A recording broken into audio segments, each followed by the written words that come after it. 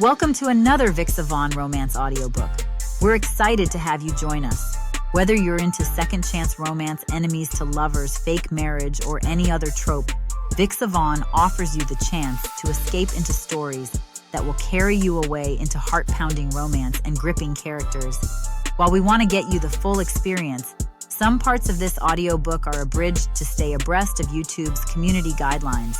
If you want the full experience, you can always head to vixavon romance and use code VIXA40 to get the unabridged version of this audiobook for 40% off. Now sit back and enjoy the show.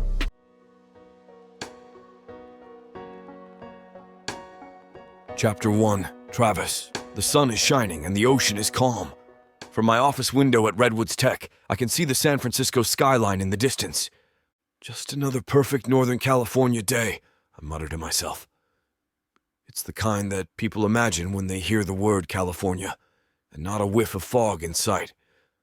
But I can't enjoy it, even sitting in the CEO office of the billion-dollar company I founded. Not when all I can think about is yet another social media post from another college buddy getting married. Today it was Jack Foster, my fraternity brother. Last week it was George Jones. With those two engaged, it leaves only me still single. Then there was one. The news hit me harder than I would have expected.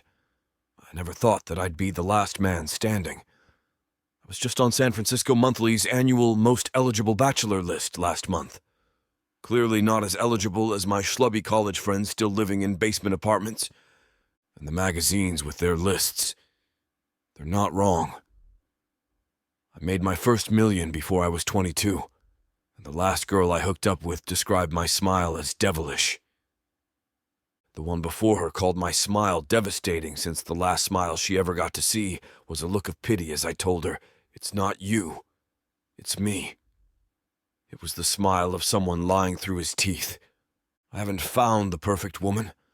I've barely found an adequate one for my tastes, hence why I need a new one as often as possible. It never bothered me before. Getting to sleep with whatever gorgeous woman I want isn't exactly a hardship. Most guys would kill to have my life. So why am I so bothered by this long-ago friend locking it down and committing to a life with just one woman for the rest of his life? One I wouldn't even merit a one-night stand for me. Why has that stupid post made me question whether my personal life, filled with flings and short-term relationships, is empty rather than fun? It's not just the post. Not an hour after that update, I saw a black woman in a cafe who made my heart skip a beat. She was a dead ringer for her. That killer figure, the dark curly hair, the brown skin. But she turned around and she didn't have those hazel eyes. I knew it couldn't be her. Perfect doesn't exist, but she's the only one who's ever come remotely close. But it wasn't her. Seeing her might have actually been worse. So I probably dodged a bullet. But I would have liked the chance to risk it. A knock on my office door interrupts my episode of self-pity. I turn around in my leather desk chair. It's open. Mark, one of my senior vice presidents, comes in. "Hey, Travis, did you get a look at the latest numbers?" He sits down in a chair across from my large wooden desk. "Yeah?" I glance at my computer screen. "They look fine." Mark looks at me expectantly. "That's it?" "Yeah, they're fine. Why? What were you expecting me to say?" Mark shakes his head and chuckles. "Dude, last week you were on everyone's business about getting the latest numbers as soon as possible. Now you finally have them and you don't seem to care. What's going on?" I sigh. "Guy I knew in college, he's getting married. The last of my college friends to tie the knot." "Don't worry, I'm sure the first wave of divorces is just around the corner," Mark jokes.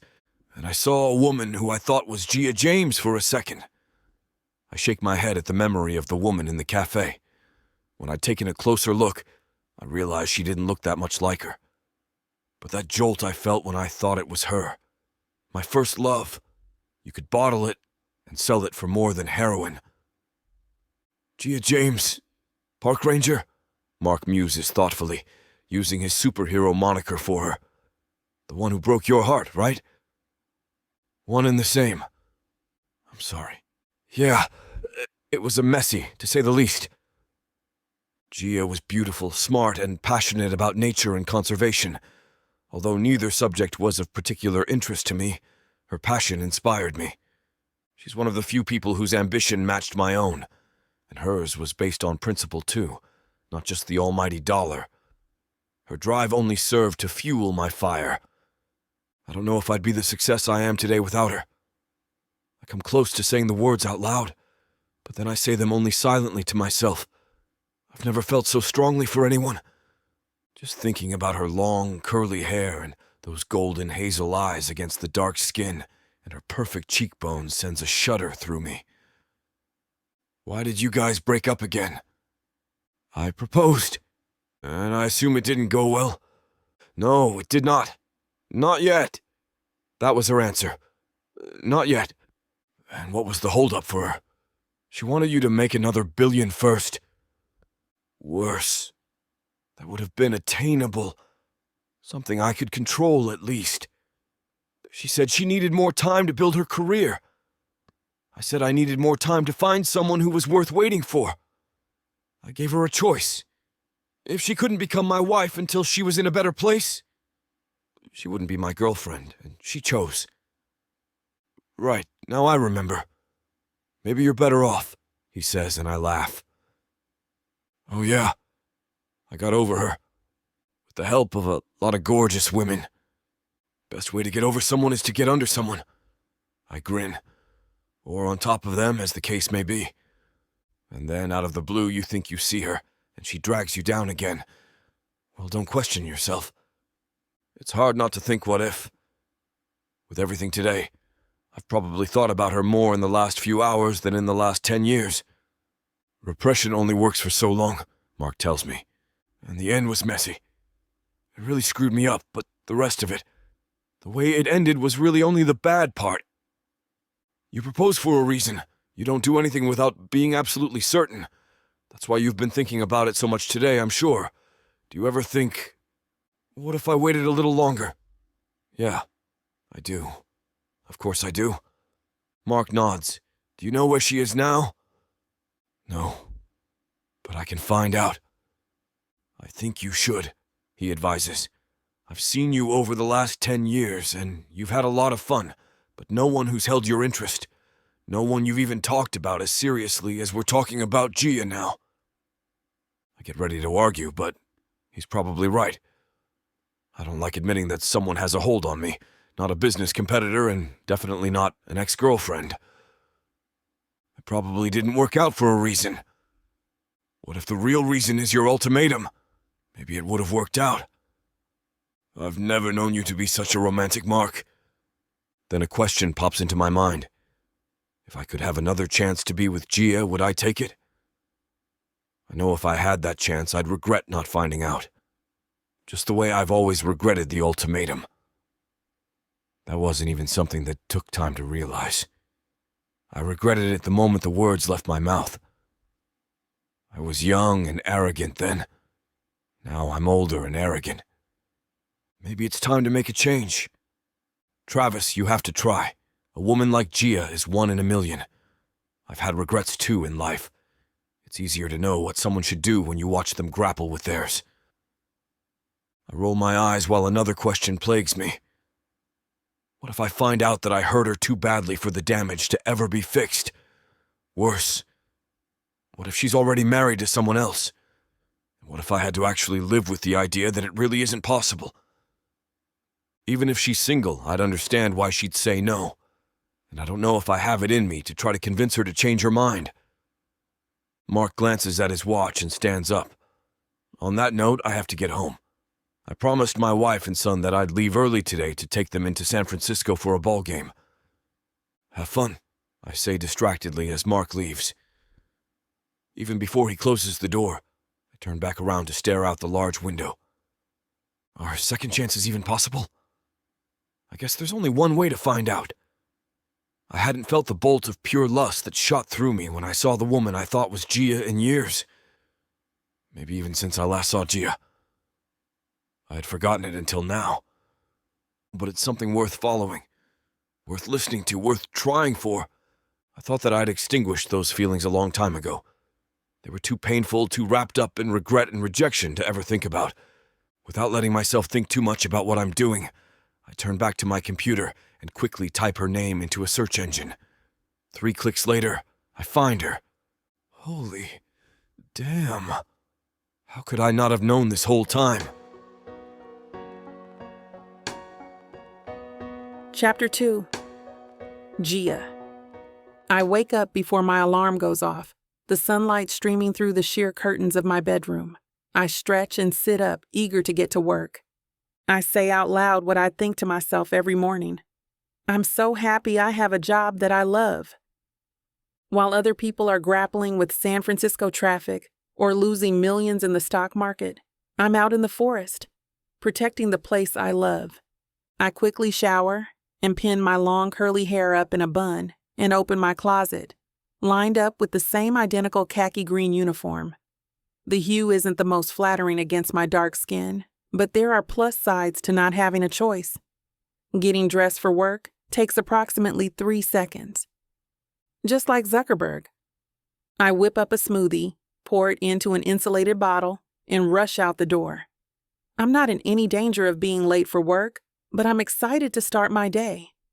Working as a ranger in Essex Bay is literally my dream job. I love being in the gorgeous redwood forest that stretches on for miles. I love taking school groups and tourists around Essex Redwoods Park, explaining the land's history and the importance of conserving the forest. Most of all, I love that I get paid to be in my favorite place in the world. Achieving a dream hasn't always been easy. I've sacrificed a lot to get to where I am today. I frown as a memory of Travis Wolfe crosses my mind. He might have been the biggest sacrifice of all. And now, given what I learned yesterday, he might be back in my life again soon. Don't even think about all this, I mutter to myself. It's been 10 years, no need to disturb the past. Still, I can't get him out of my mind. When I meet my friend and coworker Cindy in the staff kitchen for our usual mid-morning coffee break, she eyes me curiously over her cup. "What's up, Gia?" Cindy asks. "Something on your mind?" I sigh. "Is it that obvious?" "Only to someone who knows you well," Cindy reassures me. "I guess I'm a little distracted. Travis Wolfe popped into my mind this morning." "Travis?" Cindy asks, surprised. "Why?" "I don't know," I say. I mean, I do know, but still. It's driving me crazy. "Well, you were really serious about him. Makes sense. I've always compared every guy I date to Travis anyway," I confess. I shouldn't, but it's like I don't even have control over it. "Your mind has a mind of its own," Cindy says dryly. "Exactly," I laugh. "And so does my body," I add in a quieter voice. Cindy raises her eyebrows, prompting me to tell her more. "The chemistry, I think that was 1 in a million." "He was that good?" "He was amazing, but there was more than that. He was just so determined, so driven. He saw what he wanted and took it. And he took you." "Yeah." I lose myself for a moment in reverie. "So the relationship wasn't all bad," Cindy says, and I nod. "In general, it was great. The end, though, was horrible. And I guess there were some warning signs that I didn't want to pay attention to. Like, Travis was super rich, like Bruce Wayne rich, and I just didn't fit in with that. Me, Ranger Rick, at charity galas, awards dinners, society events. I can't imagine anyone more out of place. Right. What a hardship it must have been to go to fancy parties," Cindy teases. "All I could think about was that the money spent on the party would have been so much better used if it was just donated to whatever cause the party was for." That makes sense. But when I'd mention that to Travis, he'd get all defensive. He was such a part of that scene, and his lifestyle was so lavish. It just began to feel at odds with my values. After a while, I wondered if we'd ever see eye to eye. "Is that why you ended the relationship?" "No, although that made it easier to walk away. No, he gave me an ultimatum." Cindy winces. Oh, those never work. I know, I laugh. He proposed, and I told him that I wasn't sure I was ready for marriage. I was still building my career here, chasing my own dream. And he said it was either my career or him. I can't believe that, Cindy cries. What an arrogant jerk. He was. I nod in agreement. He was completely in the wrong. You dodged a bullet then. Anyone who forces you to make a choice on the spot about the most important decisions of your life doesn't deserve you to even consider it, Cindy says indignantly. I completely agree. But I've forgiven him in a way. We just weren't right for each other, and that helped me see that. What? Why? Because, with the benefit of hindsight, I can see how much of Travis's self-worth was wrapped up in his career, in his social circle, in proving that he was in control of both. I know how much I hurt him when I asked for more time, which is why I can't hate him now. That is ridiculously mature, Cindy says. But I've always found it better for my own psyche to let go of resentment instead of holding on to it. I agree. Anyway, you said there was a reason you were thinking about him now? I take a sip of my coffee. I found out yesterday that his company acquired the land neighboring the park. Really? He's the buyer? Cindy gasps, her eyes wide. Yep. His company is expanding, and they'll be building their new headquarters on the land next door. Wow, that's a lot. How are you feeling about it all? I guess it's better that a company bought the land and not some developer. I know the environmental and sustainability regulations are restrictive for private companies, fortunately, so a lot of the trees will have to be left intact. Cindy shakes her head. Gia, take off your park ranger conservationist hat for a minute. You know I wasn't asking for your opinions on land use. I know, but it's easier to focus on that than the reality that Travis will be working so close to me. Cindy looks at me closely and then grins. Maybe you'll get lucky and he's a distant CEO who never comes to the office. But you're funny. Why? You should see your smile when you talk about him. What? I'm not smiling. I smile even larger, involuntarily. Maybe this is fate giving you a second chance. She's still grinning. I don't know if I believe in fate, I say, crossing my arms over my chest. Or that kind of second chance. We hurt each other pretty badly, Cindy. And yet you just admitted that you've never felt the same way about anyone else. That has to mean something. Okay, let's say you're right. What am I supposed to do? Show up next door with a welcome basket? Cindy laughs. That would be one way to break the ice. Now that I've actually let myself imagine seeing Travis, I can't deny the excitement fizzing through my body at the prospect of talking to him again. Does he look the same as all those years ago? I remember his tall, lean body, how safe I always felt when he put his arms around me, the way his smile would light up his face, the way his scent of pine and leather made me want to never be anywhere else, the way his kiss sent shockwaves through my entire body, the way he'd hold me when I slept. Okay, now you're glowing. You're practically levitating at the thought of seeing him again. I am not. I can feel my face getting hot, even though I know she's right. So much time has passed since we last saw each other. He probably doesn't feel anything for me anymore, except anger. Or maybe he still feels as excited at the idea of you as you do at the idea of him. Okay, and? What if all of these feelings come rushing back? That might not be a good thing. Gia, you said earlier that what happened between you and Travis was a long time ago. And you're right. But you're not the same person you were back then. You're so strong. And you don't put up with anyone's nonsense. Thank you. I'm beaming at the compliment, but trying not to show it. I mean it.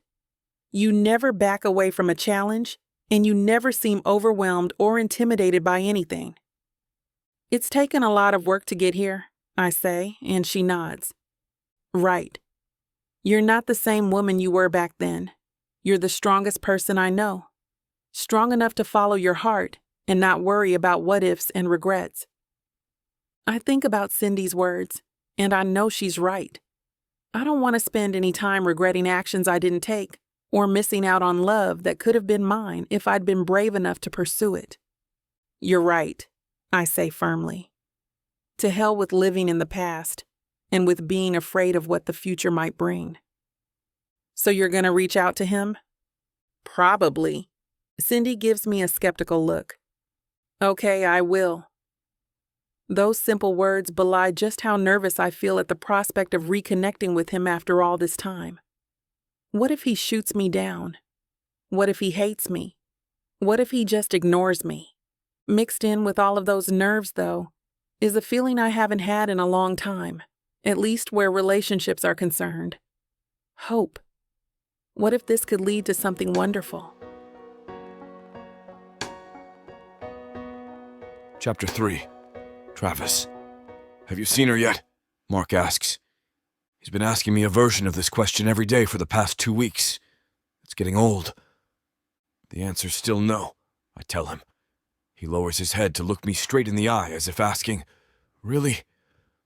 Hey, cut me some slack, Mark. I'm overseeing all the plans for our new headquarters. I gesture at the blueprints and other design specs for the building covering my desk, which just happens to be right next to Essex Redwoods Park. Huh? And? Isn't that the one where Gia works? Mark smirks. Maybe that's why you've buried yourself in here going over construction details when we have very expensive architectural and construction firms on retainer, so you can think about her without having to actually reach out. I'm the head of the company, I remind Mark. It's kind of my job to make sure that the headquarters are exactly right. I look down at the pages, hoping that Mark can't tell how just hearing Gia's name has caused my pulse to race. It's the same mix of nerves and excitement that's been percolating in me ever since I discovered that Gia was a park ranger right next to the land my company just purchased. The afternoon that I found out she works there, I stared at her picture and bio on the park's website on my screen for the entire rest of the day. I know that my first thought was that Gia is just as lovely as the last time I saw her. No, hotter, more secure in herself. My second reaction was exhilaration. My third was fear. Now it's not just possible that I might run into her. It's incredibly probable. And I don't know how she'll react when she sees me again. Ever since the day I found out she'd be my company's new neighbor, I've looked at her work bio and picture daily. I erase my browsing history, even though no one's going to see it. And if they did, they'd just think I'm looking up the park next to the new site. But I know why I'm looking, and I can't escape myself any more than I can my thoughts of her. I trained myself for years never to think of her, even in circumstances where anyone else would. But that doesn't mean she doesn't still have a hold on me. And it doesn't mean I've stopped comparing every woman I've been with since. None of them are her. And now all I want is to see her again. It's like my body thirsts for it, but something's holding me back. I was going to take a ride over to the new site and do some setting up, Mark says, jolting me out of my thoughts. Want to join? See how the crews are, how the work is progressing. Let's do it. Our current office is in the middle of Essex Bay, a small town outside of San Francisco. I like the space, but as we turn into the road that leads to the new property, I'm bowled over by the surroundings. The road is surrounded on all sides by tall redwoods. We're required by law to leave them up, but even if we weren't, I would have insisted that they stay. I like the picture they paint of my company. Strong and imposing, but also inspiring, memorable, unwavering. Especially because they're the company's namesake. The building will be low-slung, featuring a lot of glass. My vision is to resemble a forest hideaway, but sleek and modern. As Mark parks in the temporary lot, I'm happy to see how much progress the construction crew has made since I was last here a few weeks ago. Looking good, Mark calls over the foreman. He shakes our hands. Thank you. Thanks a lot. The foreman smiles and gestures toward the building behind him. I'll show you around inside if you want a tour. Definitely, Mark says. Travis, you coming? I'll catch up. In a daze, I can't help my eyes from wandering over to the property boundary, a row of pines drawing an imaginary line between the public forest and the world beyond. I want to take a look around the outside first. Mark gives a knowing look, lingering a little too long before going to the building. After they've left, I approach the boundary line. The trees aren't as thick here, and I have a pretty good view of the park. I scan the area for Gia, then immediately regret not following Mark and the foreman to look at the new headquarters instead. What are you doing here, Travis? I whisper to myself. Stop being stupid. Still, I can't help craning my neck around while I'm leaning behind a tree, looking as deeply as I can to see if anyone's in the area, hoping it's Gia. It's absurd, though. I'm positive I won't see her. And then I do. My knees almost buckle beneath me at the sight of her, just 50 feet away, give or take. She's holding a clipboard and kneeling down to examine something on the ground. Her khaki uniform clings to her athletic body. I never imagined that a park ranger uniform could be sexy, but on Gia, it's hotter than lingerie. She looks fantastic. The photo on her bio page, although gorgeous, just does not do her justice. She stands up and stretches, then pushes back a few tendrils of hair that have come loose from her bun. Just watching her makes me crazy. I have a brief, vivid memory of how soft her hair always felt, how good it always smelled. It would brush against my skin when we were curled up together in bed. I'm pulled into the memory of her hair falling around her gorgeous chest when we made love. I can feel my excitement growing. I walk past the line of pines and head toward her. She's facing the opposite direction, and I'm walking stealthily. I make my presence known a few feet away from her. Gia James, of all the forests and all the towns in the world, you walk into mine. She looks like she's seen a ghost.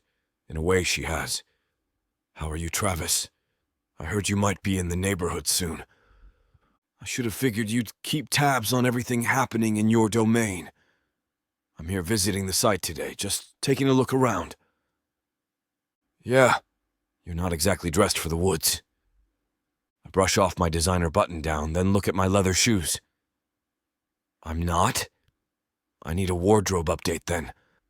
Where do you get your clothes? They're snazzy. You know me always, the fashion plate. Khaki never goes out of style, and that wide-brimmed hat?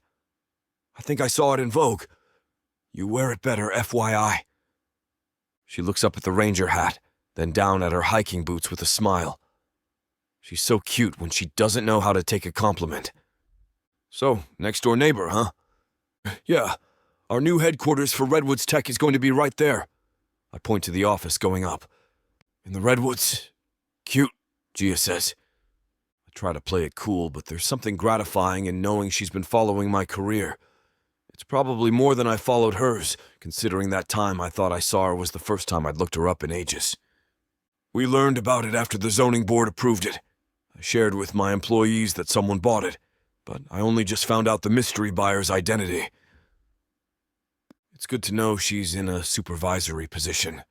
She deserves it after how hard she's worked. I chuckle a little bit to think of her with underlings. I'm full of pleasant surprises. As long as you're leaving the actual Redwoods alone, I'm thrilled. That's all I need to be happy with my new neighbors. I wouldn't dream of harming them. I mean it. The architect we hired is known for her sustainable building design. We won't disturb the natural surroundings any more than absolutely necessary. Good. She gives a pleased nod. Glad you learned something from me. I'm sure that's not all you taught me. Maybe we could grab dinner after work sometime on a day when I come to see the site, or to celebrate the official move, from one boss to another, when neither of us have work to get back to. I look at my watch, Patek Philippe, to signal I have someplace more important to be, even though there's nowhere I want to be besides here. Maybe, I don't know, Travis, I'm pretty busy these days. Oh yeah, you know me. Lazy days of running a tech empire. Even I have time to catch up with an old friend. No different from a college pal reminiscing over a cocktail. Manhattan's still your drink? I've become partial to lime rickies, but once in a while I'll go back to the old saw. You still a gin martini man, dirty? Dirtier than ever. Let's go grab them soon, my treat. Reminisce on how you've evolved, and I haven't. Cocktail-wise, of course. I didn't realize how much I miss Gia until right this minute. Now that she's standing in front of me, I don't want this conversation to end. And I only know how much I want to see her when she seems on the verge of rejecting my invitation. I don't know. Gia's eyes drop down to her clipboard and she takes a step back. I should get back to work. Aren't you the boss now? No one tells me where to be except myself. Don't tell me there's title inflation. My boss is the people of the great state of California. Tough master. I'm glad I'm in business for myself. I need to go back. It was good seeing you, Travis. I'm sure I'll be seeing you again very soon, Miss James. Good seeing you too, Gia. Glad to see you're doing well. With that, she turns around and quickly strides away. I watch her disappear among the trees. I haven't felt this elated in a long time, maybe years. And as she walks away, I wonder if my chance at happiness is going with her. Chapter 4. Gia. I hate how much my heart races whenever I'm around Travis. Hell, I hate how much it races whenever I even think about Travis. Right now, I should be assessing this section of the forest for animal nests and habitats, but I'm so aware of how close I am to the border of Travis's land that, instead of looking for bird nests and gopher holes, I'm scanning the fence and wondering if he's on the other side today. Judging from the number of cars, he might not even be there. But I crave one more look at him, the way a drowning man seeks oxygen. Get it together, I mutter sternly. If you keep drifting off like this, you're going to stumble into a beehive. Then I notice a chipmunk staring at me from a low tree branch. What? I ask the small animal. I know you talk to yourself all the time, too. I shake my hair back from my face and then quickly tie it up in a ponytail. The day started off cool, but heated up quickly. Every time I move, I'm reminded of how sweaty I am. The sooner I finish up here, the sooner I can go back to the ranger's office and stand in front of the fan. The chipmunk cocks his head, and I swear he's waiting for me to keep talking. You haven't happened to see a man around here, have you? I ask. Tall, handsome, incredibly cocky? You know the type. I fan myself with my notebook. But you probably have the sense to stay away. I, on the other hand, don't. Because if I did, I'd have turned and walked away when Travis came over to me the other day. The chipmunk chatters, and I decide to interpret that as agreement. Travis just has this hold on me, I guess. You would have thought 10 years would be enough to get over it, but apparently not. I sigh and shake my head. I'm not getting anything done here. Maybe a break in the hut would help me focus. Thanks for listening. The chipmunk chatters back and then runs up the tree trunk. As I approach the office, I see a man leaning against the wall. Could it be Travis? No, I decide. I'm just assuming it's him because he's on my mind. But as I get closer, I see that impeccable physique, the one that wears clothes so well. I know it has to be him. Despite the heat, he looks completely cool and comfortable in a light gray suit and white dress shirt that's open at the collar. Gia. Travis smiles as I approach. Hi. I'm very aware of the sweat running down my face, dampening my uniform under my arms. I know how unflattering this uniform is even when it's sweat-free, and I feel like a gnome who just came out from under a mushroom in comparison to him. He looks like he's runway ready. How are you this lovely morning? He comes closer to me, past the property line of pines. Hot, I say, positioning myself in front of the fan on the reception desk. I close my eyes in relief as the cool air sweeps across my face. I'm about to head back to the ranger station, so you caught me at just the right time. Lucky me. His expression oozes charm. It shouldn't disarm me, but it does. You know what would make me even luckier?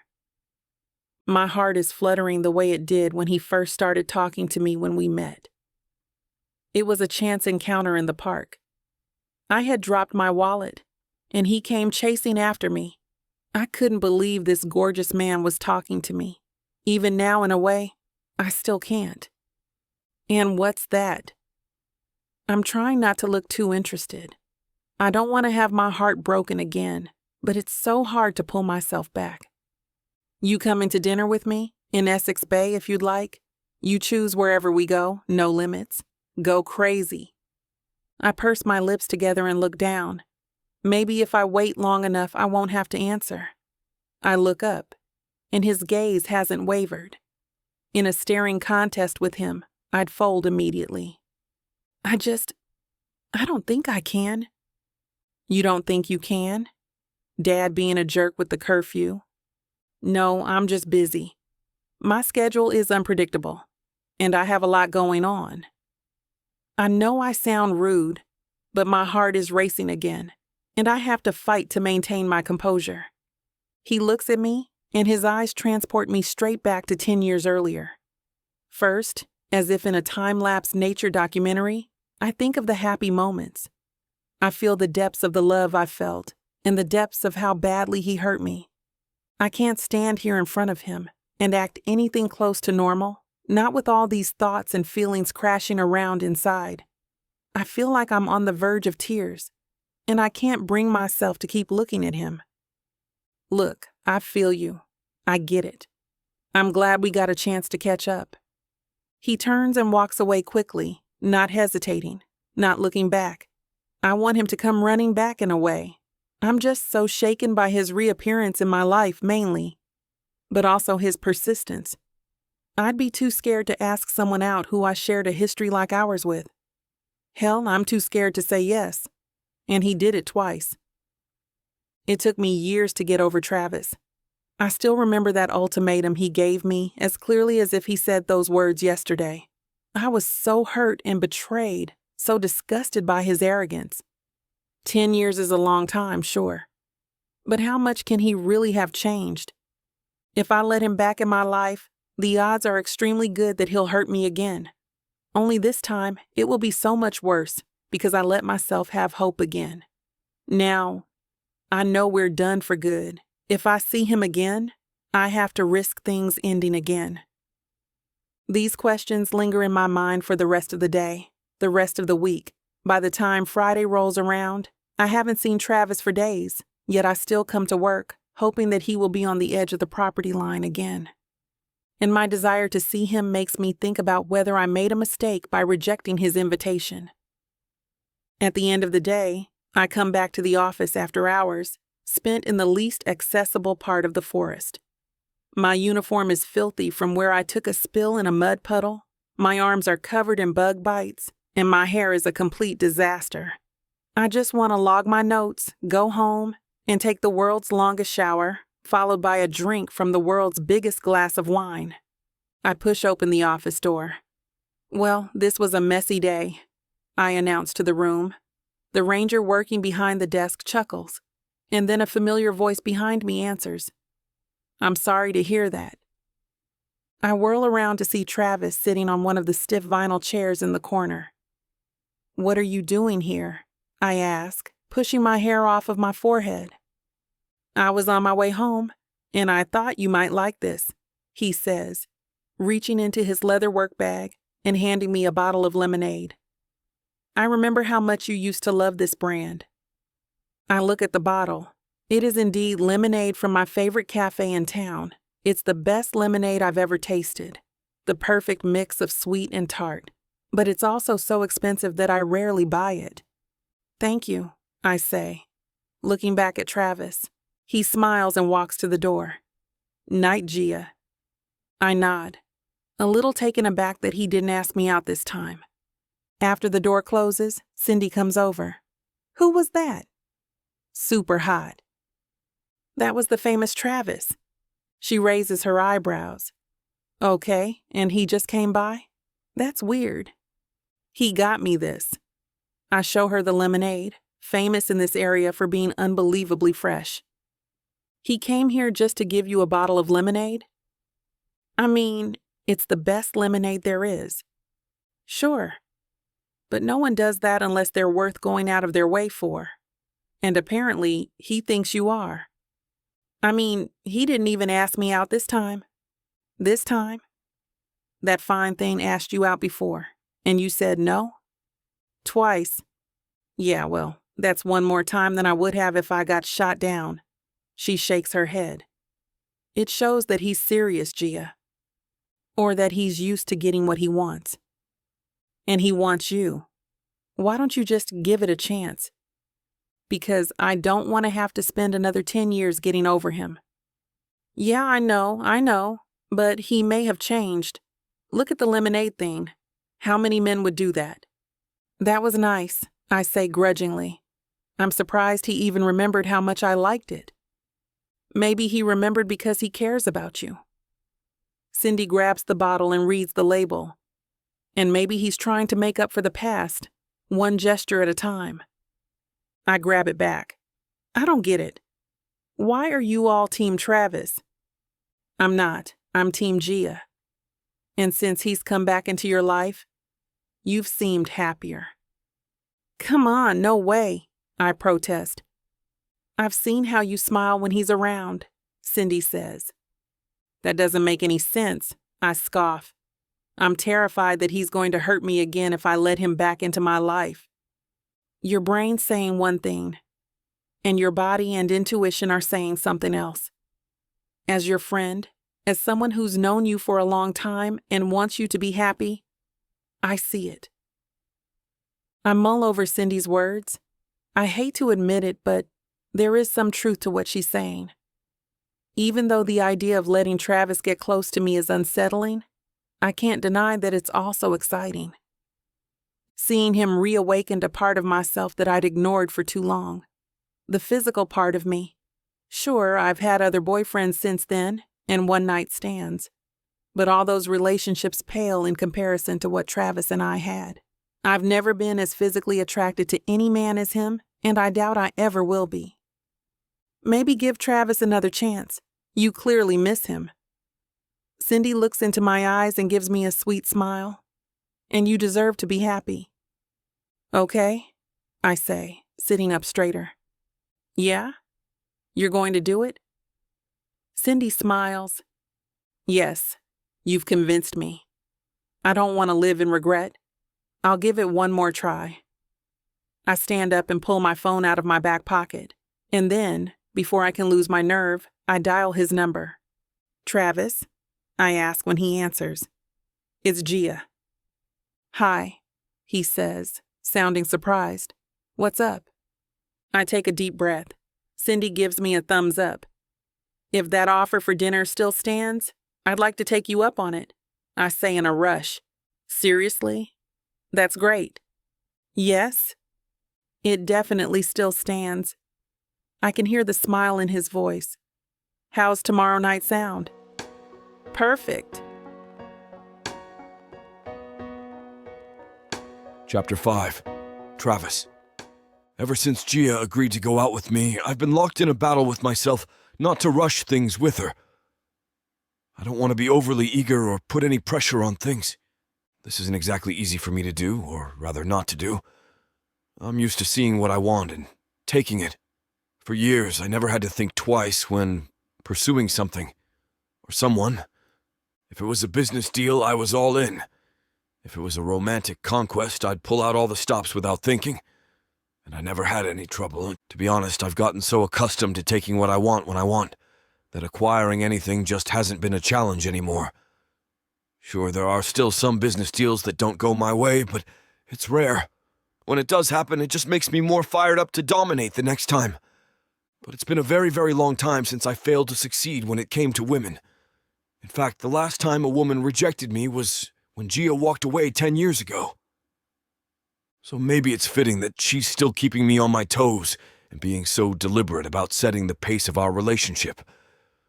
If you can even call it that. We're moving so slowly that half the time I'm not sure she even thinks of me as a friend. Every time I go to the new headquarters, it's on my mind. Apparently, it's on Mark's, too. "What's new with Gia?" Mark asks as we head into the new parking lot, which is newly outfitted with electric vehicle charging, solar panels overhead, and bike share docking stations. "Very little," I grumble. He laughs. "We went out to dinner once a week ago. She finally agreed." "Congratulations, that's a start." "Yeah, but I've seen snails that were faster than this. Even after she said yes, she took 3 days to pin down a date. It's excruciating. It was a milestone when she finally hugged me last week after the one dinner." "A hug, Mark." Welcome to the real world of dating, where most men actually hear the word no once in a while. "How would you know? You're married." "I dated for a long time before I married Leanne, remember? And that was only 3 years ago. But marriage isn't a bubble that keeps out the rest of the world. As smart as you are about everything else, you really know all about relationships." "Well, I feel like Gia has me in dating 101 right now. To say things are going slow is an understatement. Give it time. Maybe it's smart to go slow for a while. How long's it been since you reconnected again?" "Almost a month.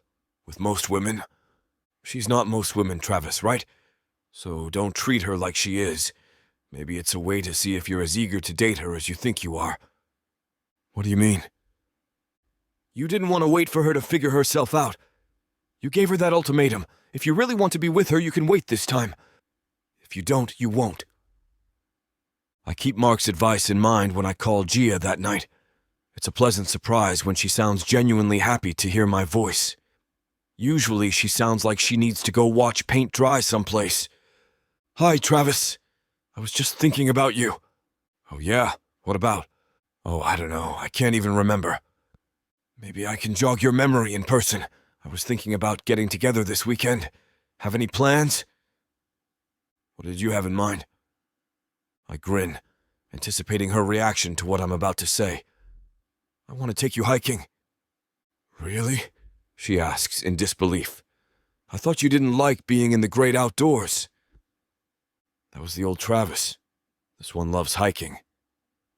"Okay, new Travis." She laughs. "Pick me up at 8 on Saturday morning and wear good hiking boots." "See you then." I hang up, then immediately order a pair of hiking boots. Saturday morning is cool and clear. When I pick Gia up, she has a thermos of coffee and 2 freshly baked muffins that we eat, while she directs me to a massive redwood forest up the coast. "This place is incredible," I say as we set out along the Muir Woods National Park Trail. "It's one of my favorite places in the world. My dream is to make Essex Redwoods Park just as important a center of conservation as Muir Woods." "I thought your dream was to be a park ranger at Essex Redwoods." "You've already done that. Head park ranger, no less." Gia shrugs. "It was, and I achieved it. So now it's time to move on to an even bigger dream.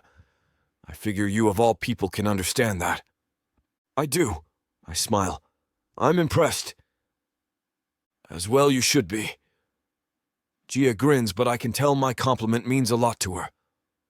I was never very good with the praise about her career, since what she did seemed so much smaller in comparison. But now my worldview is broader. I managed to resist the urge to sling my arm around her shoulders and pull her in close, which I think deserves its own kind of praise. Slowly, I remind myself, hearing Mark's voice in my head. I walk next to her as we explore the forest. Gia talks about the different plants and animals we pass along the way, and her enthusiasm is infectious. The hiking excursion goes so well that the next weekend we explore Redwoods National Park, a few hours away from Essex Bay by helicopter. We're gone all day, and the sun is setting by the time we finish. I reach out to hold her hand in the dusky trail, and she takes it. We hold hands the rest of the evening until I drop Gia off at her house after landing back at the heliport. The pleasure of something so small gives me more motivation to go slow. I walk her to her door, and she hesitates. She squeezes my hand and leans in, right before she remembers herself and lets my hand go. "I had a wonderful time today with you. Good night, Travis. Thank you for everything." She slips inside her door as if running from herself. That's the moment I know for sure that she feels it too. She wants to kiss me as badly as I want to kiss her. The next week, we take the afternoon off and go to a nearby vineyard for its yearly Tech Wine Festival. It's an event that Redwoods Tech has sponsored for years, and all the proceeds go to a local conservation nonprofit. When I told Gia, her eyes lit up. When I pick her up the day of the event, she looks stunning in a casual white cotton dress that makes her dark skin look lustrous, her hair streaming in loose curls. Her eyes are even brighter.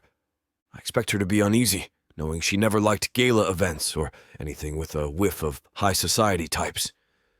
But she seems perfectly at ease among the other attendees, many of whom are luminaries in the tech and business worlds. I watch her mingle and chat with the guests, admiring both her poise and the plunging neckline of her soft white dress. When I spot her talking to the head of a social network, I feel a surge of pride, as well as a desire to wrap my arm around her waist and kiss her.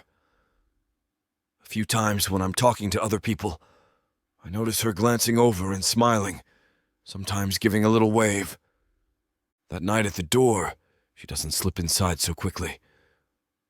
She hesitates and looks at me, her mouth slightly open, her eyes searching.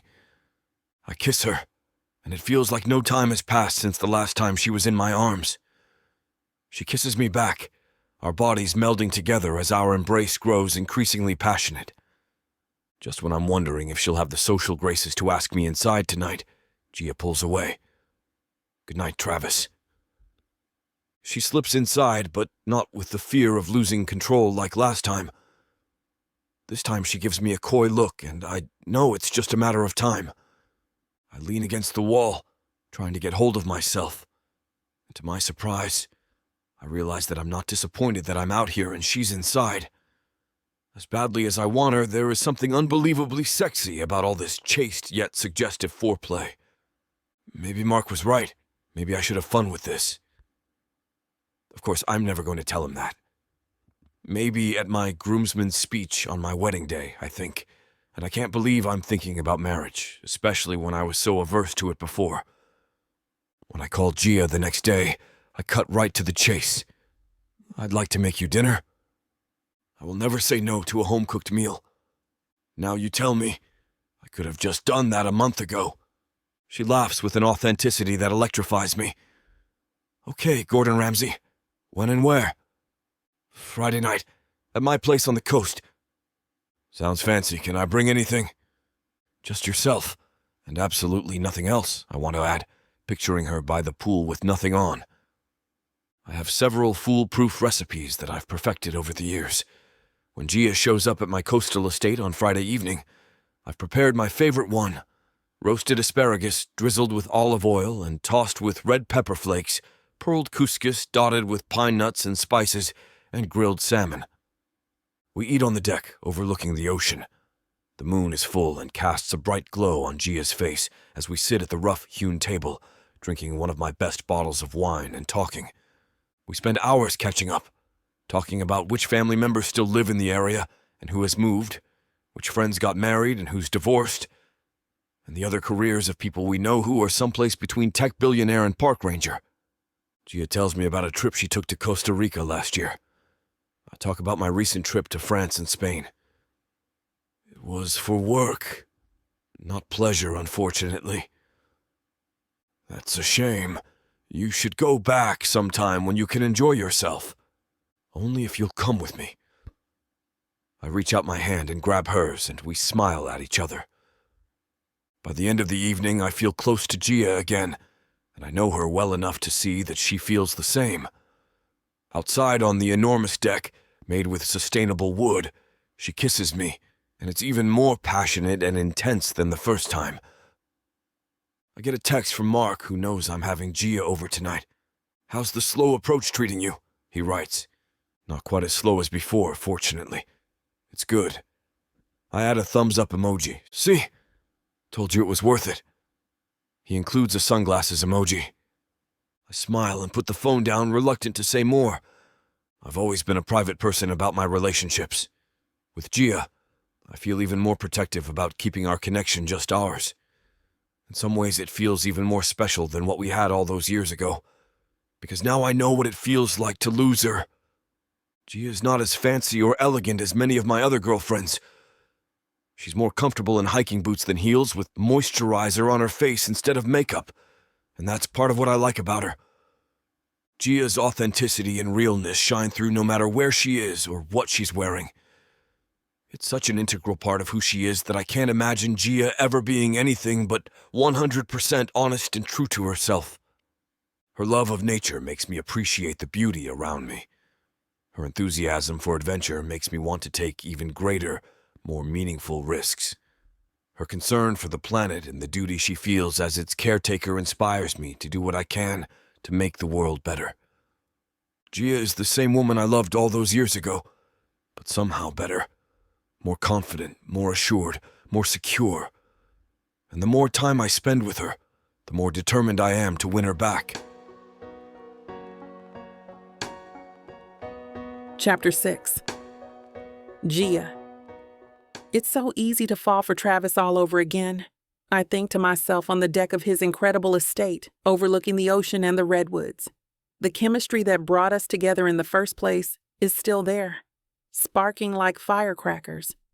On top of that, he's grown in the years since we've seen each other. I don't get out here very much, maybe once a month, he says while cutting his salmon. I always need to stay close to the office. You never know what kind of fires you'll have to put out. Ah, don't say that word. It's bad luck. Office? No, fire. A physical shudder goes through me just speaking it out loud. Sorry, when you're a ranger you never say it. You've seen what it's done to California. Oh, right. Yeah, I don't think that much about the wildfires. There's that word again. Unless it's fire season. Sorry. The season for it. In conversations like these, and seeing the panoramic vista from his deck, I have to ask myself the same question. Travis has changed, but has he changed enough? With the long hours and constant efforts to impress the right people, will he ever be able to fully commit himself to another person rather than blind ambition? I still haven't seen enough of him to know the answer yet. His ambitions drove us apart in the first place. Will they keep us apart this time too? I take in my surroundings, trying to remind myself that all of this is Travis. Oh, you know what? I got you a gift. I'm sitting at the table with him, but my knees still feel weak. I'm filled with warmth, thinking of him going out of his way for me. He pulls out a small box, and I'm getting deja vu from the last time. Please don't be a ring. I open it and see two things, not one, and immediately breathe a sigh of relief. It's sapphire and emerald, like the colors of the earth and sea. It must have cost thousands of dollars. More than my first car. Oh, Travis, I can't accept this. Think of how much good the money would do somewhere other than in my ears. Well, it's spent, and I'm not taking it back. Besides, try them on. I'm sure they'll look beautiful. I look in the mirror, and I love them. I kiss him sitting next to him on the balcony. I don't even ask if they're ethically mined. I'm sure they were. He looks at me with adoration, and he kisses my cheeks on each side, nuzzling my ears. You look beautiful. His beaming smile still makes my heart skip a beat. The wind in the trees is rustling, and seabirds are casting shadows against the moon. It's the most beautiful place I've ever seen. It must have cost millions. I'm afraid to take a step because I might break something. And how would I get used to all of this? Worse, would I want to get used to it? Could I let myself stop thinking about all the resources this lifestyle requires and just consume it all? Let me show you something. He takes my hand and leads me down the stairs, and he brings me into his garden. Then I realize it's one of several. We have practically an entire farm here, growing organic plants, flowers, even cannabis. Shh, don't tell. And let me show you the greenhouse. It's filled with flowers of all kinds, orchids, wisteria, peonies, pansies, birds of paradise, and roses. Then there are the things I don't know the names for, Flowers I never knew existed. I'd put them in a bouquet, but they won't fit, so I got you these ones. He hands me the most enormous bouquet of flowers I've ever seen. He takes me to a bench in the middle of the perfectly manicured lawn. I start wondering how much water this uses, and then think of California's shrinking reservoirs. I sit with him on a bench, and he wraps me in his arms. There's a blanket at his side, and he wraps us in it while we watch the waves. "It's beautiful here, isn't it?" he says, looking into my eyes. The stars are reflected in his. It's far enough away from the city that you can actually see them. It's the most beautiful place I've ever seen. It can be the most beautiful place that's ever been yours. I've been thinking a lot about it, Gia. You have. Even knowing that. Knowing what? I don't know. Everything that's happened between us. I can't think about the future without thinking of the past, of course. But I think we're great together. We were great then, and we're great now. And I think with you by my side, we could be even better. I'm working on building an empire, and when I picture the future, it's hard to picture it without you at my side. He's saying all the right things, but still, I'm not totally convinced. He's brilliant at business, which means he's brilliant at knowing how to perfectly calibrate a pitch to the exact audience. How do I know he won't give me another ultimatum? How do I know he's not just selling me something? And this empire, does it have enough room in it for my dreams? I've learned from last time, Gia. In business, you can't try to make the world adapt to your product. You have to adapt to the world. I mean, not to use a metaphor like that, but it's implicit that the conditions from last time aren't still in place. Does that make sense? I shrug my shoulders. A little. Sort of. After last time, you'll understand if I'm a little afraid of having to sacrifice my ambitions. Even the example he uses for his own growth involves business and the marketplace, but I know that's more of a reflection of what his passions are than the kind of man he is. I'm here because I listen to a feeling in my gut, and it's pulling me to stay. There's something about him that makes me feel more myself than when I'm alone, and at the same time, more adventurous, more free. Even if he says I wouldn't have to compromise my dreams, there are aspects of it that he can't control. Not even just the conspicuous consumption, although that is a part of it. Would I have to stand by and support companies that pillage the earth for the rare metals the tech industry relies on? Would I be able to confront the use of fossil fuels to run endless computer servers? Would I be able to comment on companies taking private jets like their city buses? I know you've always had big dreams, Gia. How have they changed in the last 10 years? I can't wait to hear about them. Travis touches my hand, his fingers softly moving on mine. Your touch feels like a dream is the first thought I have. I push it to the back of my mind. Preserve the woods. Keep people safe within them. Allow the environment to continue unspoiled, and also work with people to repair the damage we've done. I don't have to think when I talk about my goals for this job. I've wanted to be the head park ranger through the years, and I'm proud of what I've helped accomplish in Essex Bay in that role. I've always thought that preserving the redwoods is what I am meant to do, so that's my dream, and making California a model to hold up for conservation the world over. I don't know what I hope for Travis to say here. Am I willing to compromise all my dreams?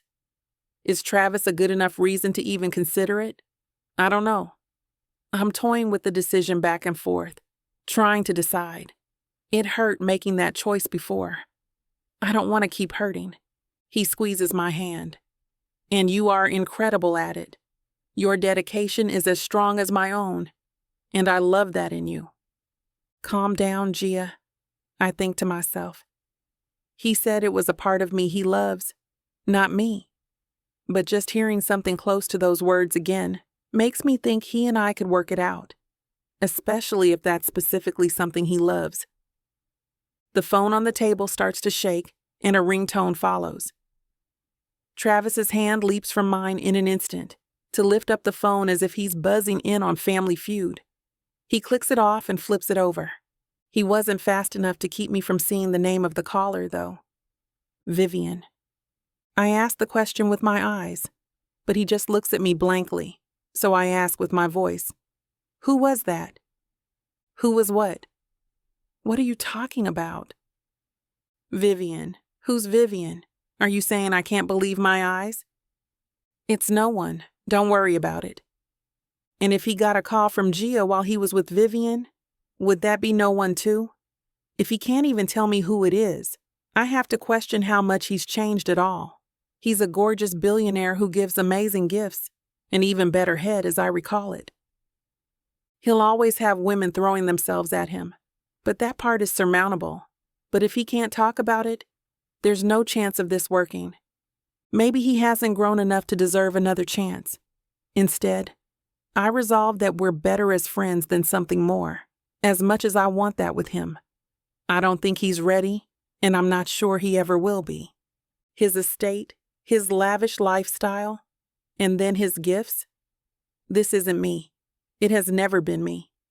I'm at home scraping the mud off my boots and cutting through brush on the trails, not pampering myself with jewels in a spa in my very own mansion. I don't make a big deal of it. But the tone of the evening changes after that, although I'm not sure if Travis knows that. I was thinking of staying over before, if Travis asked, but now there's no chance. I have to get up early tomorrow, Travis. I make an exaggerated yawn. Stay over. It'll be fun. I can't. I'm sorry. This was amazing, though. It was.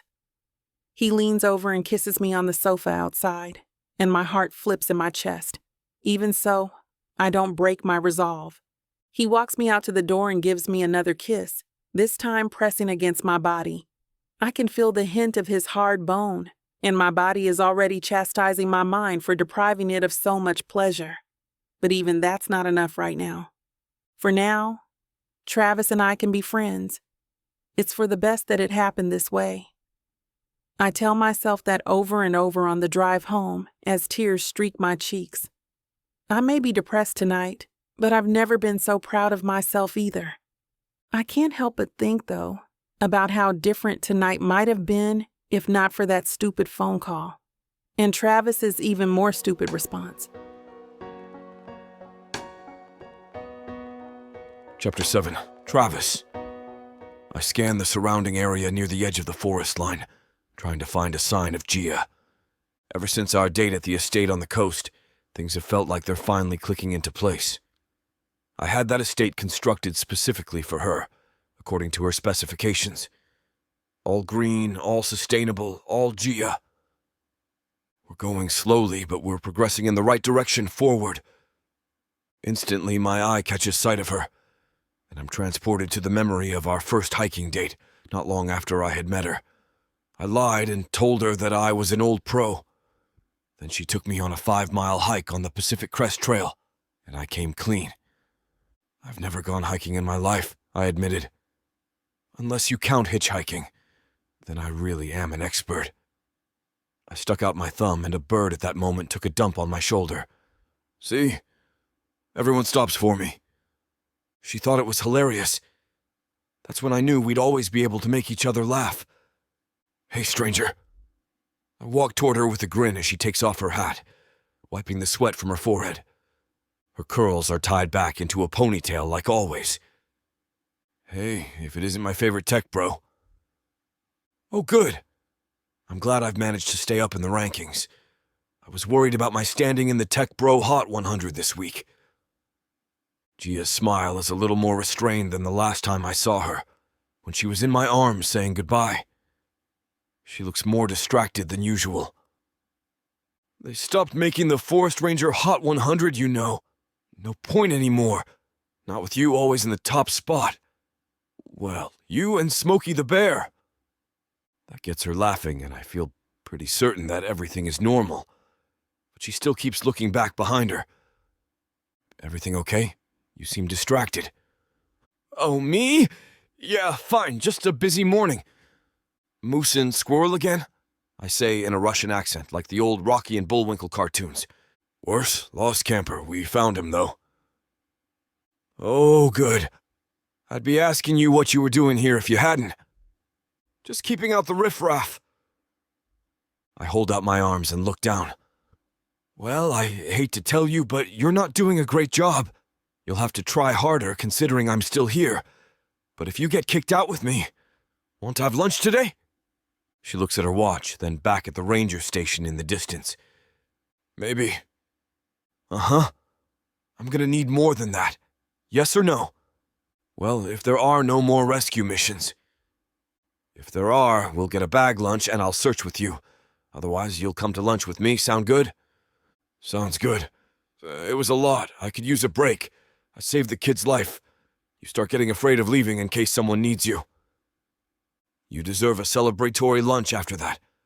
You're a hero. How many people can say that? She shrugs, downplaying her achievement. We'll meet here at 1. And if you're not here, I'll go to the ranger station to find out where your search party is gathering. Oh, and one other condition. She raises a skeptical eyebrow, and I'm wondering if maybe something is actually wrong. What is it? I get to choose the place. Done.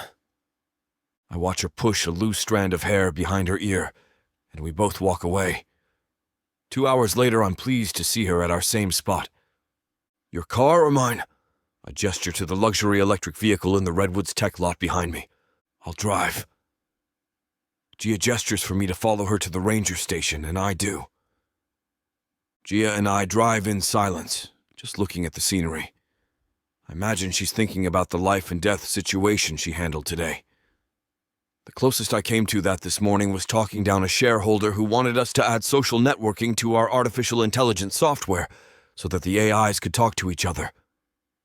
According to futurists, that could spell calamity too, but I'd be the one putting the genie back in the bottle. I realize I don't have a clue where we're going, but I genuinely don't care. If she wanted dog food, I'd be the first to open my can of Alpo. It throws me for a loop just how much I've missed Gia. Not only her face, her body, and her mind, but her very presence. Gia pulls into a parking lot for a simple diner. A couple of letters are missing from the sign, so it says George's Sea-Eyed Inner. I can smell the ocean nearby as we exit, and I know it must be someplace just slightly past the rows of trees. What's this place? Best burgers and fries in the Bay Area. But don't tell your friends or else I'll never get a seat here again. I hold up 3 fingers. Scout's honor. You were a Boy Scout? We gotta leave school early once a week, so yes. For 3 years in elementary school. When I didn't get to leave early, I stopped. We go inside and sit together in a cozy booth by the window. I tell Gia to order whatever she's having for me as well. So 2 cheeseburgers with fries and cheese sauce on the side are sent out of the kitchen in the first 10 minutes. It's been years since I ate like this. I eat burgers occasionally, but usually the fries that come with them are made with duck fat and truffles. The last time I ate a burger was pure Wagyu, to the tune of $400. But that was just the cost of the food. The airfare to Japan set me back $10,000. The last time I was in a greasy spoon like this? Probably with Gia. 10 minutes later, the food is out, and it actually looks delicious. Gia looks like a child with a bucket of Halloween candy when it's set before her. She holds hers with both hands and takes a huge bite, with a look of ecstasy in her eyes as the ketchup smears her chin. Only she could make a dirty face seem adorable. Do you get to eat out for lunch often? Gia holds up a thumb for me to wait until her mouth isn't full of food. Not often. She takes a sip of her fountain soda. Usually things are too busy at the park, but the rest of the day we all were taking it a little easy. I'll bet. About how often do you have, like, real emergencies? Every day is so different from all the others. It's hard to really think about it. Fortunately, only maybe once per month. That kid was lucky you were there, and I'm lucky you're here now. Oh, thanks. My job means so much to me. It means everything. Conservation means everything. That's my biggest priority. Everything else comes second. Everything? Even your happiness? That is my happiness. She dunks a French fry in melted cheese. I'd only be happy with another person if conservation were as high a priority and if their support for my career was unequivocal. You'd have that in me. We both seem to understand that she's not speaking in the abstract. I didn't last time. Last time I didn't know what it was like to lose you. Now I do. Is that the only reason you care? No. I care because I value what you value. And to care about you means I have to treat your ambition as my own. And I'm willing to do that. I want a life together. And I know what that entails. I look at her with intense sincerity, not flinching. I can't lose her again. She doesn't look perturbed, and I understand at that instant that she wants the same thing. A life with me. It's a big decision, Travis. I need you to understand something before we can begin to discuss this seriously. I nod. Anything? My work is my priority, and the mission of that work as well. It fulfills me in a way nothing has. I'm not giving that up for you. I don't need your extravagance or your society events. In fact, I actively don't want them. I want to stay as far away from that as possible. That's something you're okay with? Of course I am, Gia. I reach across the sticky table to take her hand. You've been incredible since you came back into my life. You make everything better. If I have extravagance, but know you, I have nothing. I know that from experience. I find myself transfixed by the incredible size differences in skin color in our hands. Two completely different individuals, two wildly different upbringings and dreams, sitting together in some near-the-sea diner. It's easy to say, but I don't know if it's as easy as you think it will be. We might just be too different. Gia telling me she wants to keep work as her main priority isn't remotely shocking. But will I be able to handle being second string to her job as a park ranger for the environment? I don't know. I hope so. She's been missing from my life for all these years, and now that she's back, I don't want to let her go. But a relationship means compromise, right? And Gia told me she wants to be with me. I'm getting what I want. Can I do this? Balance Gia and my lifestyle? Am I able to keep both up? I don't want to give up anything I've worked for, whether it's Gia or my lifestyle. We'll make it work. Chapter 8. Gia. I can't believe it, but I'm letting myself fall for Travis again. The more time we spend together, the less I want to be apart. I find myself studying him closely, drinking in his voice, his gestures, his very being. I feel safe when I'm with him, as though nothing bad will ever happen to me, or us, when we're together. I can tell that he's changed from the man he was before, but I still see glimpses of the old Travis. That's especially true when he talks about his plans for Redwood's tech. Everything will be the biggest, the best, the most impressive. And while I don't begrudge Travis the obvious pride he takes in the company he's built, his insistence on outshining every competitor makes me uneasy. Why can't he just be content with what he's already achieved? Why does he have to keep pushing for more? But those worries are easy to set aside, especially when everything else in my life is going so well. I love my job and my town, and now that Travis is back in my life, I'm beginning to think that I could love him again too. Maybe I already do. Oh, look at your cute bracelet, Cindy says when we're out in the woods later in the week.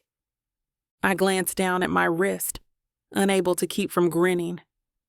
Cindy notices and grins too. Let me guess. It's from Travis. Yeah.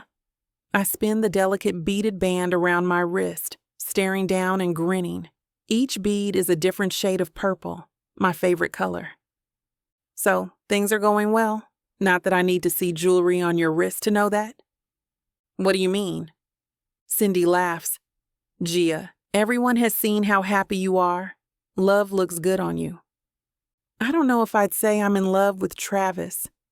I can feel the heat rising to my cheeks, and I'm trying to keep myself from smiling. It's not working. If I had to, I'd say it. Cindy winks at me.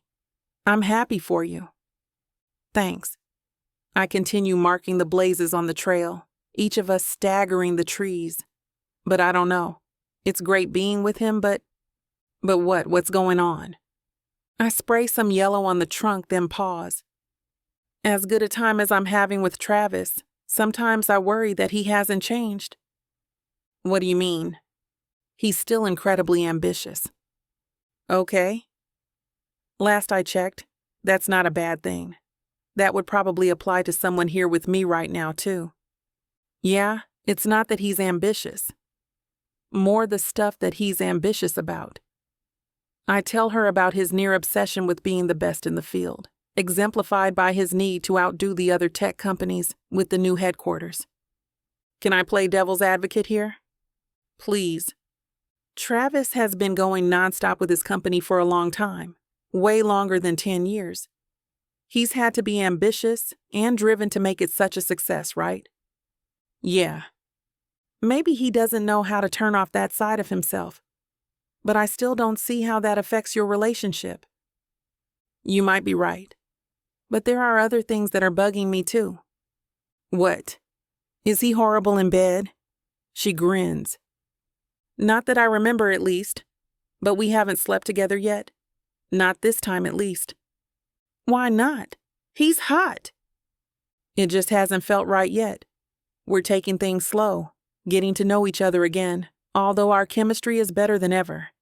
But there are things that make me uncomfortable. I don't know if I'll ever belong in the world he inhabits.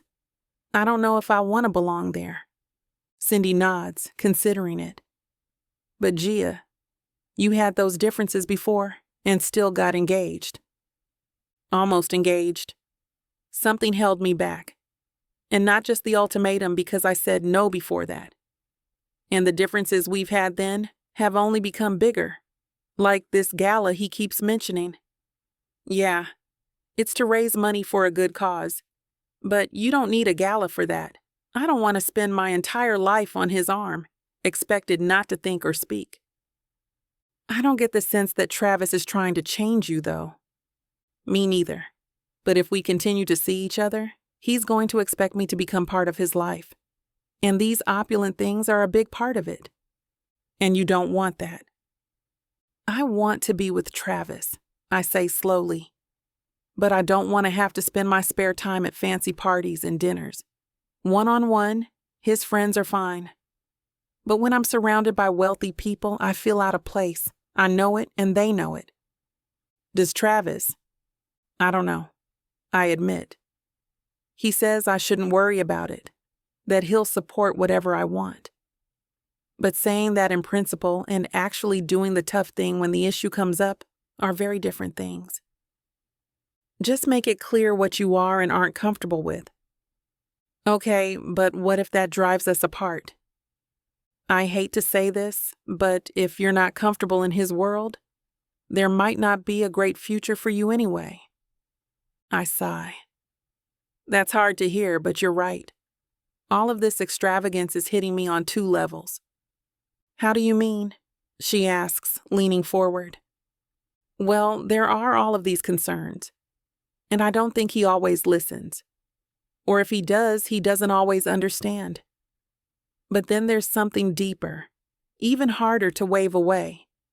All of this brings back the same feelings from the time Travis wanted me to choose him or my career. Are you afraid he'll ask you to make that sacrifice again? I don't know, I say honestly. But the fact that I can't say no with complete certainty worries me. And the fact that I feel the same anxiety, even when the situation is different. That's a lot. I'm sorry you're dealing with all this. Oh, there's one more thing.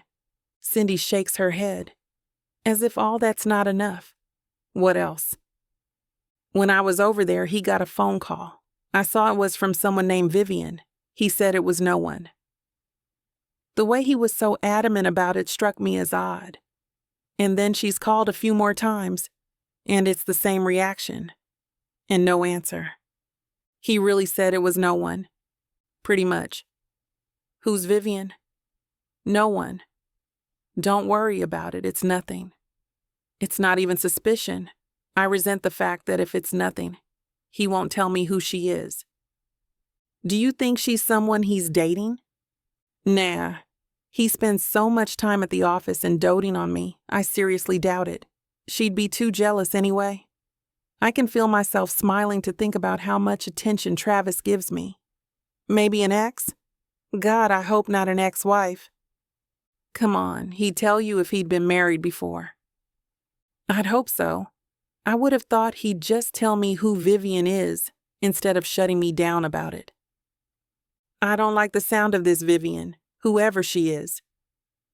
But no matter who she is, he's acting like a jerk about her, so I can't completely blame her. And she might not be anyone at all. Maybe it's his mother's best friend trying to get a job for her son at his firm. I don't know.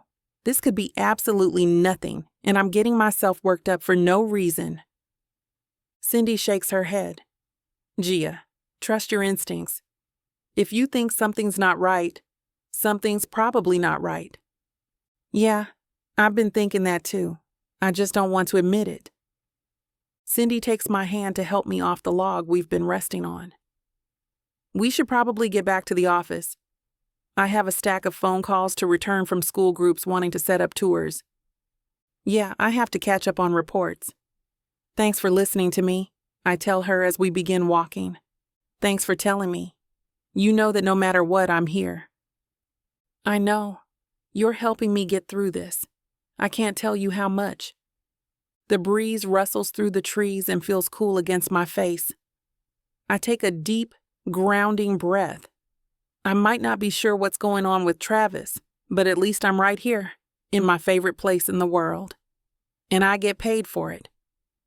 Cindy looks at me with an impish gleam in her eye. You know, I'm pretty good at hunting people down online. Oh, yeah? If you want me to investigate this Vivian character for you, I'd be down. Really? You'll be discreet? And nothing illegal, right? Cindy grins. Just get me her last name, and I'll see what's out there. And hey, discretion is my middle name. I grin too. Well, it would be a relief to know what's going on. So yes, Cindy, I'd love it if you could do that. Hey, Cindy says, pulling open the office door and gesturing for me to go inside. No problem. After all, this is what friends are for. To do the dirty work and give you all the gossip. Exactly, she laughs, and I put my arm around her as we walk back together. Chapter 9. Travis. Ghosting someone may be easy to do, but it winds up haunting you. Probably why they call it ghosting, I say to myself under my breath while deleting yet another missed call from Vivian. She was the first and last experiment with that, but the damage is done. Who knows how long I'll have to live with the consequences of that mistake. When I met Vivian Clark on one of the apps, she was gorgeous, smart, and sophisticated. Unfortunately, that didn't make up for everything else that I realized about her almost as soon as I met her. I couldn't stand the way she kissed, for starters. When her lips felt like a dying squid, I knew I should have kept it to one date. But there's no way of knowing how these things will turn out until it's too late. I had a gut feeling almost from the beginning that something with Vivian just felt off, which unraveled a whole host of things I couldn't stand. For example, she judged anyone who had less than $1 million in the bank, even though she'd always had a trust fund. As far as her actual work, her job consisted of her spending a morning at her father's law firm every once in a while.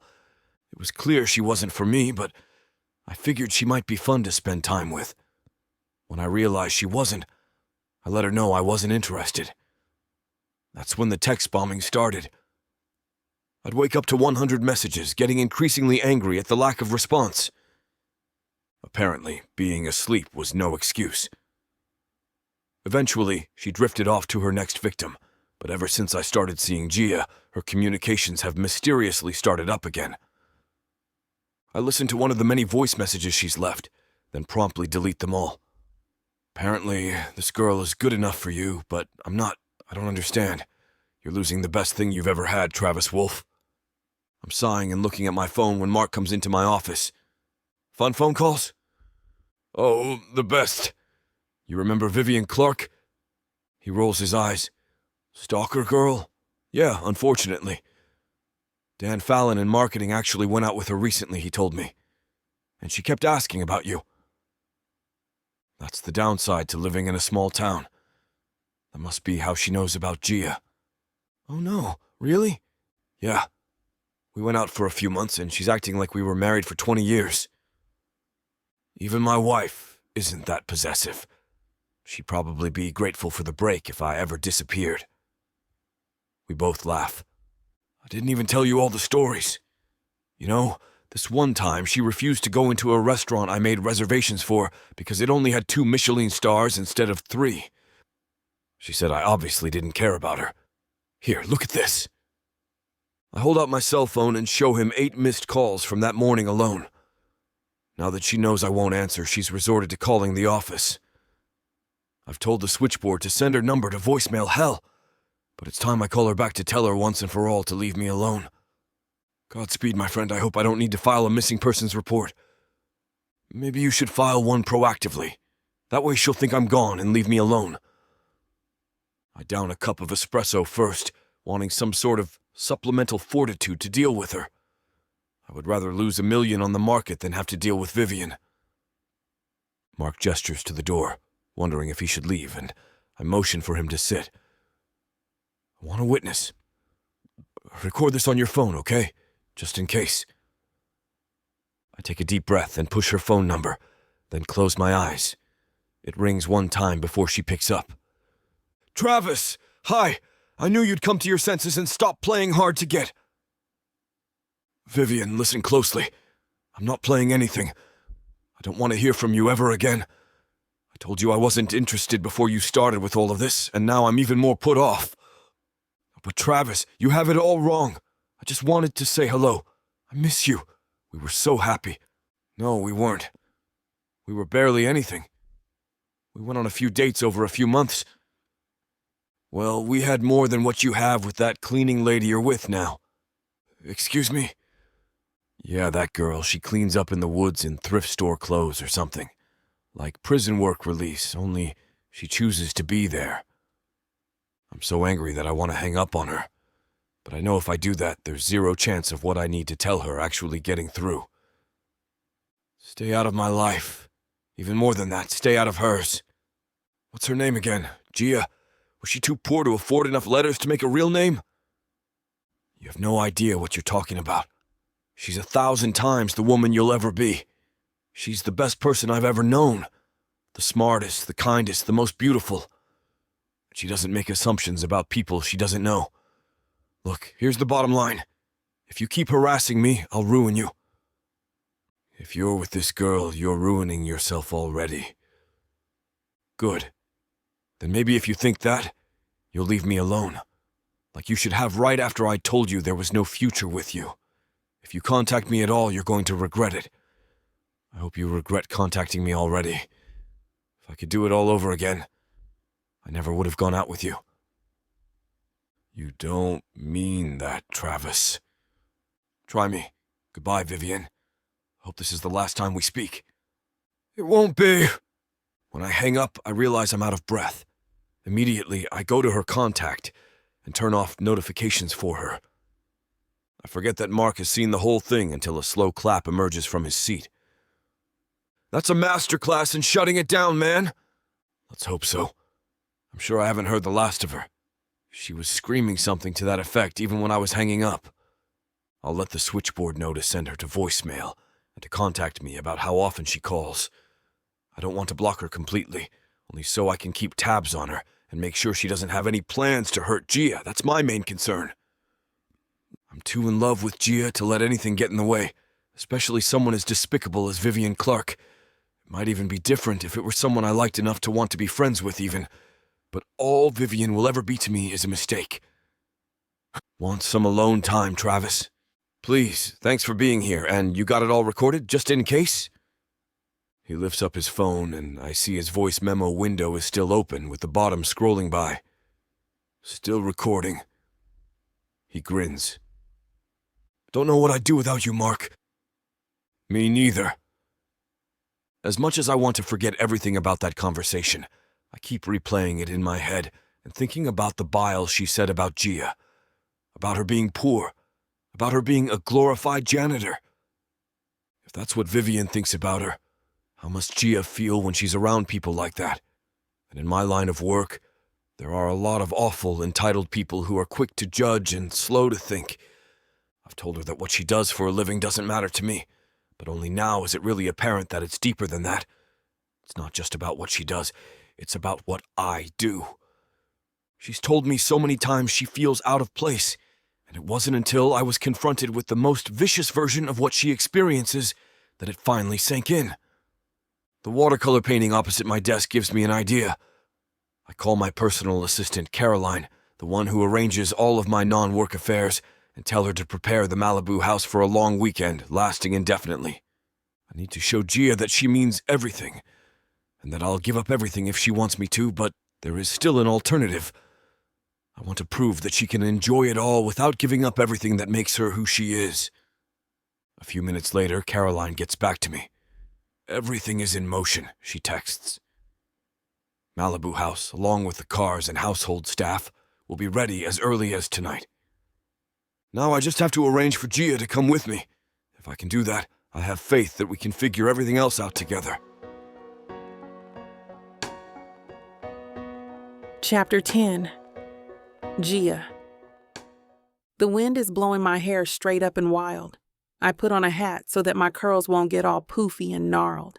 Travis rents bicycles for us to ride to the beach, and we're riding to the picnic lunch he's prepared for us. Last one there is a rotten fish egg. I yell as I pass Travis, and he grins as he pedals furiously to catch up. I love his laid-back look today, in just a simple gingham shirt and linen shorts. His body fills out the clothes with an effortless grace. His smile, always beautiful, puts me in a trance. Something about knowing he's smiling so widely because I'm there makes my heart burst in my chest. I make him happy, and that's the best feeling in the world. I slow down for a moment, not sure where exactly on the beach the picnic is. Losing your steam, Lance? He asks. Just giving you time to catch up. I'm panting a little bit, and I hope I don't look like a sweaty mess. He stops the bike on the boardwalk next to mine, pulling up close enough to kiss my bare shoulder. It sends a breeze straight through me despite the heat of the day. It's about another mile ahead. You think you can make it? What happens if I can't? I guess you ride on my handlebars, and I hold you steady. Haven't done it in a few decades, so hopefully I still have the knack.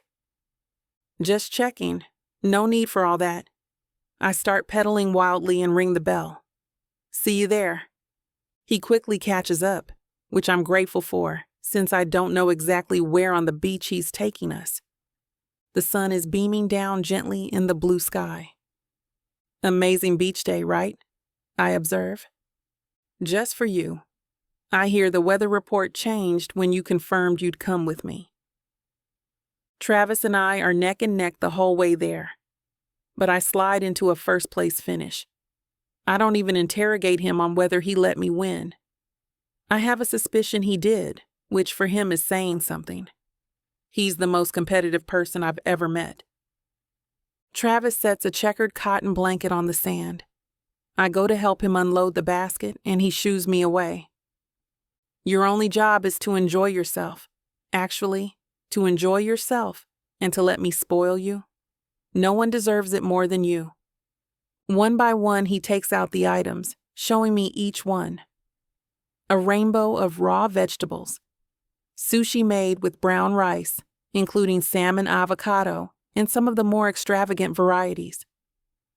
I made sure they were all on the sustainable fisheries list. I double-checked, actually. That means more to me than any amount of money he could ever spend. He raises them and presents the offerings like a game show host, showing the fabulous prizes up for grabs. Fruit plate, including watermelon and white grapes. Cheese plate, brie, creamy camembert. Semi-firm Gruyere, aged Parmesan, with sesame water crackers and those little waffle wafers you love. Oh my gosh, And deviled eggs. You remembered. How could I forget?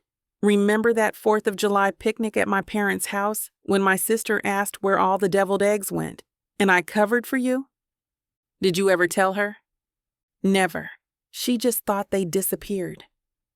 I laugh at the memory with him, and I snuggle up closer to him as he takes out more items. Lobster rolls, shrimp cocktail, and chocolate chip cookie sandwiches with cream inside. Am I in heaven? Nope, I am. He looks at me and tucks a stray piece of hair behind my ear, then runs his soft fingers over an exposed part of my leg. I'm so hungry, I say, putting my hand to my stomach. I've got a little bit more. More? Is this basket magic? What else could you possibly have brought? You don't think I would forget the wine, do you? Travis takes 2 bottles of wine out of his backpack. Sauvignon Blanc and a Rose Prosecco. He roots in his bag for a second longer. And this is the best part. Compostable champagne flutes. How great is that? It's perfect. We start to put the food on the plates, and Travis makes sure to give me what I want first before he starts serving himself. The wind is perfect, brushing against our faces but not blowing away any part of our feast. At one point, he feeds me crackers, spread with the different cheeses, popping them directly into my mouth. And then the next moment, he is serving me wine. Travis is taking care of me. I love it. And then when we're done eating, want to take a walk along the shore? I nod, my mouth full of fruit that bathes my tongue in flavor. We eat so much that I feel like I could take a nap right there on the downy soft blanket. Travis lies down on the blanket and pulls me into him. Here, curl up with me. And then he puts his arm around me, and I snuggle up to his wonderful sculpted body and go to sleep. I don't know the last time I was this happy. I don't realize that we've fallen asleep until a cooler wind wakes us up. The sun is setting and the sky looks pink and orange. Travis opens his beautiful blue eyes just after I open mine. Hello, gorgeous. Travis gives me a kiss. How about we go for that walk now? I'd love it. We get up from the blanket and Travis takes my hand. How far do you think you want to walk? I want to walk into the sunset. Then that's what we'll do. Ocean be damned. We both laugh, and I picture both of us walking on water, holding hands as we avoid the waves. I look over at him, and I think about our younger selves. How 10 years ago, I might have been worrying about how I looked, or whether I was too simple for someone as sophisticated as him. Now, though, all I can think about is how right this all feels. Remember the first time we came here, Travis? Of course. We stayed in that leaky motel that smelled like wet sand. We both crack up at the memory of setting up cups to catch the rain at 2 a.m. It was perfect. It was. But it's perfect now, too. You know why? Why? Because we're together. He reaches out to grab my hand. Then we step close to the water, dipping our toes into the pools at our feet.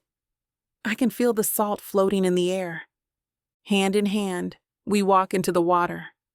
The seagulls circle above us as the wind blows softly. This is so beautiful, Travis. Thanks for bringing me here. You ain't seen nothing yet. What can be better than this? Oh my God, did you get a room at that horrible little motel? I was thinking about it, but my house on the beach might be a little bit more comfortable. He looks down and swings my hand. I can't wait to show you. There's so much I want to do with you, Gia. Travis pulls me close to him. I can feel his heart beating in his chest along with mine. It's like we are synced together. Travis puts his lips on mine, and the feel of the two of us merging with the breeze against us makes me sore. Travis parts my lips with his tongue. His mouth pushes in passionate waves into mine.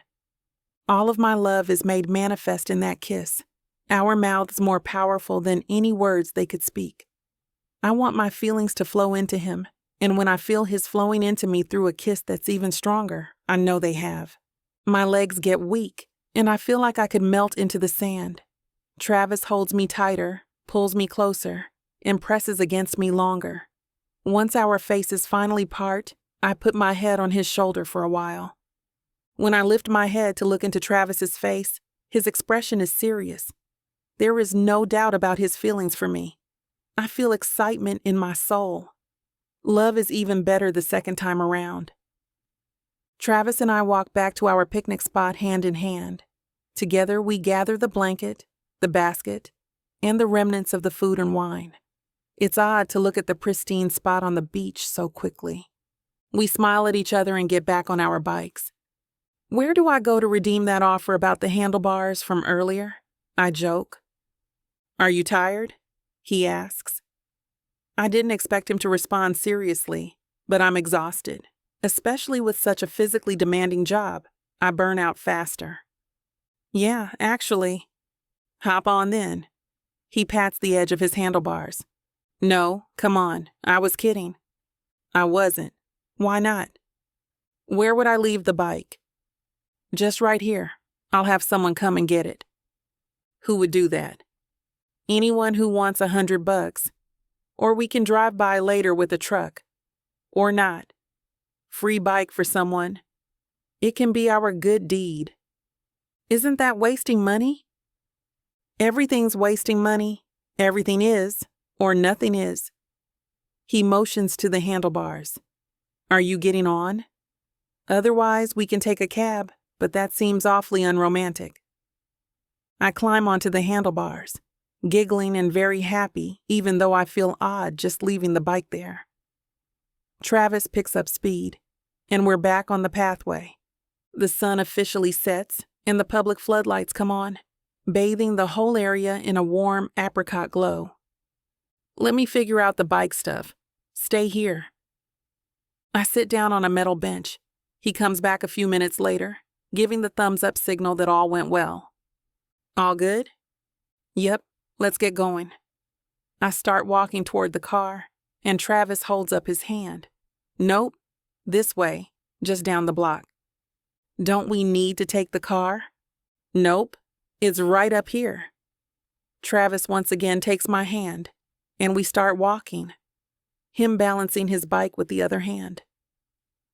As I see a spectacular seaside house on a hill, Travis points. Right there. The house, made of big sheets of glass, glows from the inside. A pier extends from the back of the house, and green spreads out in the front. This is my house here. When I could afford it, I knew I wanted a property here. I have so many incredible memories of my trips here with you. I turn to Travis, and he pulls me close. This has been the best day ever, I say. For me too, and it's about to get better. And then we kiss. When the kiss finishes, I follow Travis up a long beachside staircase to the house. He has the keys and opens the door. He waves me in, and I can't believe the splendor of the house. Everything is modern, with sleek neutral tones, but homey enough not to feel like a museum. There are personal touches all over the place. Photographs of the redwoods, paintings of the beach, right here, even a professional photograph of the horrible motel we stayed in together. Travis pulls me close and we kiss. I have never felt so close to him. I've never felt so close to anyone. And the evening's just beginning. Chapter 11. Travis. The view from the third-floor deck of the Malibu house is incredible. We both sit on rocking chairs looking out into the beach. You can see everything from here and taste the sea in the wind. I don't know why, but for some reason, this reminds me of our first date, Gia says. Really? Why? That was at an ice skating rink, and this is at the beach. We both laugh. I know. She rubs her shoulders. I guess the feeling of the cold air, it's silly. I can't believe you suggested ice skating for our first date. Well, I was the one who wound up regretting it when I went to the ER with a sprained ankle. Our first date was a sleepover. Just in the hospital waiting room. We both erupt in cackles that carry on the wind.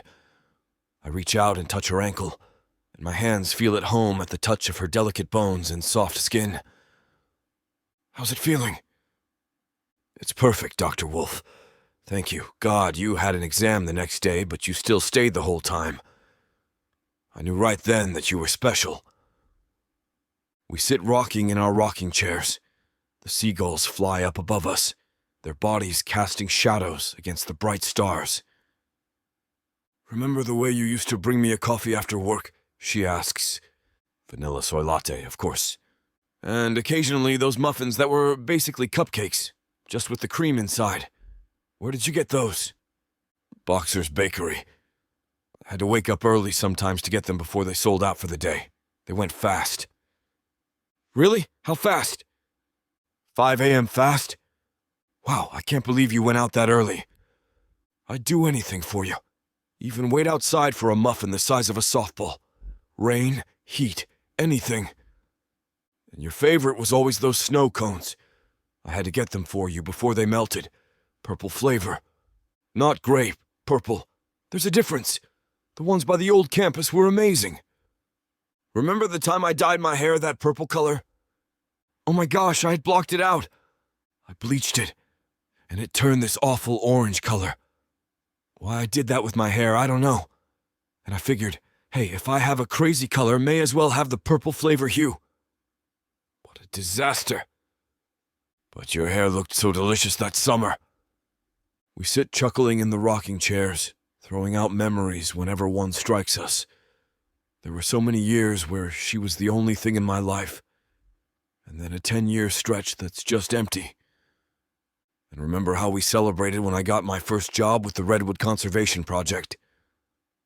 Yeah, I just started going out on my own, and I had no money with a new startup. But I scraped together a few pennies and took you to that French place in the neighborhood. I got French onion soup so that you could get anything you wanted. And the cheapest champagne they had, it was so perfect. All we need is to be near each other, and it's perfect. We had such a great time, didn't we? We really did. Right up until the end. Yeah, and then it went from incredible to over. I look out at the waves, thinking about the heartbreak right after we broke up. I kept hoping she'd call me, wanting to reconcile, but she never did. I look over at her face, and I'm positive she's thinking about the same thing. Regrets over what we did, regrets over what we didn't. I used to wonder all the time, she says. What if I didn't make that ultimatum? Yeah. I think about it all the time. Wasn't fair of me to do that. Biggest mistake of my life, in fact. And I could have bought Facebook stock on the ground floor. So I'm worth billions. You're worth more than that, Gia. You're worth everything. But you know, there is one silver lining to losing you. I would never make that same mistake, but since I made it, there's one thing we gain. What's that? Her eyes are wide and bright, sparkling with optimism. We know what we lost. It's hard to take someone for granted if you know what it's like to be without them. Gia, I messed up last time. I'm not going to do it again. I want to be with you. If you want to be with me too, I'll do whatever it takes. She nods, and even in the moonlight, I can see her eyes turning glassy. I wait for her to speak, but she swallows her words and takes a moment. There's just one thing, and it's an important thing. I messed up by making you choose between me and your job. I know how wrong it was to ask that of anyone. At the same time, it's not something anyone can ask of me either. I've devoted my life to making my business a success. I'm not giving it up, and that's something anyone who wants to be with me has to accept. Maybe she'll walk away, but that's my bottom line. It's a boundary I have to draw. If I lose her over this, then she isn't the right person for me. But I genuinely hope it doesn't come to that. Looking into her eyes, I have no idea which answer she's about to give me. Gia turns toward me, lip quivering, but it curls into a smile and she holds both of my hands. Travis, I missed you so much after we broke up. And you're right. If I asked you to choose me over your business and to stop pursuing your goals, it would just be another version of the dreaded ultimatum. We love each other and we're good together. We can figure this out. The moon is shining on both of us, and Gia looks like a woodland princess with her long curly hair and long flowing dress. I want her more than I ever have, although that's true each time I see her. "So, you love me, do you?" I say with a grin. "You know I do. I love you too. Always have since the moment I met you." Gia tilts her head to the side and I place my lips on hers. I start with a soft, feathery kiss, and she pulls me in even closer, getting more passionate, roiling my desire for her even more. Sweetness turns to hunger and her mouth reaches for mine. I thrust my tongue into her mouth, and her kiss swirls through my entire body. Her tongue connects with my tongue, rolling in a rhythm as natural as the sound of the waves crashing. The dance of our two mouths and bodies is incredible. Gia matches my passion, and we kiss on the deck together, feeling each other's bodies and enjoying the warmth of our love. I want more.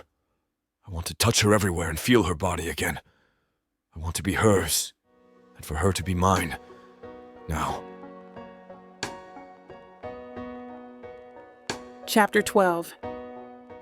Gia. The kiss starts out gentle, but I want more.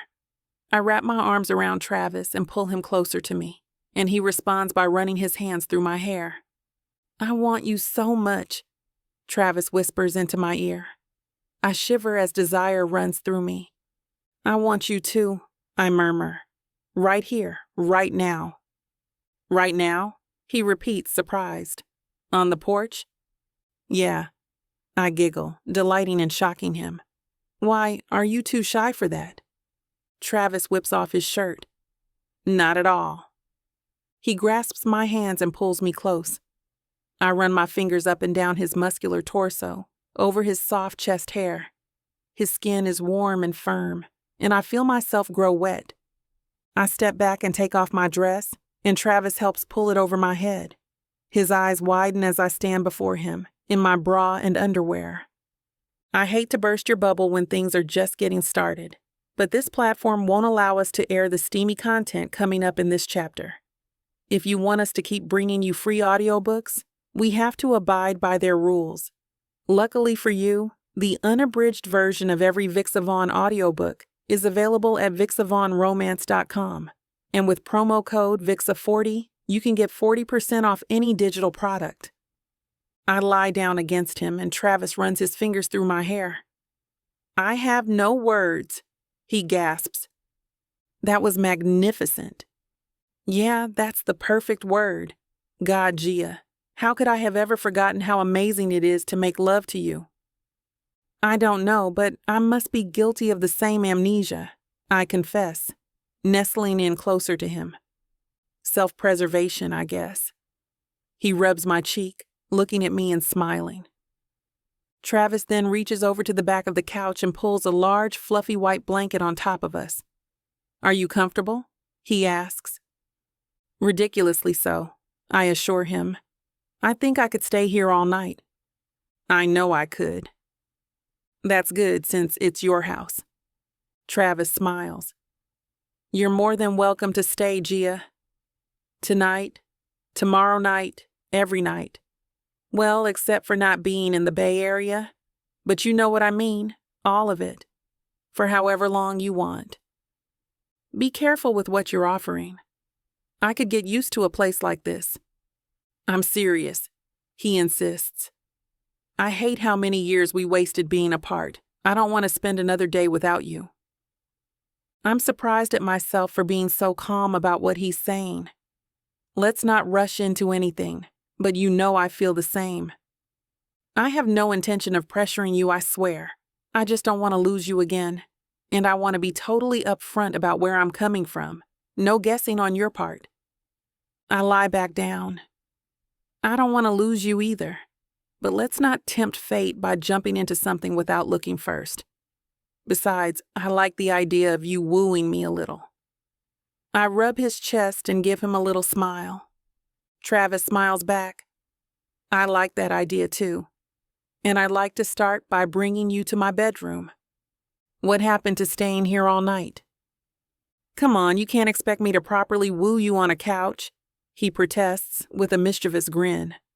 Fine, fine, I grumble with a smile, standing up and wrapping the blanket around me.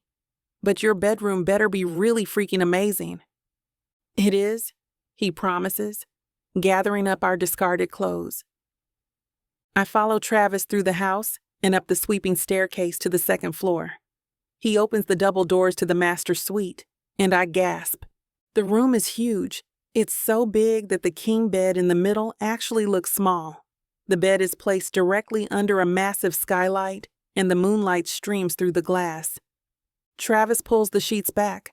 I drop the blanket on the floor, then climb in. The sheets are so soft, I feel like I'm lying down on a cloud. He gets in next to me. See what I mean? I do. I nod. This view is breathtaking. So is mine. He looks directly at me and it takes my breath away. I can close the shade too. He shakes a small remote that I gather controls the skylight shade. No, I prefer sleeping with it open. That way I can see the stars anytime I open my eyes. Yeah, I feel the same way. Travis puts the remote back on the nightstand, then rolls over and gathers me in his arms.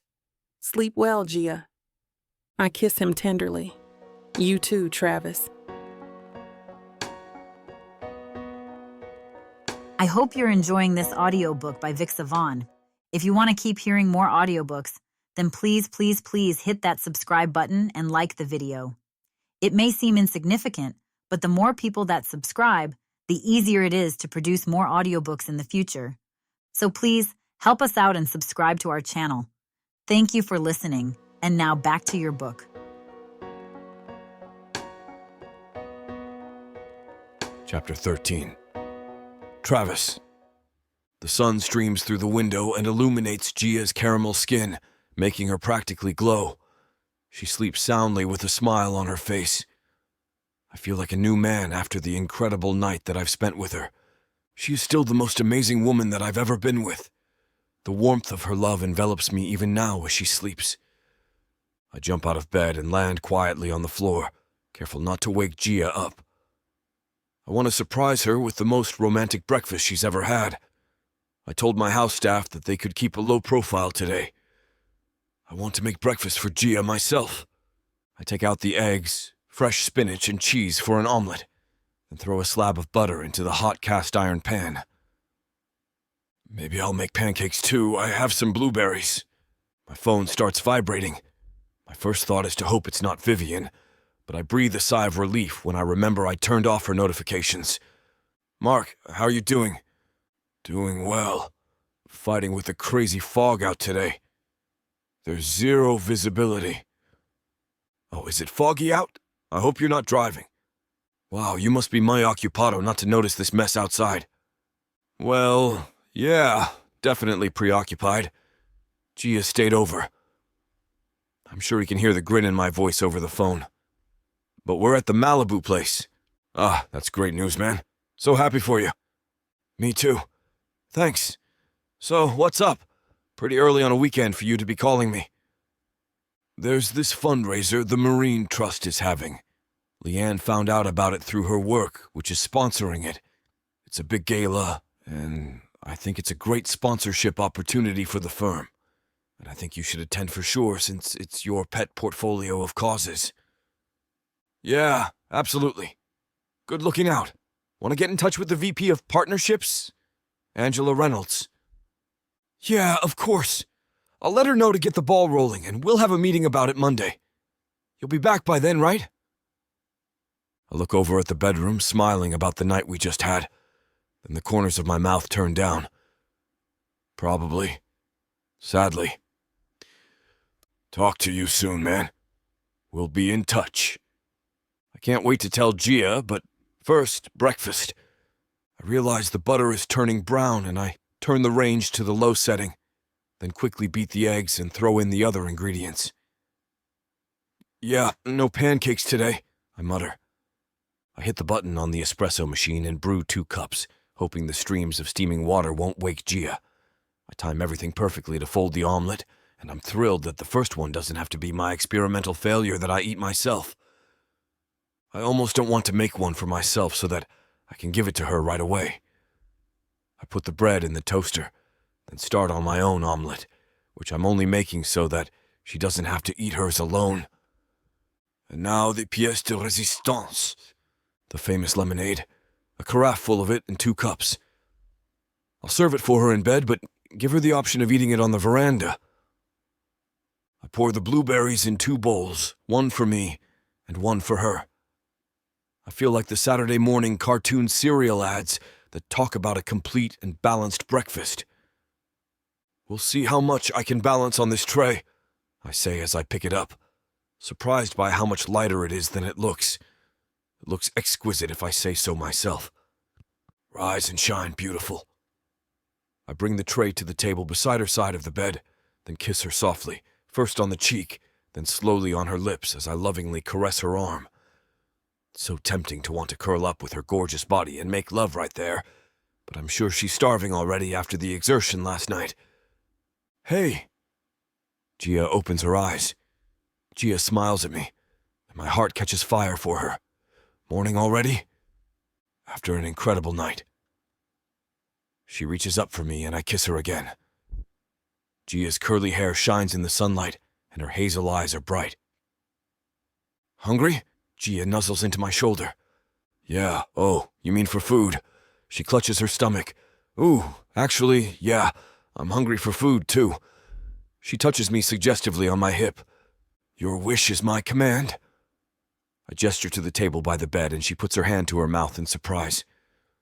Breakfast in bed? No one's ever done this for me, Travis. Oh my God. You want it here or on the veranda? Ooh, guess. Veranda. You know me so well. She closes her sheer silk robe, puts on her delicate slippers, and pads out onto the balcony. I take the tray and place the breakfast before us. I love the outline of her nearly naked body through her nightgown. Gia looks radiant with her curly long hair and her gorgeous long legs hanging down on the deck chair. God, Travis, this omelet! How do you have such a good memory for all of my favorite things? When you're as lucky as I am to meet someone as incredible as you want to remember those things. She sits on my lap and kisses me, feeding me a bite of the omelet that I haven't even touched yet. I've been too busy looking at her. Delicious. Your boyfriend can cook. Why do you think I keep him around? There's also his incredible social conscience. Mark called, and there's an event he told me about that I think you're going to be happy about. Oh, yeah? What sort of an event? You know the Marine Trust? Yeah, of course. They do incredible work. I'm going to have Redwoods Tech be a sponsor of a fundraiser gala they're holding at the end of the week. Care to join me? If you're into that sort of thing, of course. I know she hates all of that pomp, so I'm expecting her to say no, actually. But as much as I'd love to go with her, having her on my arm isn't what matters. The most important thing is that she knows I'm committed, and I'm willing to put my money behind it. That sounds amazing. Immediately, my mind floods with images of the two of us dancing, surrounded by pictures projected of the wildlife and animals being protected. I'd love to give you whatever you need to get a dress you love. No matter what, I know you'll wear something gorgeous, but if you want to go all out, I want you to be able to. No one there will be doing as much for the environment as you are. So you should be the one who gets to shine. I'll think about it. For now, let's just finish our breakfast. She pops another bite of omelet into my mouth, and I wash it down with a cup of espresso. I can't imagine the day getting better, but I know somehow Gia will make it happen. Chapter 14. Gia. I spent the last week wringing my hands with Cindy, forcing her to listen to me agonize over whether tonight would be too opulent for me to handle. I was preparing for tonight as if it were a test, one with higher stakes than the SAT. For anyone else, this event would be the sort of thing that seals the deal. It means your boyfriend thinks highly enough of you to expose you to not just the rich and famous, but the super rich and super famous. For me, if I can stomach tonight, then there is some hope for me in being able to live a life with Travis. And fortunately, it's going much better than I could have hoped. This is actually really fun, Travis. He hands me a glass of champagne, and I take one of the quiche hors d'oeuvres circulating. You say that like it's a surprise. He gives me a sly smile, and I shrug innocently. As much as I tried to hide my uncertainties about the event this week, he knows me too well to miss how worried I've been, especially since I spend most nights at his place now. I'm not sure who's more relieved that I'm actually having a good time, me or him. I've never felt comfortable at events like these. This might be the first time I ever have, I realize. And tonight, even with all eyes on me, Travis makes me feel calm. There's something soothing about him, like he's the center of gravity even in a room that's buzzing and in constant motion. He's in a designer tuxedo, and I'm wearing a sapphire blue designer dress, one that's from a boutique reseller though, to reduce the carbon footprint. That was the compromise I made in exchange for Travis footing the bill. I'm the one who invited you, and you're coming as a favor to me, he had said. It's only fair that I buy you the dress. When he picked me up, he could barely speak at the sight of it. There's a man in a tux coming toward us, and he looks familiar, but I can't quite place him. Then I remember from 10 years ago, just before we broke up when he was still getting Redwood's tech through the funding phase. Gia James, it's really you. He gives me a hug, as if he's known me for years, rather than meeting me just once. I can't believe it's been so long. Mark, it's a pleasure. I forget if you've met before. Once, Mark says. Your birthday, Travis, 10 years ago. Oh, that's right. That old bar with all the arcade games. We'll have to do that again sometime, Gia. You can meet my wife, Leanne. I'd love that. I'm so grateful that Travis has such a good friend. I know you've been there for him a lot. I wouldn't do it if he didn't deserve it. Or if I didn't pay him, Travis says, and Mark mock punches him on the arm. I'm kidding. Obviously. There's no amount of money that would make it worth it if you didn't love the guy. I start wondering if Travis is taking this all a little too seriously because his face darkens. I'm trying to read his face to figure out if it's something I said or something Mark said, but there's nothing registering. I realize he's looking in the distance. Mark gives me an ominous look. A gorgeous white-skinned blonde with crimson red lips sashays over in a black silk strapless dress, hugging her hips and fanning out just slightly in ruffles. Loose curls from her chignon frame her face. I can't quite decipher all of the emotions playing across Travis's face, but I don't know if I've ever seen him so angry. Vivian, don't. Vivian. So this is the mysterious woman from the phone call. Don't what? Don't tell me you haven't told your friend about us? Us? What does she mean by that? She can't possibly mean what I think she does. Why are you even here? You'd kill an animal before you'd save one. I know. Damn the animals, I don't care. My mother had to beg me not to wear fur, just because I thought it would be hilarious. Too bad Cruella's not here. She'd have some competition from you for the biggest villain. Well, if she's here for the dogs, you should tell your friend here to be careful. She might get skinned. She looks at me and I can barely speak. I can't believe Travis actually knows this vile person. Tell me, are you the wildlife we're here saving tonight? She cackles loudly after she speaks, which makes me want to punch her in the face even more. The only thing stopping me is my admiration for the Marine Trust and my love for Travis. Gia, I'm sorry about this. This is Vivian Clark.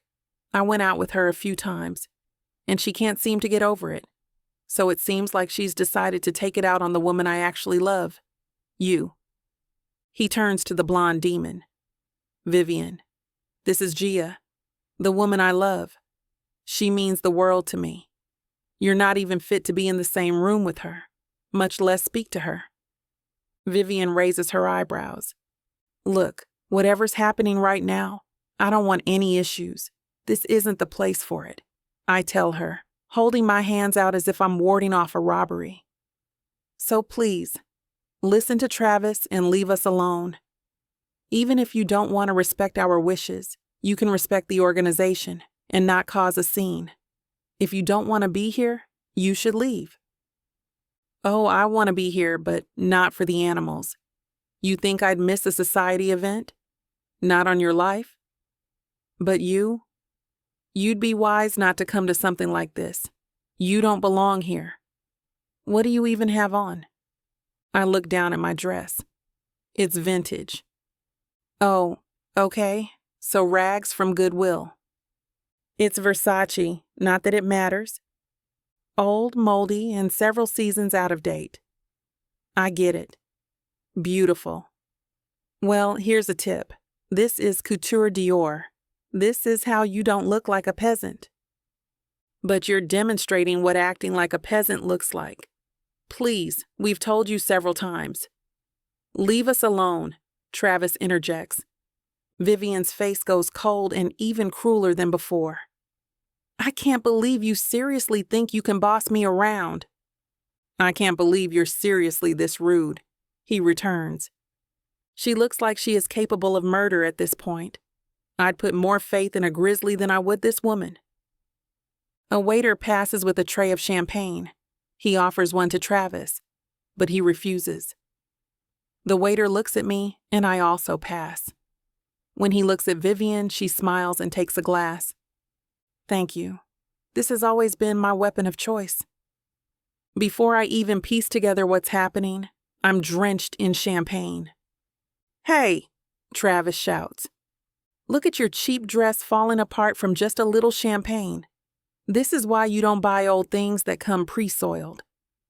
All of a sudden, I've gone from being the belle of the ball to Cinderella running home without her shoe. I knew this gala was a bad idea. I've never been so destroyed by being right. I don't belong here. I never have and never will. This is not my scene, and I was a fool to think this could ever be my life. Chapter 15. Travis. Security! I call over to the men in suits talking into their wrist mics, and two of them dash over to me. Yes, Mr. Wolf? Thank you for coming so quickly. That woman over there. I point to Vivian a few tables over, sipping champagne nonchalantly, as if she didn't just dump it all over Gia. She assaulted my date, and she has a history of stalking. One of the guards nods, and the other goes after her. Right away. Should we get the police involved, Mr. Wolf? No, that's not necessary. I dread the bad press that would attach to the Marine Trust if the press got word of a police report being filed here. Just make sure she's not allowed back in. If she tries to enter, then yes, involve the police. Cold air rushes in from the French doors. The crowds on the balcony and the dance floor try to act unfazed, even though they're clearly gawking at the aftermath of the incident between Vivian and Gia.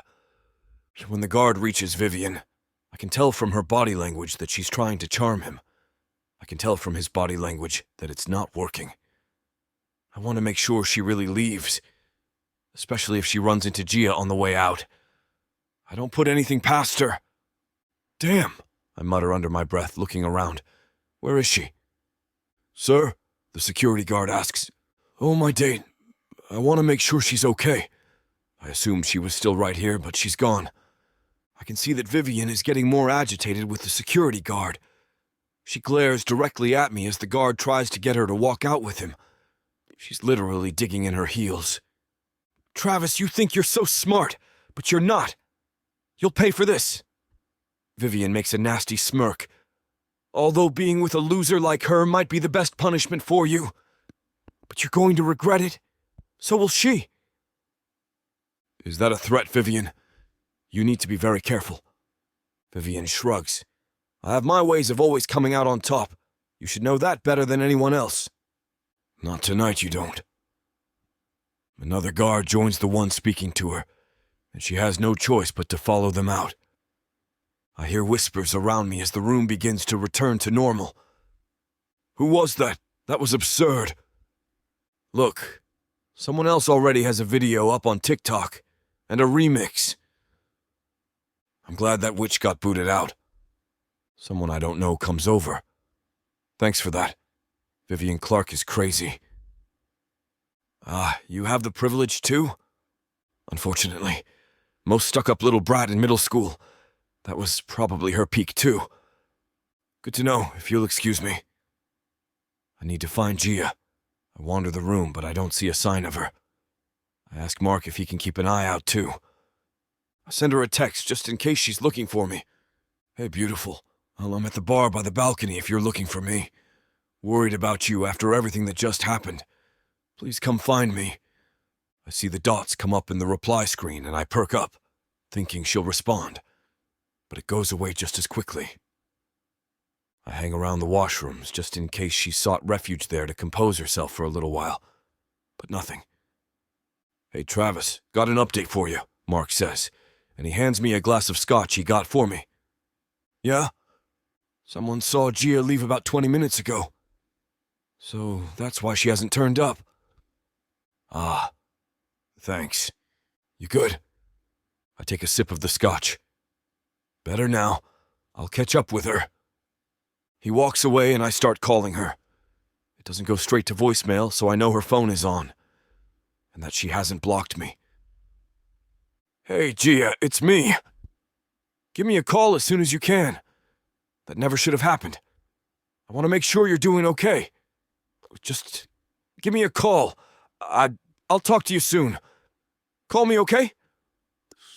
I wonder if it was a mistake to bring Gia at all. I knew that people like Vivian lurk at these things, and I knew that Vivian was going to crazy lengths to get to me. However, if it made Gia realize that it's more than she wants to put up with, maybe it is a good thing.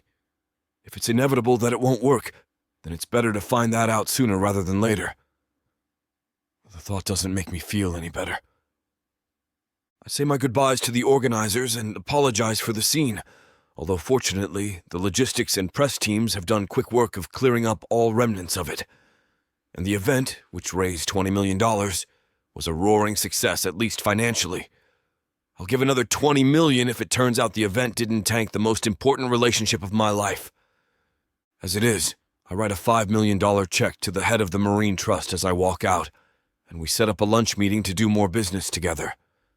It helps me keep a smile until I'm on my way out. Then my heartache catches up with me. Here's your car, Mr. Wolf.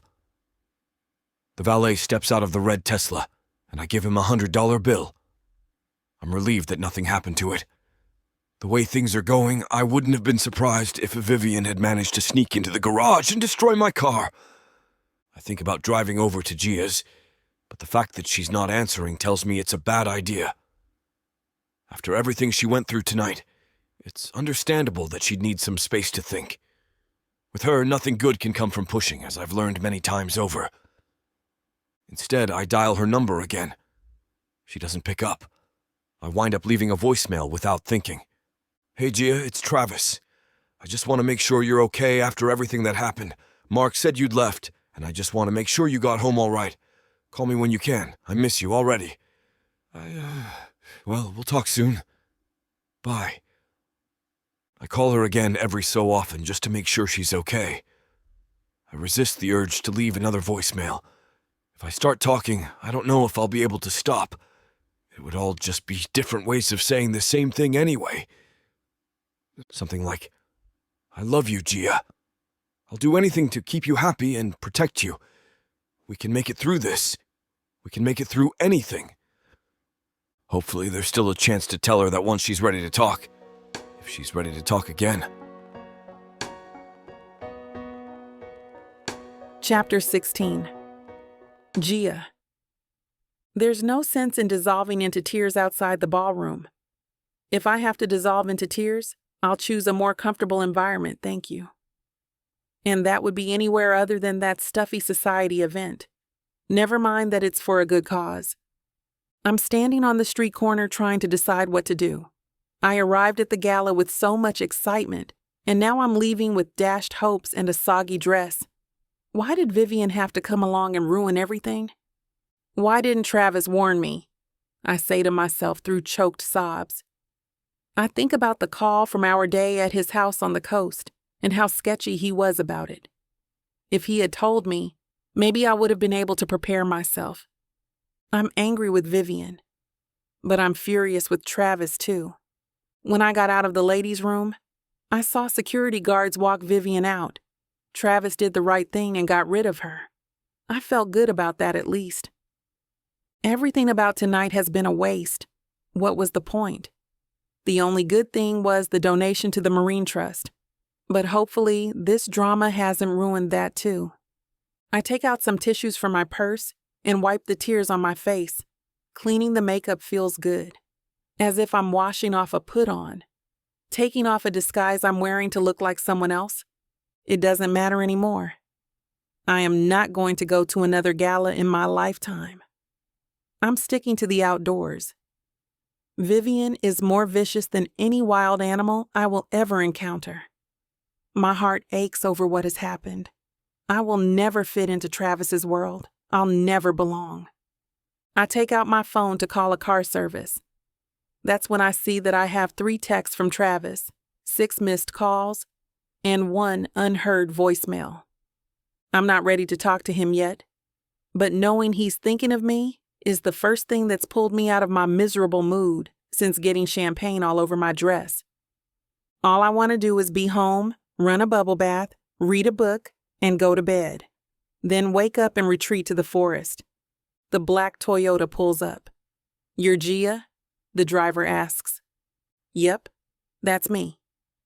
I get in and I reread the messages on my phone. "How's your evening going? Fancy party?" the driver asks. "Awful party. I'd rather forget all about it."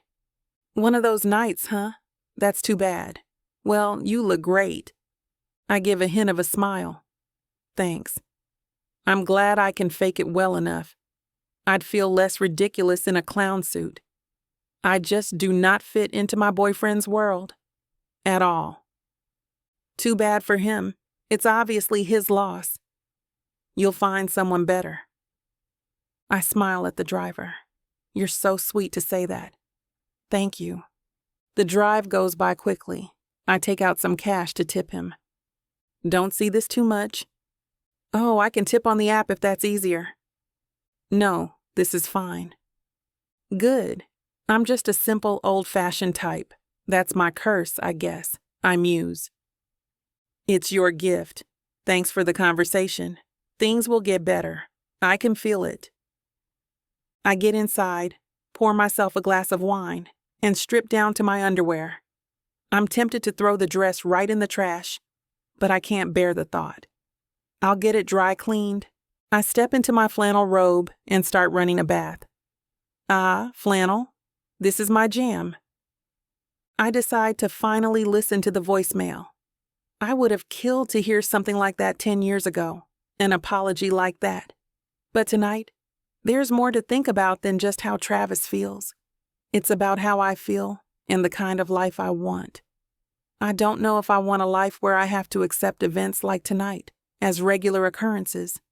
I need to call Cindy. "Hey, Holly Golightly, how was the gala?" "Oh, God, where do I even start? You know our friend Vivian?" "Her?" "I was just going to tell you tomorrow some of the dirt I found. She's a real piece of work." "I found that out myself. I have a whole new dossier of intel for your files." "What happened?" "You'd think I'd won the Grand Prix because I got a whole magnum of champagne on my new dress. Well, new used." "Wait, a magnum champagne bottle?" "No, not really, just a flute. But enough, and she threatened me." "Oh my God, did you call the cops? What did Travis do?" "Last I saw, he was getting security. I think she was escorted out." "Last you saw?" "I left. I couldn't stay there another minute. It is not my scene. I knew it before, and for some reason I didn't listen to myself."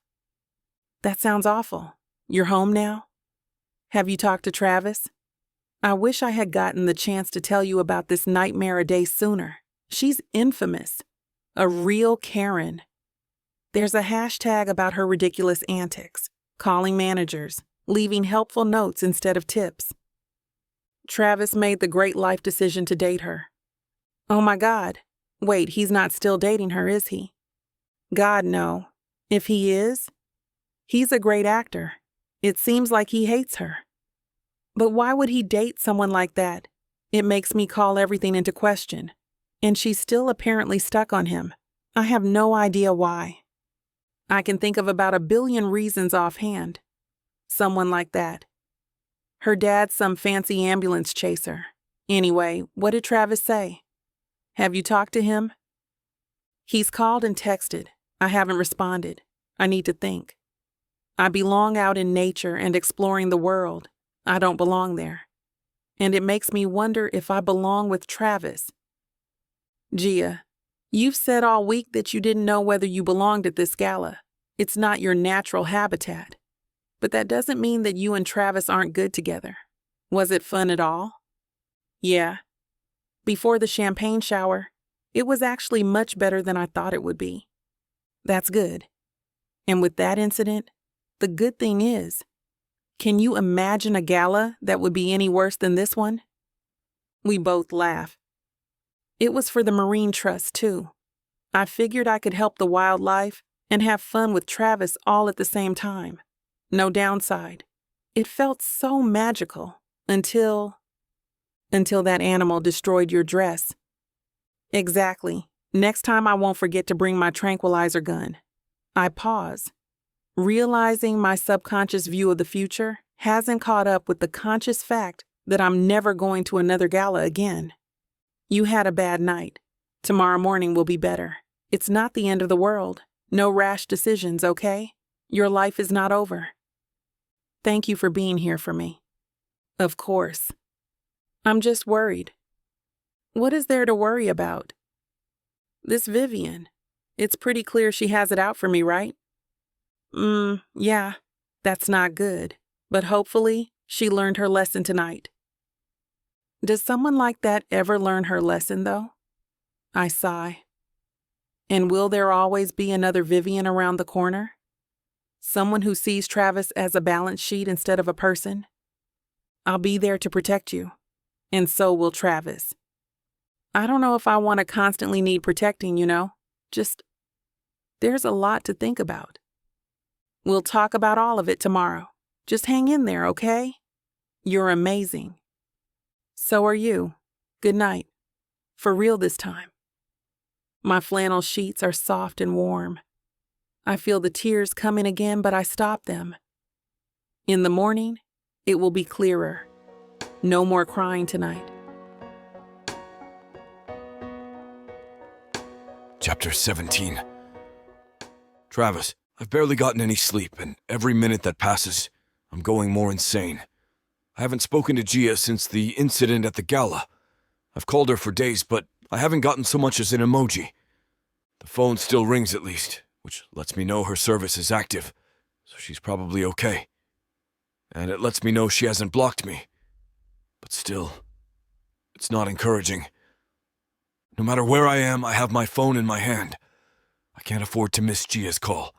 I've barely been able to focus on work the last few days.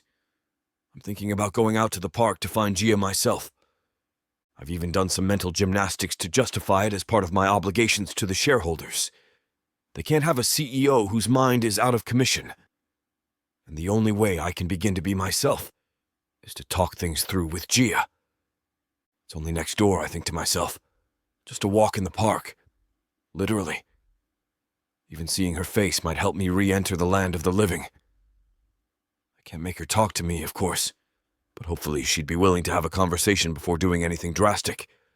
If Gia could break up with me over something like this, she was never the one for me to begin with. Whoever winds up with me has to be strong enough to withstand some flack, because I'll always be a target. I just hope there's some way I can be with Gia and reduce her chances of being in the line of fire. I decide to take my chances. I walk past the property line, the one that holds so many memories of her just in the last 2 months since we reconnected again. There's a haze in the air as I walk toward the ranger station, but maybe it's just my dulled perception. I don't trust any of my senses at the moment. I enter the familiar office, remembering the lemonade I brought her that finally convinced her to open the door just a crack. "Cindy! So good to see you!" I move to give her a hug, but she stiffens and backs up. "Hey, Travis, how are you?" There's hesitation in her voice and a look of surprise, as if she's wondering why I'd be there. I'm sure that Cindy's more familiar by now with the gala play-by-play than I am at this point. I'm good. I need to speak to Gia. Is she in today? She and a few of the other rangers are out on patrol. Is there a message I can give her? Why are you ignoring my calls, for one? I think to myself. Except I don't need to ask the question. It's obvious why she's ignoring them. I just want her to stop. 2 other rangers come in. A young-looking male, slight but strong, clean-shaven with short hair, and a middle-aged woman with red curly hair. Hey, you from the startup next door? Need something? The male ranger asks. I'm Travis Wolf, that's right. From next door. There's some activity that might implicate your property, so you might be hearing from us soon. Better that you're here, probably. We're still waiting to hear back from Gia, Cindy says. Something we have in common. Then we'll know the extent of it. Cindy rubs her temples. Extent of what? What's going on? I look around the small office as if that will somehow give me any information. They're investigating, but it's been a few hours. Do you think something happened to her? Investigating what? Sir, this is a park matter? I look at the name tag. Ranger Joseph Rocco. It's okay, Joseph, Cindy says, holding up a hand. Travis is... She looks at me, trying to think of a description. An old friend of Gia's. They go way back. Hi, it's Ranger James. Cindy jumps at the dispatch from her walkie and instantly takes it out of her pocket and puts it on the table. Hi, Gia. What's happening? Ranger Devine and I followed up on the reports of suspicious items, and they're highly troubling. I think it's necessary to close the park for the day for civilians. An evacuation? Why? There are disturbing signs of potential arson and other vandalism. Potentially terrorism. Cindy, we should alert law enforcement. California Bureau of Investigation, potentially. The 4 of us wait for an answer, but there isn't one. The walkie-talkie goes out. The 3 rangers look worried. What the hell? We have to go look for her. Calm down, sir. I can assure you that Ranger Devine and Ranger Gia James are more than capable of handling any situation. No one's more capable than Gia, I agree. But that doesn't matter if there's a serial killer. Wherever they are, it sounds like they have the situation under control, Travis, Cindy says. Fine, I'll get private security to investigate. No problem. I know a lot of firms that could use the work. Just 1 minute, sir, Ranger Joseph Rocco says. A minute is all it takes for something to go wrong. We don't have time. The 3 rangers talk amongst themselves, but I can't hear. I'm tempted to just call in the private security firm, but I don't want to miss any information from the official sources here. Look, Gia said we might need to get the CBI involved. I don't like the idea of leaving her out there alone, and neither should you. Do you know how it would look if something happened to her, and you knowingly failed to take action? There are protocols to follow, says Ranger Lucia McDavis, the one with red hair, especially when someone is in danger. So you admit she's in danger, but you can't be bothered to move. You're lucky you have Gia on your team. Cindy signals to them to stand down. You're right, Travis. The next natural step is to send out a search party. Great.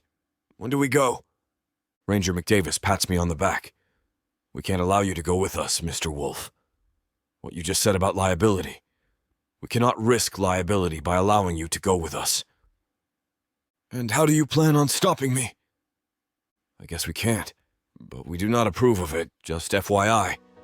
Perfect, let's go find her. Chapter 18. Gia. It starts out with bear tracks when Justine and I set out in the morning, but we're prepared for anything.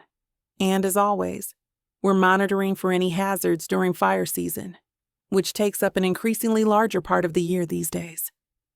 Over here, these are fresh bear tracks heading off in that direction.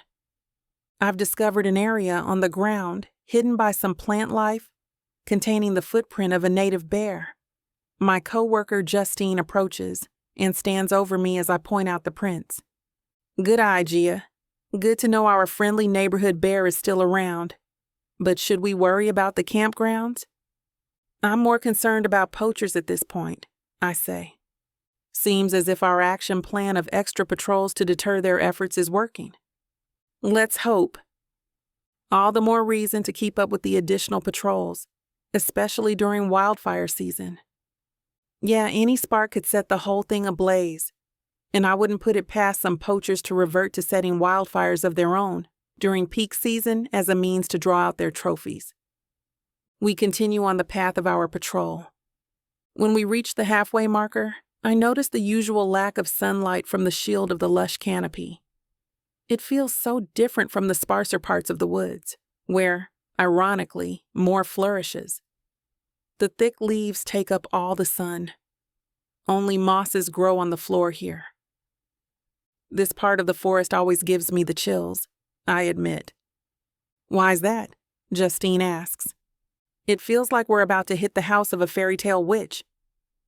The lack of sound is what gets to me, Justine adds. A forest is supposed to sound like nature, like birds sweetly chirping. Maybe that's why few hikers venture up this way. The lack of light and sound probably creep them out more than anything. I seem to remember something like that on some hiking trail rating website. As one of the comments, now that you mention that, I may know every corner of every trail up here, but I still like to have someone with me on patrols, especially when I come up this way. I confess. That makes two of us. We then unlatch the canteens from our belts and drink from them before heading down. But unexpectedly, as I return my canteen to my side, I hear something. I can't tell precisely what it is, but if I had to guess, it'd be the sound of twigs and leaves breaking from footsteps. Did you hear that? I asked Justine. Hear what? I thought I heard someone walking, coming from that direction. I point to where the most overgrown part of the forest is located up ahead, off the marked trail. If anyone is over there, they're clearly off the trail, Justine explains. Are you sure it sounded like footsteps? I'm not entirely sure what I heard, but even if it wasn't, I still want us to check it out, just in case. As we walk off the marked trail, I take in the smell of burnt pine, along with the smell of freshly lit matches. Smell that? I ask Justine. This is not good. I do indeed. And no, it's not. Any fire of any kind, from cigarettes to sparklers, is strictly forbidden. California has had the worst fires in recorded history the last 10 years in a row, and it's our job to minimize the risks. I'm furious. A ray of sunshine that's making its way through the tree line catches my eye. Look at that, Justine announces. If not for the sunlight, not a soul would notice it. But beneath one particular pine tree, Justine finds an expired matchbook. Still warm, I say after I pick the matchbook off the ground. When I look up, I see a faint trail of smoke rising from the branches at eye level, as if someone is trying to deliberately set the tree on fire. This was no secret smoker, I inform Justine. How do you want to handle this, boss? You head down a ways in case it is someone and they start descending. Then make your way back up if you hear anything. I'll straight line it over in case they are still there. But first, I'm going to radio this in. Got it, Justine acknowledges. See you in a bit. As Justine heads off in her own direction off the marked trail, I grab the walkie-talkie from my side and call the ranger station. It's Ranger James. Hi, Gia. What's happening?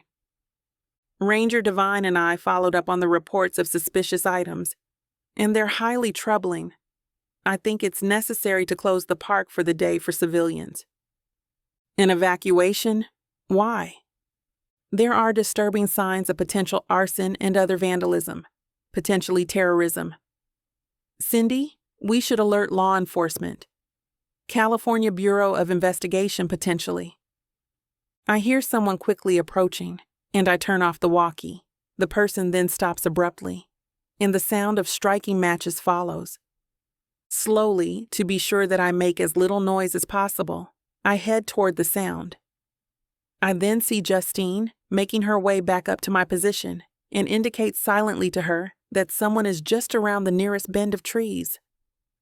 I place my back against a tree to hide myself from whoever it is while I wait for Justine. "So how do you want to play this out?" Justine whispers when she finally reaches me. "Let's try the peaceful approach first," I answer. "You ready?" "Yeah." "On 3. Using my fingers, I count to 3, and then we both move from behind the tree and carefully look up ahead. It's a man trying to set fire to another tree with matches. "Hello there," I address the man. "Mind if we ask you what you're doing?" The man sharply turns toward us, and his demeanor is not friendly. "Who's asking?" The man speaks with much reluctance. "I'm Ranger Devine, and this is Ranger James. We're agents of the state government. Are you attempting to set fire to that tree?" "Why don't you two mind your own business before things get out of hand?" the man says, growling. "There's no need for threats," I say calmly, "but what you're doing is illegal.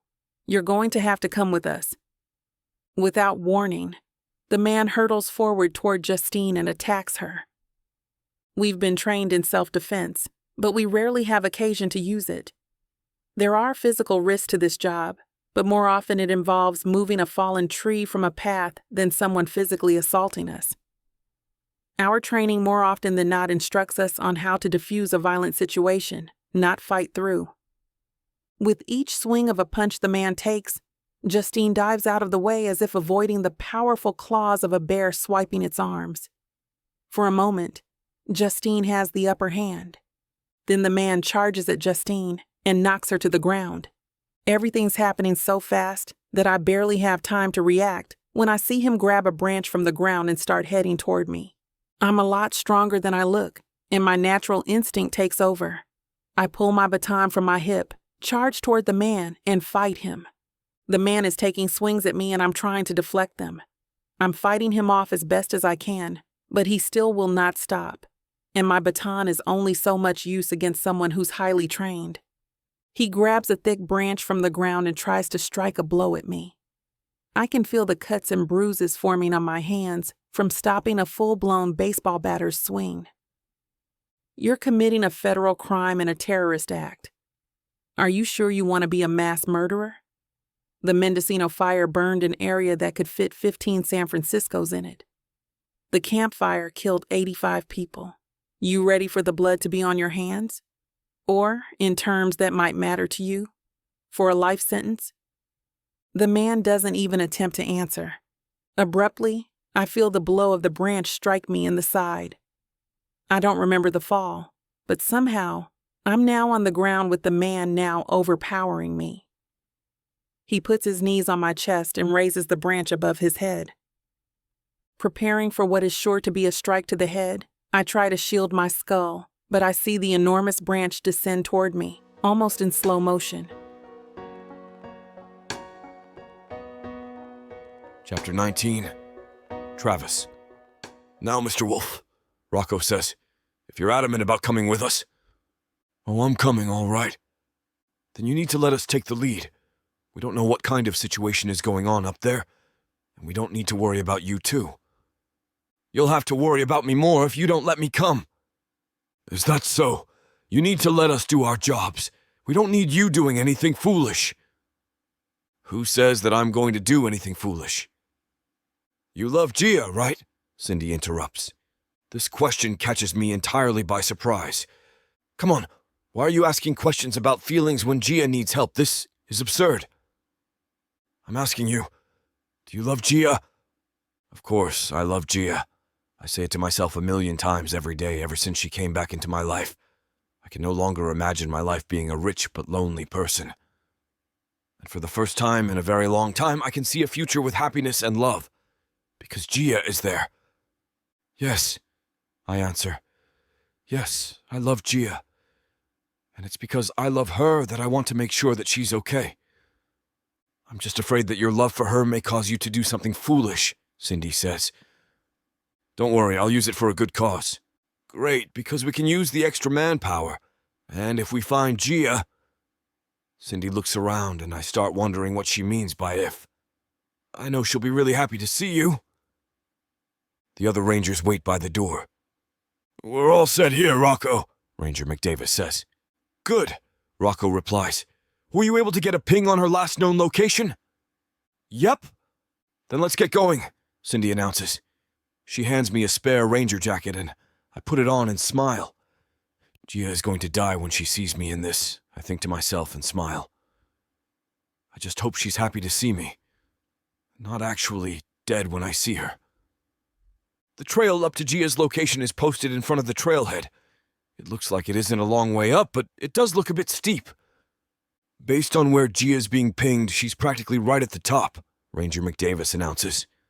How long will it take us to reach her? I ask. If you stick to the marked trail, 25 minutes, Rocco says. However, we know a more direct way up. Should only take us 15 minutes.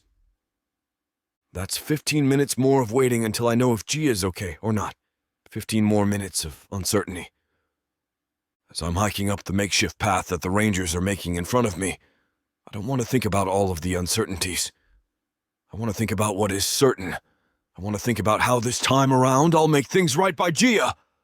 We're about halfway up the trail now, and no one says a word to each other. The only thing I hear is the waterfall that we're passing. It reminds me of how much Gia loves this place. The location where Gia's walkie got pinged is just up ahead, Ranger McDavis says, breaking the silence at last. Rocco then turns around to speak to me. From this point forward, you keep yourself at least 20 feet back. If we need you, I'll let you know. Got it, I reply, not intending for a second to listen to him. Any sounds of nature begin to fade, and quickly this part of the forest becomes more remote. As we arrive near the top, there are strange noises coming from behind a bend of trees. I see the Rangers move swiftly in that direction. The closer we get to the odd sounds, the more apparent it becomes that there's a struggle up ahead. We make our way around the bend of trees. 2 people are dragging someone and holding them down, and from a distance, I can't tell who. I hope to God Gia is one of the people doing the dragging, and not the one on the ground being dragged. If she is, I'm prepared to become a murderer today. When I get closer, I see that they're holding down a man. They stop to try to tie together his hands and feet. Once the other Rangers see what is happening, they rush to keep the man down on the ground. I run with them. Damn Ranger Rocco. Have him court-martial me. Are you two all right? Rocco asks Gia. We are now, Gia answers. Travis, my God, what are you doing here? I run toward her and hold her in my arms, feeling her soft hair with my hands. I can hear her laughing, and she pushes me away to look down. What are you wearing, a ranger jacket? That's the best thing I've ever seen. I'm so glad you're okay, Gia, Cindy says, and she pulls Gia into an embrace after me. What happened, Gia? Rocco interrupts. You said you and Justine found something suspicious. Then we lost contact. Cindy motions for us to move away from the suspect. Not near the perp, though. If we're going to question him, we don't want him listening. Ranger McDavis keeps watch over him, and Gia tells us what happens as we walk, still catching her breath. We saw evidence that someone was trying to set fire to some of the trees up here. Then we found this man taking a match to one. Justine and I approached him. Then when we told him he had to come to the station with us, he attacked us. He attacked you? I ask, more a growl than a question. I want to tear him apart. Right after he threatened us about minding our own business. For a moment he had actually overpowered me to the point where he was kneeling on my chest. You're gonna need medical attention, Rocco says. So's that jerk, I grumble under my breath, staring daggers at the attacker. I notice after Rocco's comment that Gia's hands contain cuts and scrapes. They look like defensive wounds. By the sheer number, Gia put up one hell of a fight. I'll be fine, Gia continues. Justine might need medical attention. The man took her down to the ground. I had my baton with me at least. How did you manage to get him off you and tied up? Rocco asks. He was attacking me with a tree branch. When he was on me, he was about to strike me in the head. After I closed my eyes, all I heard was a sudden crack. Turns out the sound was Justine hitting the man with a tree branch across his back. And the man fell. Rocco speaks in a whisper and looks around, just to make sure he's not audible. Did he say anything to you two about why he was trying to set the forest on fire? When he was attacking me, I kept asking him why, but he never said anything. We were about to question him until you all came out from behind the trees. Gia keeps stealing glances at me, and her expression is half affection, half annoyance. If I'd gone through what she did at the gala, then I'd probably react similarly. Once the Rangers are done talking, we all drag the man up from the ground and place him sitting against the closest tree. Gia moves toward the man and crouches down in front of him. Let's try this again. I'm the head ranger, and I take it quite personally when someone not only attacks me, but tries to set fire to my forest. So how about a name? Who are you? The man stares down at the ground. All right then, Gia resumes. If you're not going to talk, I'm going to start filling in the blanks. So I'm going to call you Jerk. And I'm sure you can guess why I'm calling you Jerk.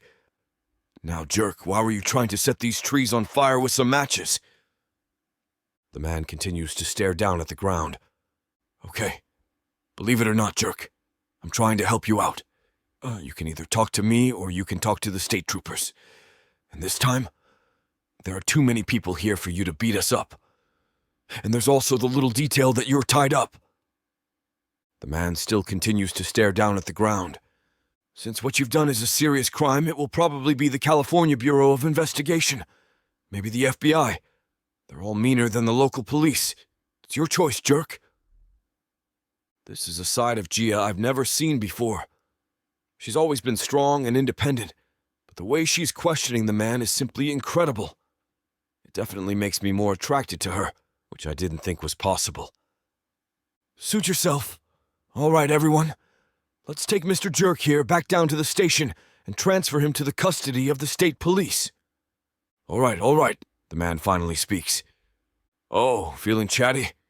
Good, Gia says to the man. Now, with the threat of the state police being called, is there anything that you would like to say? The man then starts breaking down, tears and all.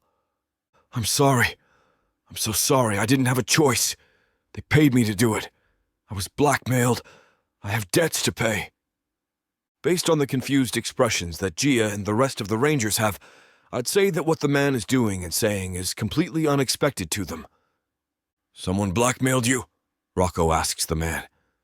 Yeah, they promised me a large sum of money to burn down a good chunk of the forest, but I didn't know how. Nothing would catch. Do you know why? Rocco continues. They never said. But if you ask me, the way they kept talking about how it was important to burn part of the forest down, it felt personal to them. And who is it who paid you to do this? Gia asks. This woman, some rich lady, Vivian Clark. Chapter 20. Gia. Vivian Clark? I ask, making sure I heard him correctly. Vivian Clark is the person who paid you to burn down part of the forest? Yes, the man confirms. At least that's who she said she was. You said you didn't have a choice but to take her payment. What did you mean by that? There was this charity gala, and I was working in the kitchen. I don't know how, but she overheard me talking on the phone with my landlord. He was going to evict me and my family if I didn't come up with some overdue back payments. She said she had a risky job I could do, but it would guarantee that I no longer had to pay for rent ever again. What did she promise you? She said she had some large investments with some multimillionaire guy, and she would pay with the interest that she earned from his tech company. And if you didn't accept her offer? She threatened to have me fired from my job in the kitchen, probably guessing right that I needed that job to keep a roof over my family. I imagine she said something similar to the others. Others?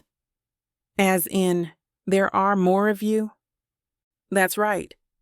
She found us all at the gala and informed us together how she wanted to have us, in different locations and at different times, cause chaos in the forest. He's telling the truth, Cindy adds as she approaches me and the man.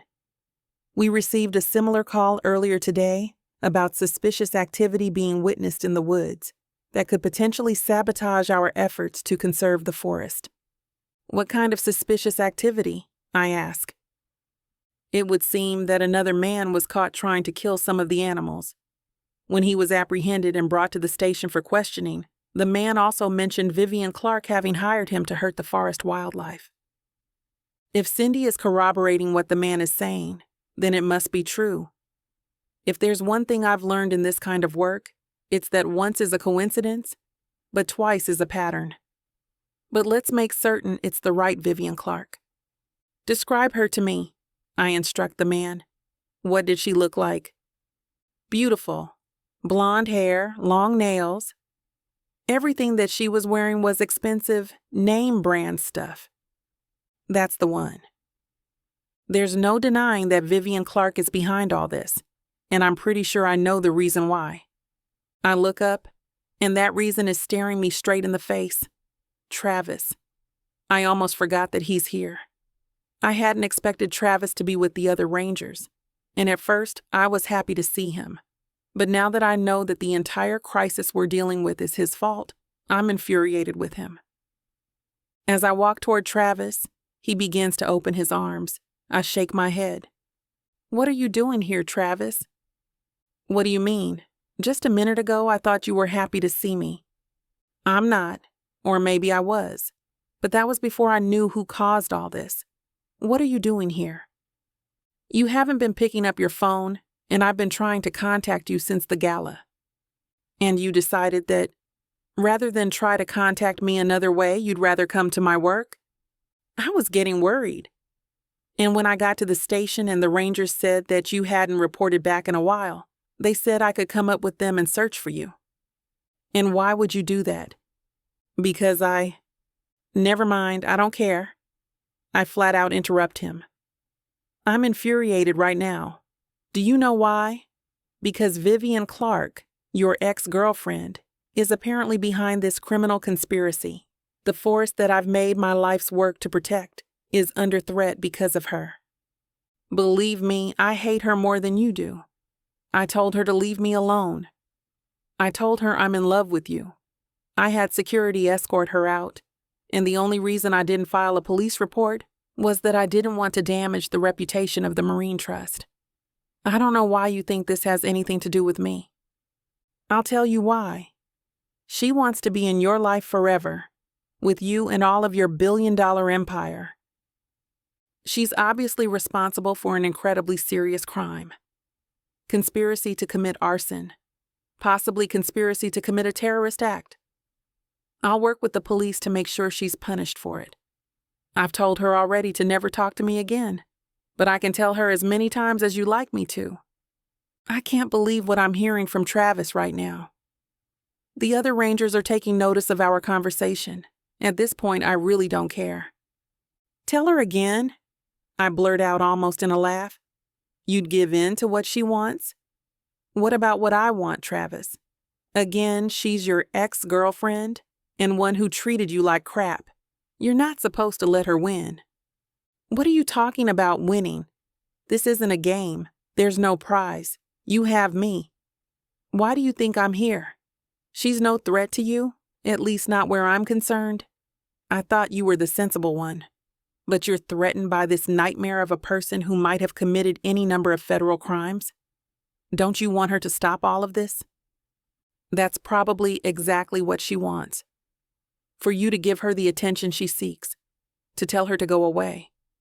If she can't have you the way that she wants, then she's going to make you forever be a part of her life some other way, even if it means at the expense of others. I know that Travis will at some point have to confront Vivian, but I don't want to admit that to him. And though I have to admit it to myself, I don't want to think about it. I just wish he would have come up with some other idea first, something that involves me rather than her. Look, what do you want me to do?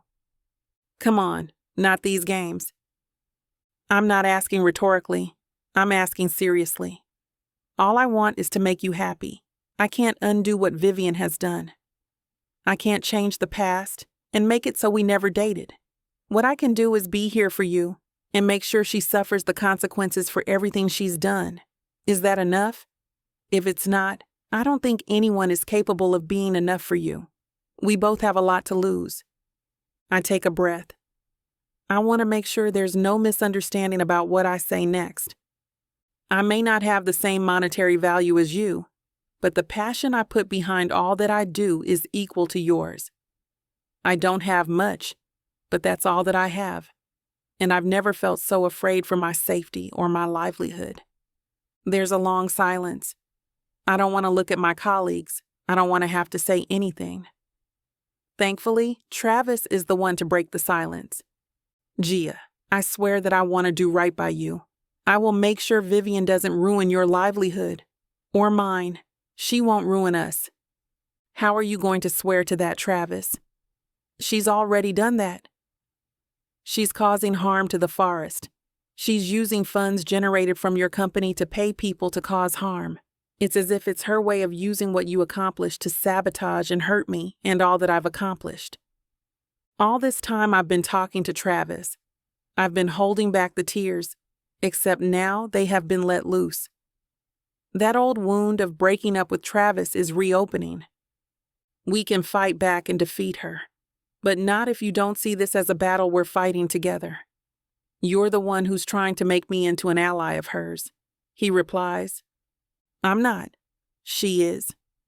Vivian Clark wants to be part of your world. Forever. She fits into it more than I do.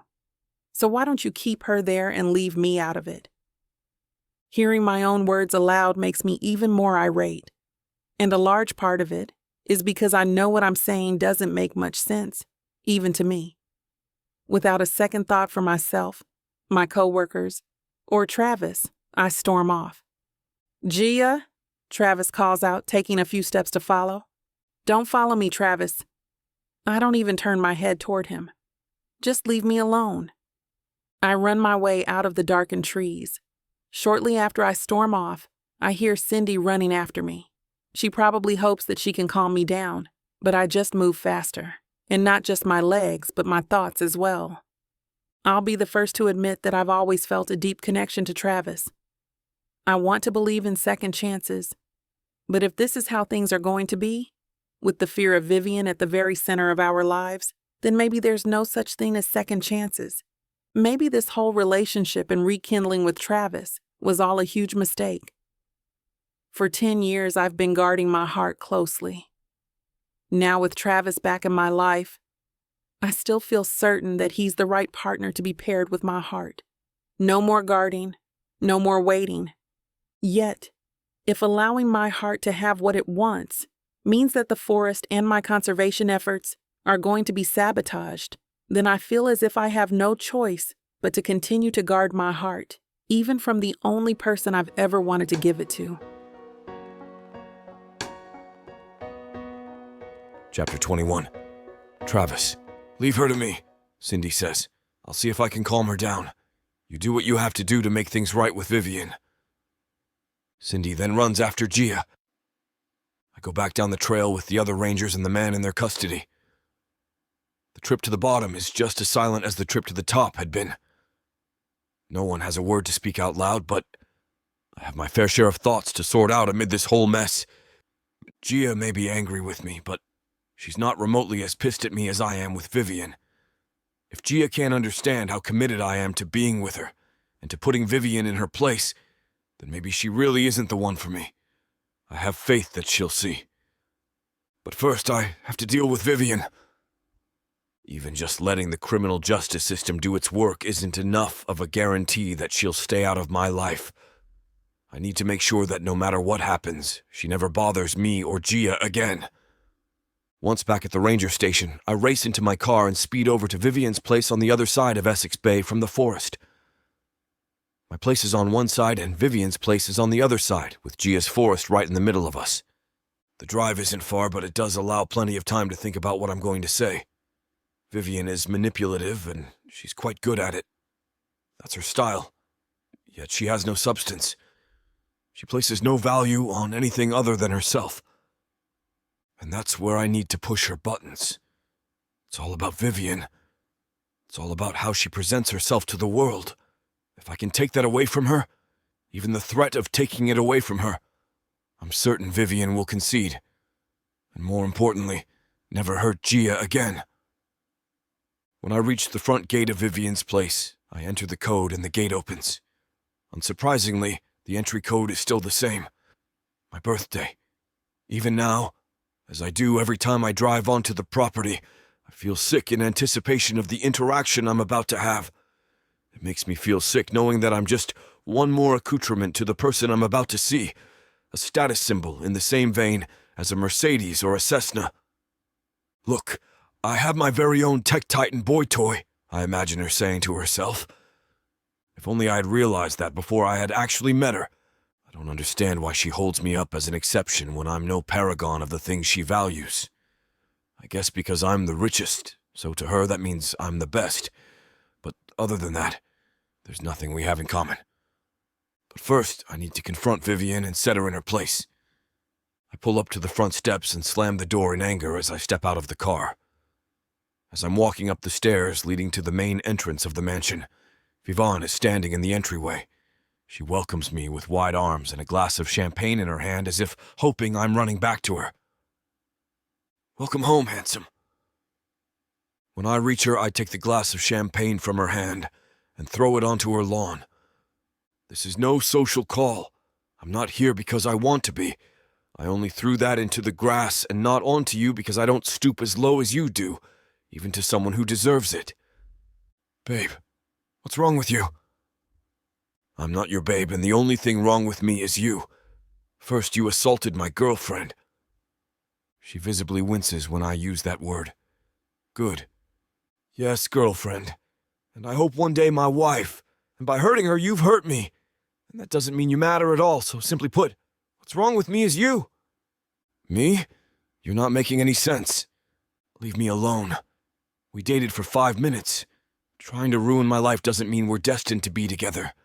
Especially when your attempts to be in it involve stalking me, harassing my girlfriend, and now committing federal crimes, it seems. At this, she finally goes silent, but she can't shut her mouth. It's hanging slightly open, trying to look surprised. Now I really don't know what you're talking about. Her wavering voice tells me otherwise. I'm sure. So innocent. I'm sure all of the poor service workers you blackmailed into carrying out your crimes would buy that act too, when you told them not to testify against you. I'm here as a courtesy by myself, and not with the California Bureau of Investigation. So if you need to flee now to a non-extradition country, you'd better make arrangements. She looks out as if trying to see if she can expect the sirens soon. Travis, why don't we go inside and talk about this? No, I'm not here to talk about it. I'm here in all my anger to set things straight with you, once and for all. I'm done, and I never want to see you again. This is the last time I'll tell you in person. Next time you try to talk to me, I'm getting a protective order. Protective order? You're being dramatic. Don't play dumb, Vivian. I have proof of how vile you truly are, and I'm not afraid to go to the papers if you don't stop everything that you're doing that involves anything in my life. And although I'm sure you value your reputation more than your freedom, the police as well. The papers? What do you mean by the papers? I'm talking about every newspaper all over the state. I will hand over to them every single piece of information that I have on you for them to publish as they please. I can only imagine the deep end you'd find your reputation in if the papers got a whiff of what you've been doing. Not to mention the law. You wouldn't dare. Oh, I would. I built an entire tech empire on dares alone, and I won. I can beat you. Then fine, go to the papers. I don't care what people think about me. If that's true, then tell me, what do you think people will think of you if they found out you're trying to burn down the redwood forest? You can't prove that! Give it up, Vivian. I know all about you hiring people to sabotage the forest, blackmailing people to set fires and to hurt wildlife. Are you crazy? Do you know how many people and other living creatures that could have been hurt had the park rangers not stopped them? I don't know what you're talking about. I was there at Essex Redwoods Park not a half hour ago with the park rangers and the man that you blackmailed to burn down part of the forest. He named you specifically, along with another person the rangers apprehended. You know that I'd never do anything like that, babe. Do you honestly believe someone like that? Yes, I do. and so do the park rangers, and soon the police. Having a conversation with you is like trying to interact with someone in a different reality. Listen to me. They caught your guys. You're going down for it. And if you don't, I'll make sure that the world knows it was you. Vivian stares at me with her mouth wide open. I finally have her scared. Okay, so what if I did give the order, but I only did what I did to win you back and to get that Gia out of the picture? To win me back? How on earth could you believe that setting a state park on fire would win me back? Do you realize how insane that sounds? That sounds insane to you? What does she have that I don't? What's she done for you? How could you have feelings at all for someone who comes from nothing, who is nothing? The only one who's nothing is you. Look at this house. Look at this face, this body. Look at everything I have. That's nothing. It's not a matter of what you have. It's a matter of who you are. Maybe if you work on yourself one day, you could be a decent person, but I've never seen it. Even after 10 years apart, I never for one moment stopped loving Gia. Since we reconnected, it's only grown. I love Gia more than anything, more than life itself. And nothing, absolutely nothing, will ever make me want to be with anyone else. Especially not someone like you who represents everything I despise. Having said what's been on my mind, I turn around and walk back toward my car. I can hear Vivian crying, which then quickly becomes a sobbing mess. It's not until I turn on my car and drive away that she calls out to me. Travis, I'm sorry. I'm sorry. Whatever I did to upset you, I'm sorry. Please, I'm begging you. I'm sure Vivian's calling my phone, but I'll never know because she's blocked. And unless I'm called to be a witness against her in a criminal case, I'm going to ignore her for the rest of my life. Chapter 22. Gia. Gia, wait up, Cindy cries out. Cindy has always been faster than me. Even if she weren't, I don't even want to run anymore. I know I'm being ridiculous. I know I need her to talk some sense into me. I sit on the nearest fallen tree that I can find and wait for the inevitable. The fallen tree offers a familiar comfort that reminds me of why I went into forestry. I'm still just as livid as I was a few minutes ago. I know Cindy is going to want to talk about things, but I'm doing the best that I can to avoid thinking about everything until then. I can hear Cindy's footfalls get slower until she's settled into a slow-paced walk over to where I'm sitting. She sits quietly next to me. She knows better than to wait for me to start talking, because I can sit here all day without uttering a word. Not even a minute after sitting down, Cindy begins to speak. You're getting faster, Cindy says. I give a little huff, my unsubtle way to let Cindy know I don't want to talk right now. Do you want me to wait until you're calm to start talking? Cindy asks. Or do you want me to try to reach you when you're in hot mess mode? Cindy knows me so well.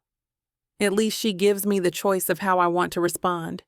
It could be that she wants to prepare herself for what's coming out of my mouth, but she does genuinely care.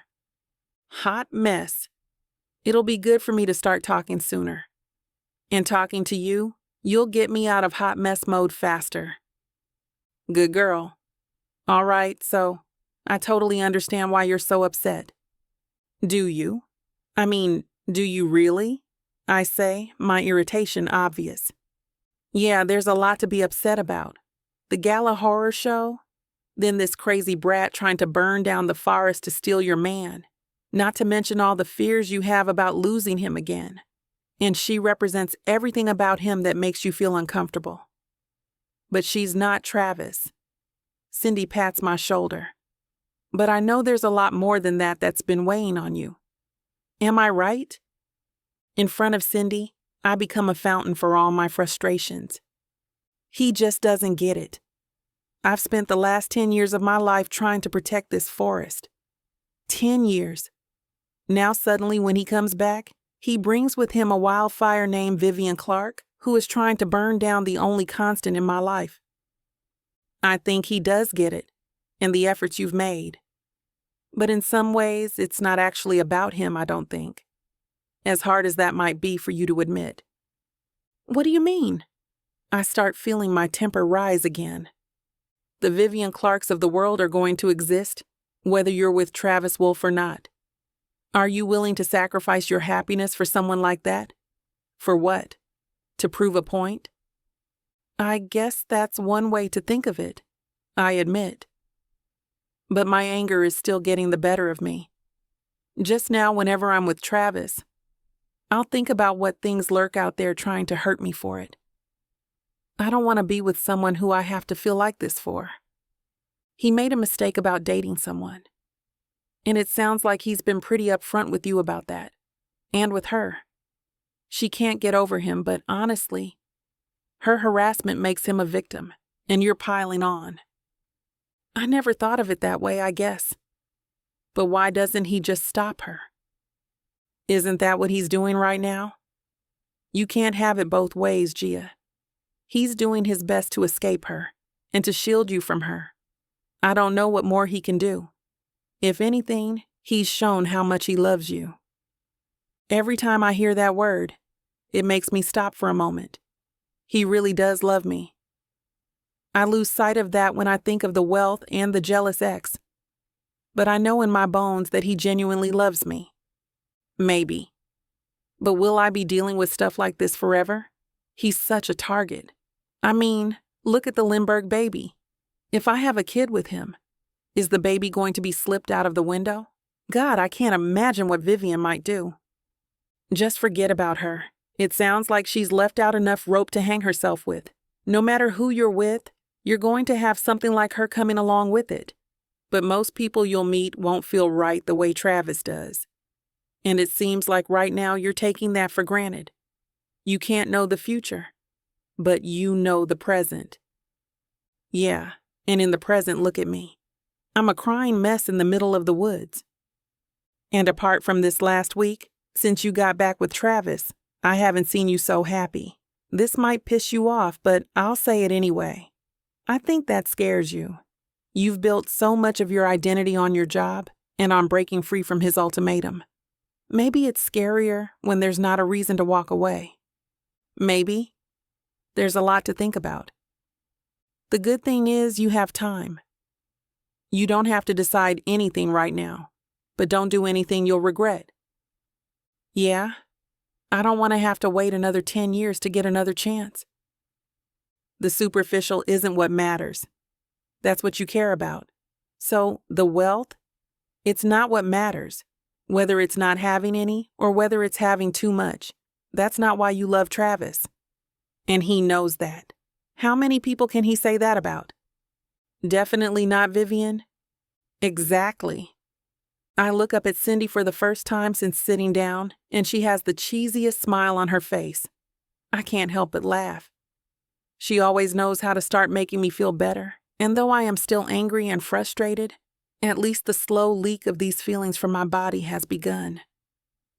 Cindy puts her hand on my shoulder. I agree with you that Vivian is the devil, but I don't think you should take it out on Travis. I saw the way he fought for you. You did? When? Do you know what Travis had to go through just to be able to come up here with us to search for you and Justine? Oh, God. I imagine that he had to go through Rocco. He most definitely did. I laugh thinking about it. Rocco's always acted like a big brother, even though he's tiny and 4 years younger than me. And when he talks about how much he loves you, I really believe him. Wait, what? Rocco quizzed him on it. I roll my eyes and shake my head. What did he say? That his only concern was making sure that you were safe.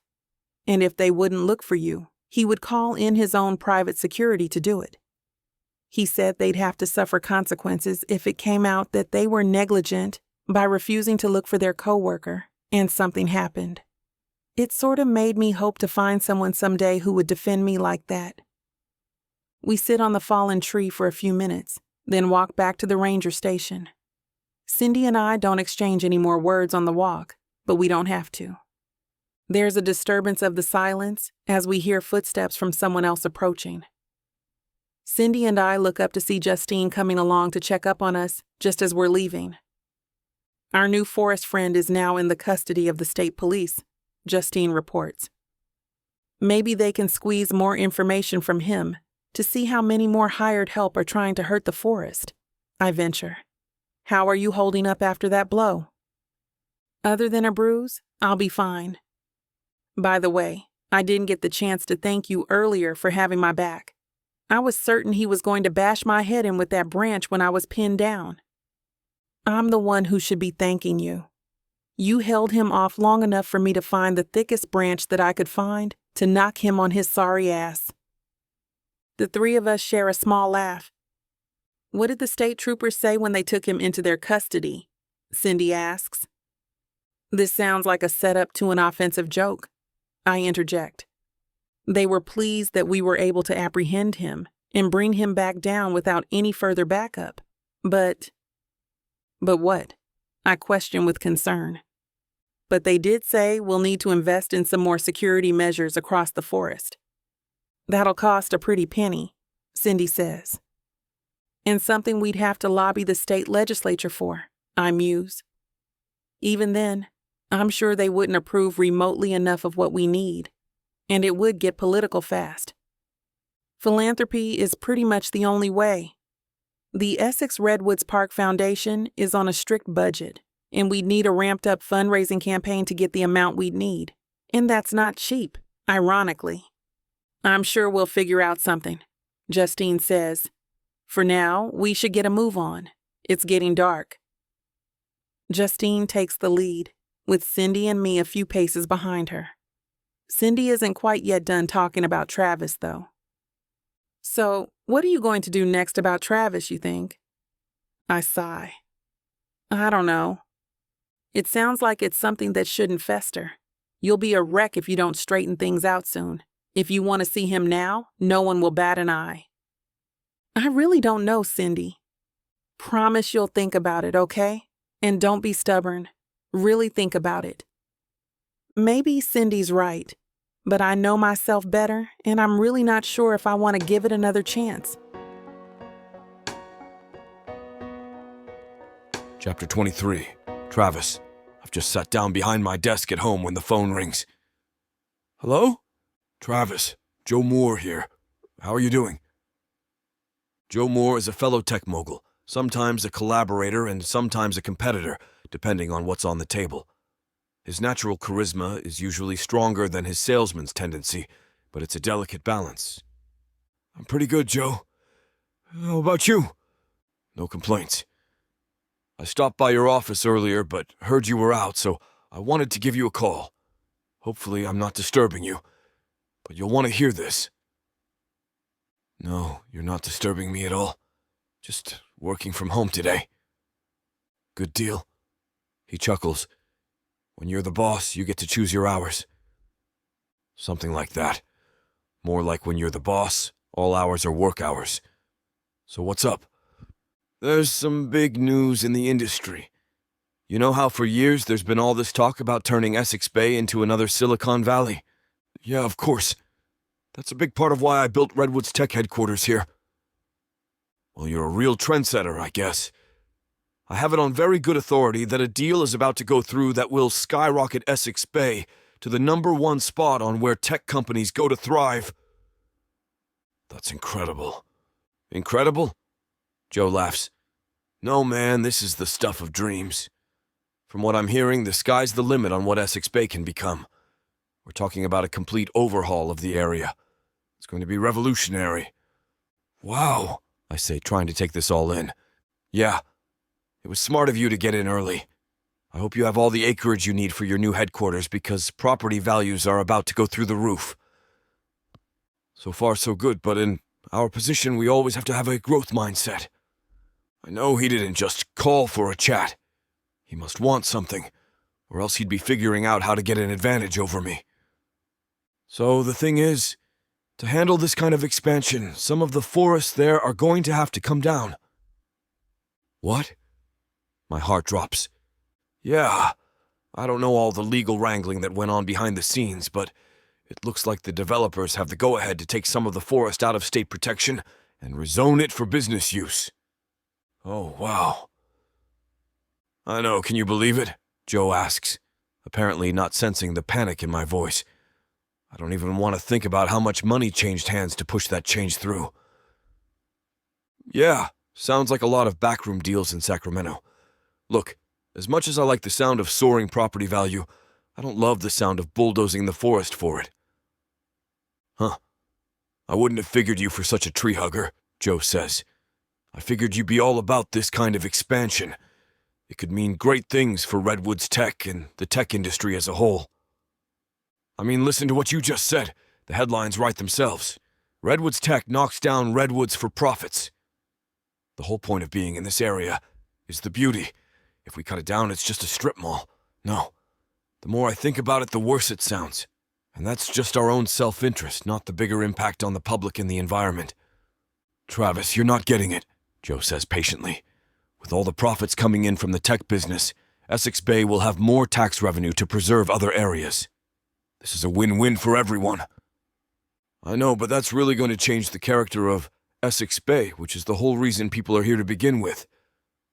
If people want cheap land, they can go to a cornfield in Nebraska. Not that it's not lovely there, I'm sure. But people come from all over to see this forest and the bay. There aren't many places like it left in the country. It has the chance to become a one-of-a-kind place because of the tech opportunities. Silicon Valley is running out of room. This is the next stop. There's no downside. Except for the environment, and the people who live here, and future generations. I take a deep breath, not wanting to get sidetracked by emotion. If there's a way to stop the deal from going through, I have to focus on the conversation at hand. Joe is saying something about how he's sure the developers will maintain some green space. Instead of pointing out that that's not the same thing at all, I ask, look, is encroaching on the forest the only way to do this deal? Yes, Joe says bluntly, and it's done. The plans are set. I close my eyes, glad that we're having this conversation on the phone. If I were in person, I might be tempted to punch him in the face, and that really wouldn't be good for the company's reputation. The environmental impact has been studied. What about the California Environmental Quality Act? You don't know what kind of money is involved in this. That can all be approved by local boards, and if they get enough money, they can overrule it. Even if I worked with organizations to file a lawsuit against it, that might not be able to prevent it from going through. It might be a lost cause to challenge this from the sound of it, but I'll go down fighting if I have to. Then Joe says something quietly, but you have to sign off on it. I laugh without thinking. Wait, what? Could you repeat that? I thought it was a done deal. It is, essentially, but you have the land right near the forest. And I practically had to swear in blood that I wouldn't touch any tree in the forest. Right, but this changes everything. The new developers want to use some of your land, too. They're prepared to offer you well above what you paid for it, Travis. And in exchange, I just have to give up some of my headquarters. No way. Nope. Not necessarily. But we both know that you bought more land than you need, and you're not using most of what you bought for your actual HQ. Especially the area that abuts the forest. I've seen the plans. You weren't going to put any buildings there. No, because I like the idea of keeping that part natural. Especially if we're Redwood's tech. What about what we say in tech all the time, that we're stewards of the natural environment? Yeah, I have a PR team too, Travis. Joe laughs. But these developers know you don't need it. Part of what appealed to me about the site in the first place was that it was secluded. My company isn't exactly working on top-secret projects, but it was nice to think that we'd have some privacy, that we wouldn't be just one more office building crammed into the middle of a city anymore. I don't know, I finally say. Keeping that land gives me the ability to potentially expand. You can always just build up instead, Joe argues. Trust me, Travis. These developers have incredibly deep pockets and are incredibly determined. I know you have resources, but you don't want to go up against them. You could be fighting these very rich men, or you could be one of these very rich men. I'm already a very rich man. Then you'll be even richer. And you can pass that on to your employees. I don't even have to think about it. Appealing, but no. The extra income would be blood money, bought by killing off a priceless natural resource at a time when the environment is being destroyed and inequality is growing. I refuse to contribute to that. It's pennies on the dollar in the grand scheme of things. It would be good for your employees and your shareholders. You certainly speak with certainty about a future that no one knows. For all you know, my employees might actually revolt at the idea. Have you thought about that? It's not tough to get canceled these days, including by your own employees. You should know that. Joe's social networking platform recently had a walkout from employees when he ran up against First Amendment principles. His stock went down by half. Maybe that's one of the reasons he's so eager to make an easy buck from real estate manipulation. I know I can't do it, so it's not even a possibility. But the entire conversation, I have Gia's face on my mind, and I can't live with breaking her heart. It would be even worse than the ultimatum I gave her. Okay, Joe, I'll think about it. I won't, though. I'm just stalling for time. I don't want him to know that I'm about to go on an all-out campaign to scuttle this plan. Thanks for looping me in. You're welcome. But don't think about it too long, he warns. Plans are moving fast, and if you want to have any negotiating power, you should open the discussion on your terms. Noted. We'll talk soon. Definitely. Joe hangs up, and I practically smash the button to end the call.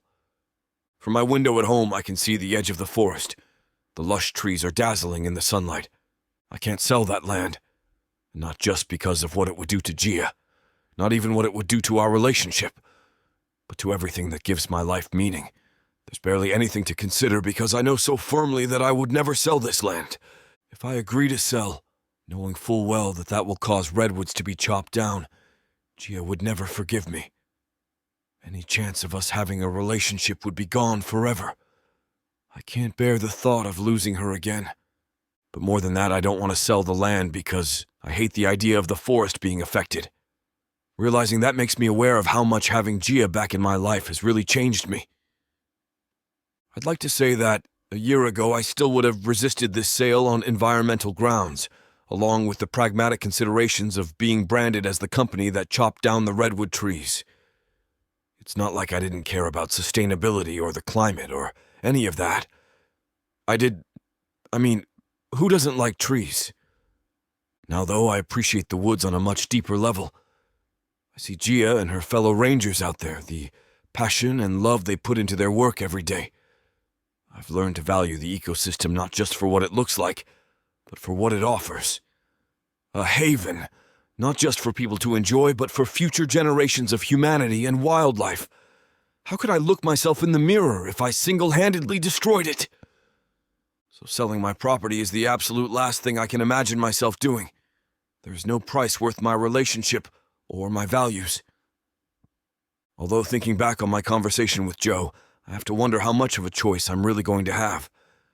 If the development plan has gotten this far, that must mean that not only are the developers and business interests deeply invested in this project, but the local and state governments must be too. With all of those forces combined against me, can I stand a chance of holding on to the land? And if I fail, is there any way that Gia will forgive me? Or will she just despise me for not being able to fight back? She held me responsible for the actions of an abusive ex, which was even more out of my control than this. If I can't prevent it, and if she does despise me, there's a part of me that can make sense of it. Even if I can't do anything, it would feel like a betrayal, I'm sure. I sigh and turn back to my phone. Before I go any further down this rabbit hole, I need to call my attorney and figure out exactly what our options are regarding the land. Before I can dial her number, though, there's a knock on the door. Come in, I call, setting my phone down. Caroline, my personal assistant, comes in. I'm sorry to bother you. You're not a bother at all. What's up? Everything in the household okay? There's someone here to see you. I glance at my calendar. I don't have any meetings scheduled. Who is it? It's Gia. She needs to see you. I stand up quickly. Gia's here? But why? Has she heard about the development and my potential role in it? What does she want? I ask, crossing over to the door. I don't know, but she said it's urgent. Caroline walks me down the hallway and I start to get worried. Even when something is urgent, Gia usually downplays it to say it's not a big deal. If she's saying it's urgent, it must be important. I increase my speed and practically run down the staircase to where Gia is standing. Her arms are crossed over her chest in the foyer.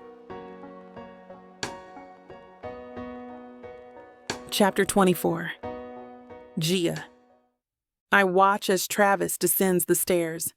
I fully intend to set the record straight between us, but the moment he approaches me, I feel like my knees are going to buckle. What is it about him that makes me so vulnerable? Oh, yeah? The fact that I'm in love with him. Again. Scratch that. There's no again about my feelings for Travis. I don't think I ever stopped loving him no matter how hard I tried, which makes everything that's happened between us that much more confusing. Gia, I am so happy you're here, Travis says, rushing to my side. Thank you for coming. I didn't expect to see you, but it's the best surprise I can imagine. I just nod, not sure that I can speak, much less tell him what I want to say to him, what I need to say to him. I look into his eyes and then quickly glance away, unprepared for the concern I find there. Travis frowns. What is it? What's wrong? I shake my head. Can we sit down? Sure. He leads me through the house to the terrace, where we ate the dinner he cooked for me during my first time here. I glance at him as he sits down in a chair, wondering if he chose this spot deliberately to remind me of the romantic times we spent together. But his gaze is still fixed on me, and I realize that he just wants to know what's going on. Look, I've been thinking a lot about everything. I begin. About us. And I'm not sure. I trail off, not sure how to finish my sentence. Because I was about to say that I'm not sure if our relationship is going to work out. But now I see those words for the lie that they are.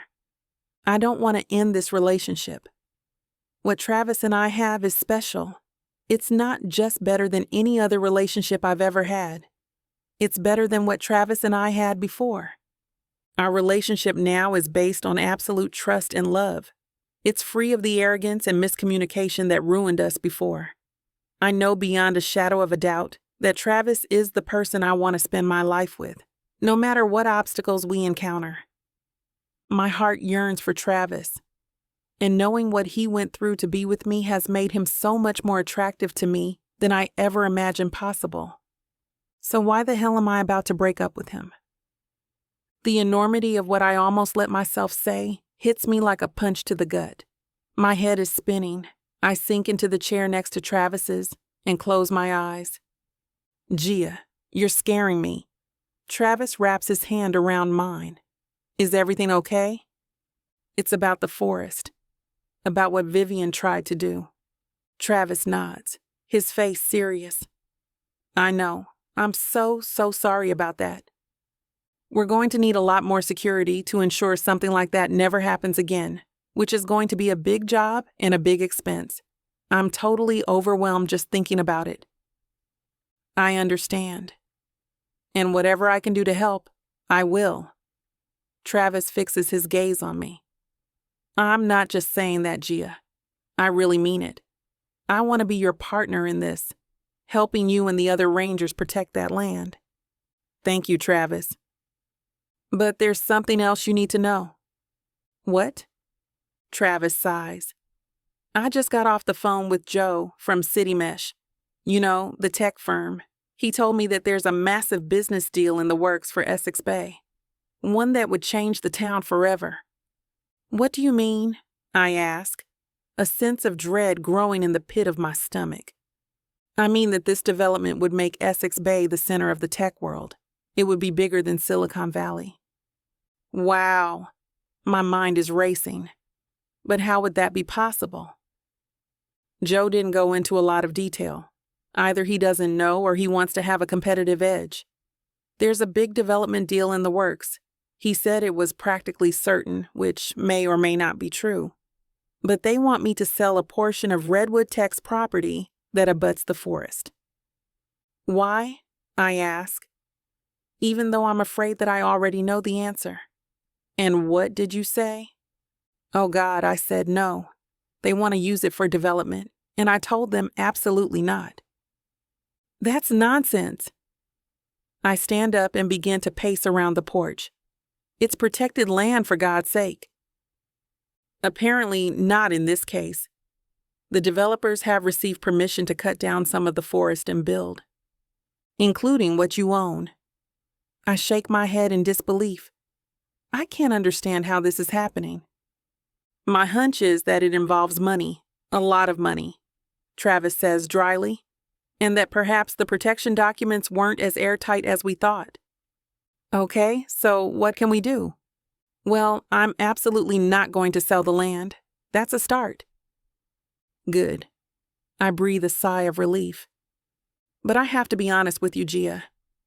I can refuse to sell. That's my right. But depending on how much of a pressure campaign this developer is preparing to wage, I might not be able to hold them off. But it's your land. I know. But it sounds like they have other land they can buy in the surrounding area, too.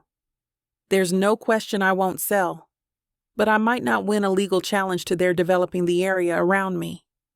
But I'm willing to fight for it, no matter the cost. I think you can be a very formidable opponent, Travis. And I think they'll have a fight on their hands against you. I'll go to any lengths for it. And no matter what happens, I will fund the security measures you need to keep the forest safe. Really? I gasp. That could be hundreds of thousands of dollars, possibly into the millions, depending on what we need. Look, it's nothing. I have more than $25 billion just to my own name. Do you know how many million that is? Math has never been my strong suit. 25,000. And interest compounds. Look, no matter how much it costs, I guarantee you it's nothing.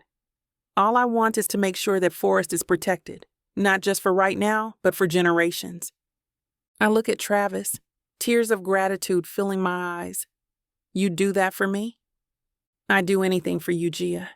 But the truth is, I'd be doing it as much for myself and for the people of Essex Bay. Hell, people everywhere.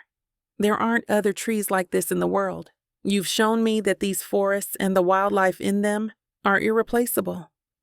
I smile, wiping away a tear.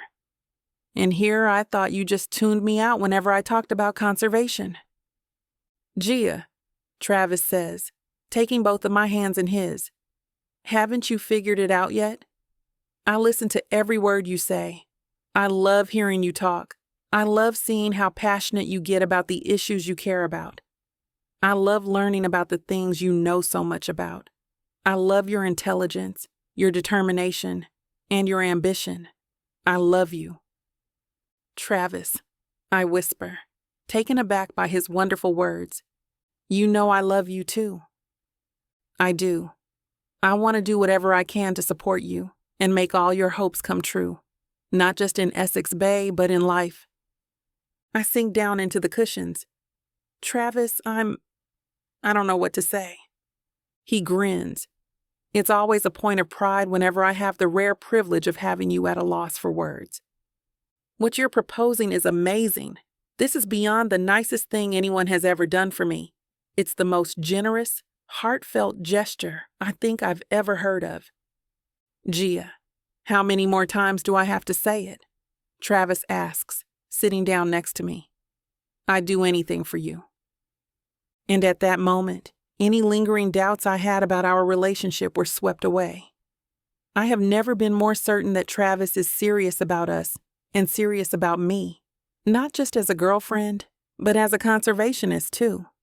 He's so far from the immature, arrogant man who gave me a horrible ultimatum that I can hardly believe this is the same person.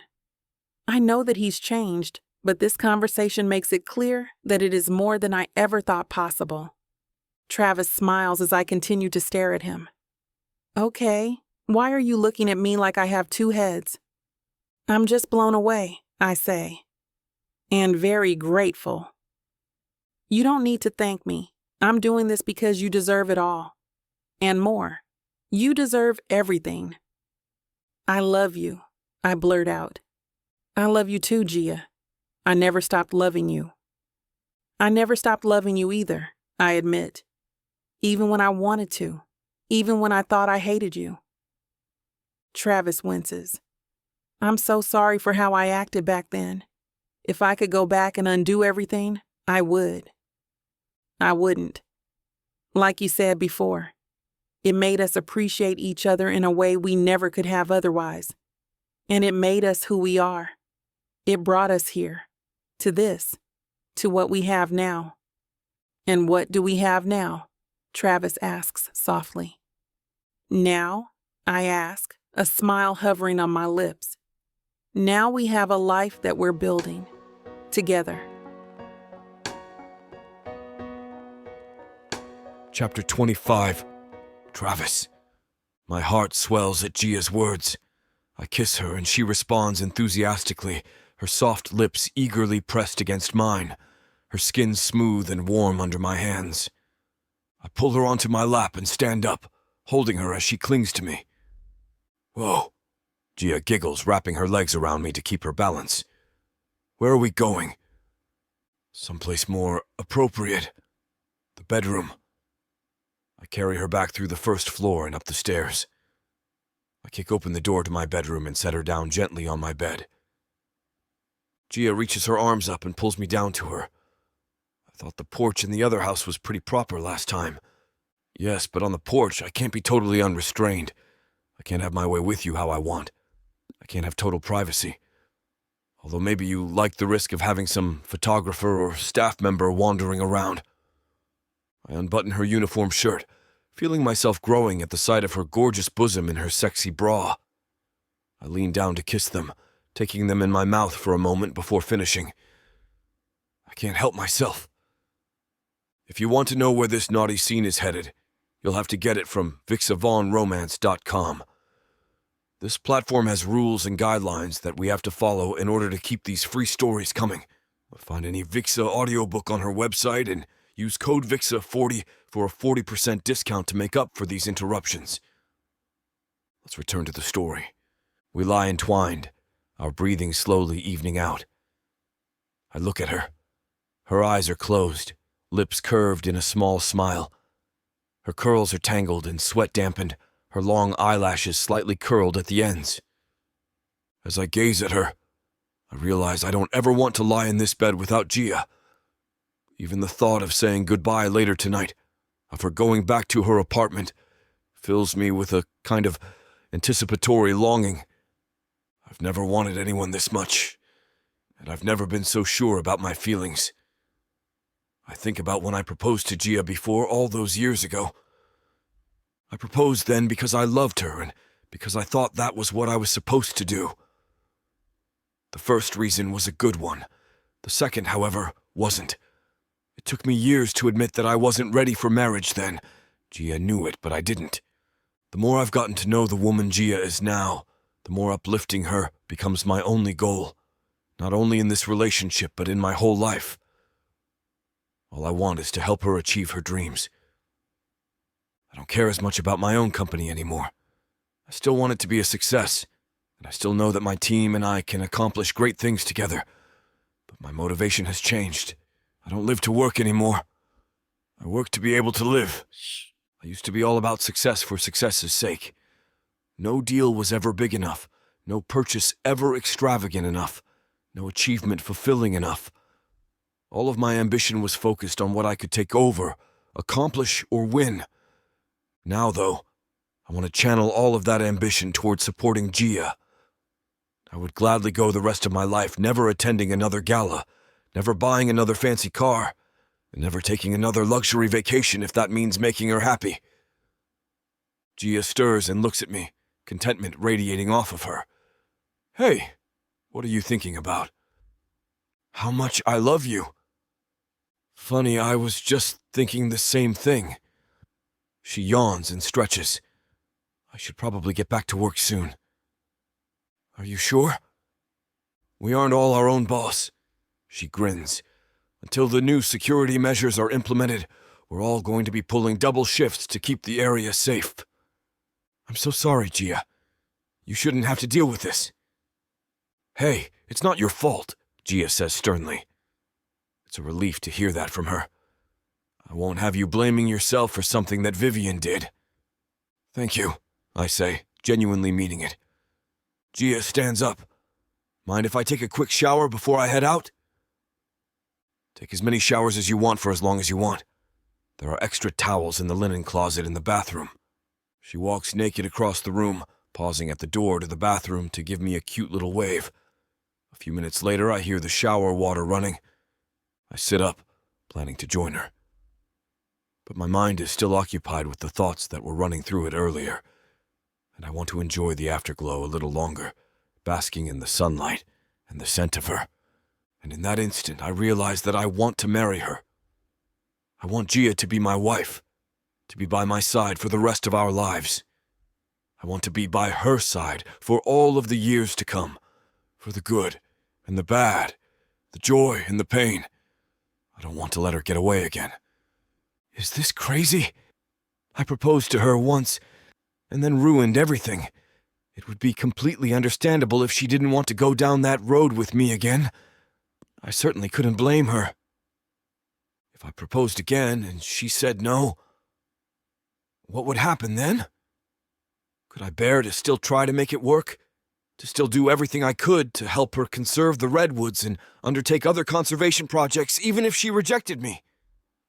Yes, I decide, because that's more important than my ego. I never would have believed that before, but I've learned that lesson now, and I think Gia knows that. I think she's willing to take a chance on me, on us, again. I'm willing to risk it. I still have to figure out when to propose and where. But right now, I do something even more important. I go into the bathroom, step into the shower next to her, and pull her into a deep embrace, holding all of her and all of me. I love you, Gia. I love you too, Travis. I hope you're enjoying this audiobook by Vixavon. If you want to keep hearing more audiobooks, then please hit that subscribe button and like the video.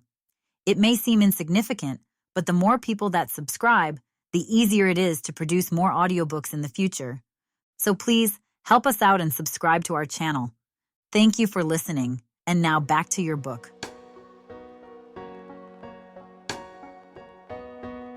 Chapter 26.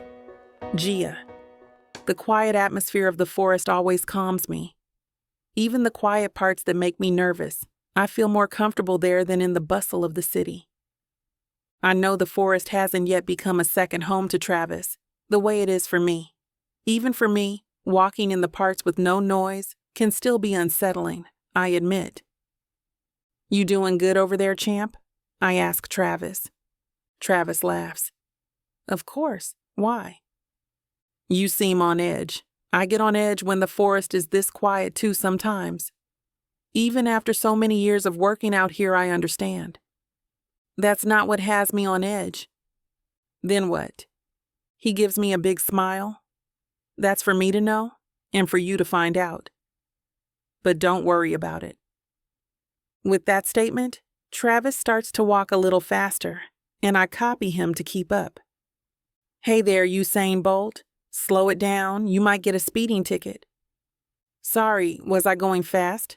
I didn't realize. Remember, your legs are a lot longer than mine. Travis stops walking and comes up to me to kiss me. It is the perfect kiss. Let's go. I say nothing, but I give Travis a smile instead. He takes my hand, and we start to walk at a slower pace. I love walking with Travis. There is a kind of magic when we are together. There is no one else I'd rather be with than Travis. My heart will not accept anyone else. The forest is beautiful today. All the trees seem to be on their best behavior, if you could say something like that. What I mean is that there are no trees broken and hanging in the middle of the path. Today I'm not wearing my ranger hat, both literally and figuratively. I'm one thing today, and that's Travis's. I look up to him with an adoring face, and he rewards me by stopping to kiss me again. Even now, even with so many years behind us, I get a jolt every time he kisses me, and I long to curl up in his sexy arms. We're almost at the waterfall, Travis says. Is that where we're going? Yeah, I know you love it there. I love it too. It's normally a 5-minute walk, but between stopping to make out, holding each other's hands, and cracking up at each other's jokes, it takes 20. The roar of the water fills the sunlit clearing. Let's climb down there, where the water's still. Anything you want, my love. We take the hike down, and even though I can tell Travis doesn't necessarily think it's worth the effort, it warms my heart to know that all he wants to do is spoil me. We find a nice spot, under a cluster of trees, and the sun dapples his beautiful skin as he pulls out a blanket and the food he packed for a picnic. Next, Travis takes out a small cushion. I lay on it like I'm posing for a Matisse painting, giving him a sexy smile. Beautiful place for doing it. I waggle my eyebrows suggestively and laugh. He takes my hand. Oh yeah, anywhere with you is a beautiful place for doing it. But maybe not yet. I have something else in mind. I put on a pout, and he puts a finger over my lips. I sit up and move myself from the cushion to look at the food he packed. He pulls out plates, utensils, and glassware, including champagne flutes. Fancy. I love it.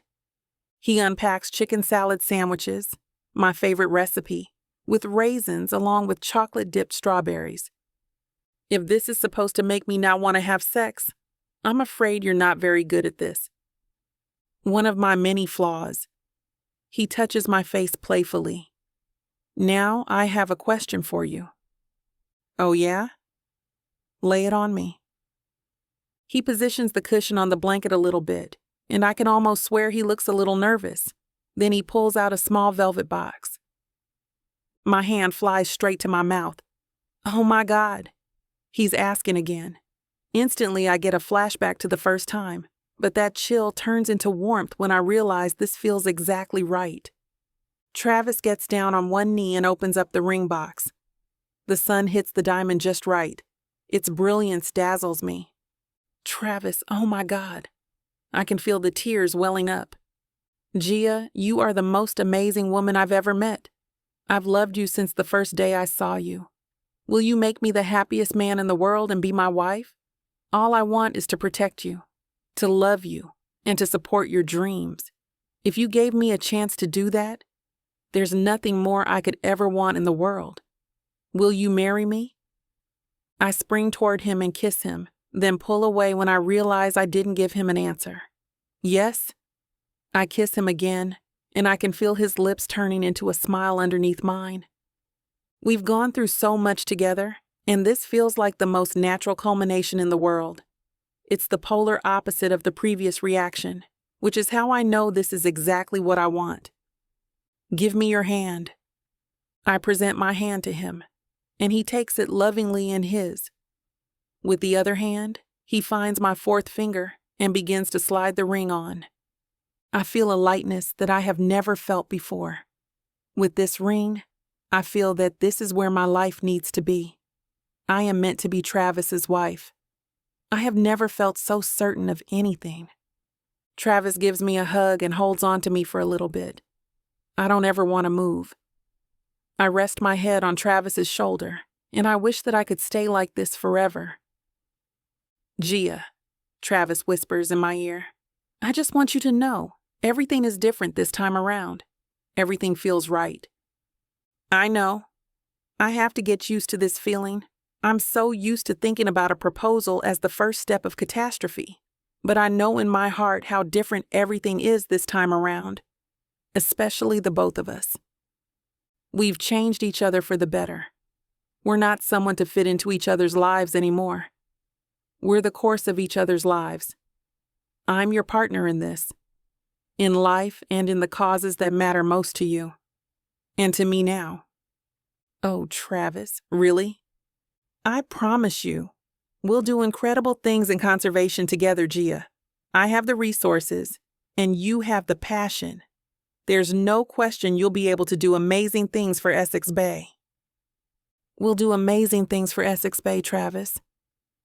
For the first time, I feel like I have a real partner in all of my endeavors, in every aspect of my life. We kiss and stay in each other's arms for a long time.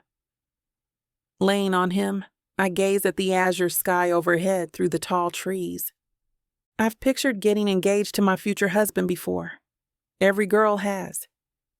But it's never been as perfect in my fantasies as it is at this moment in real life. I have another important question, Gia. So many questions today.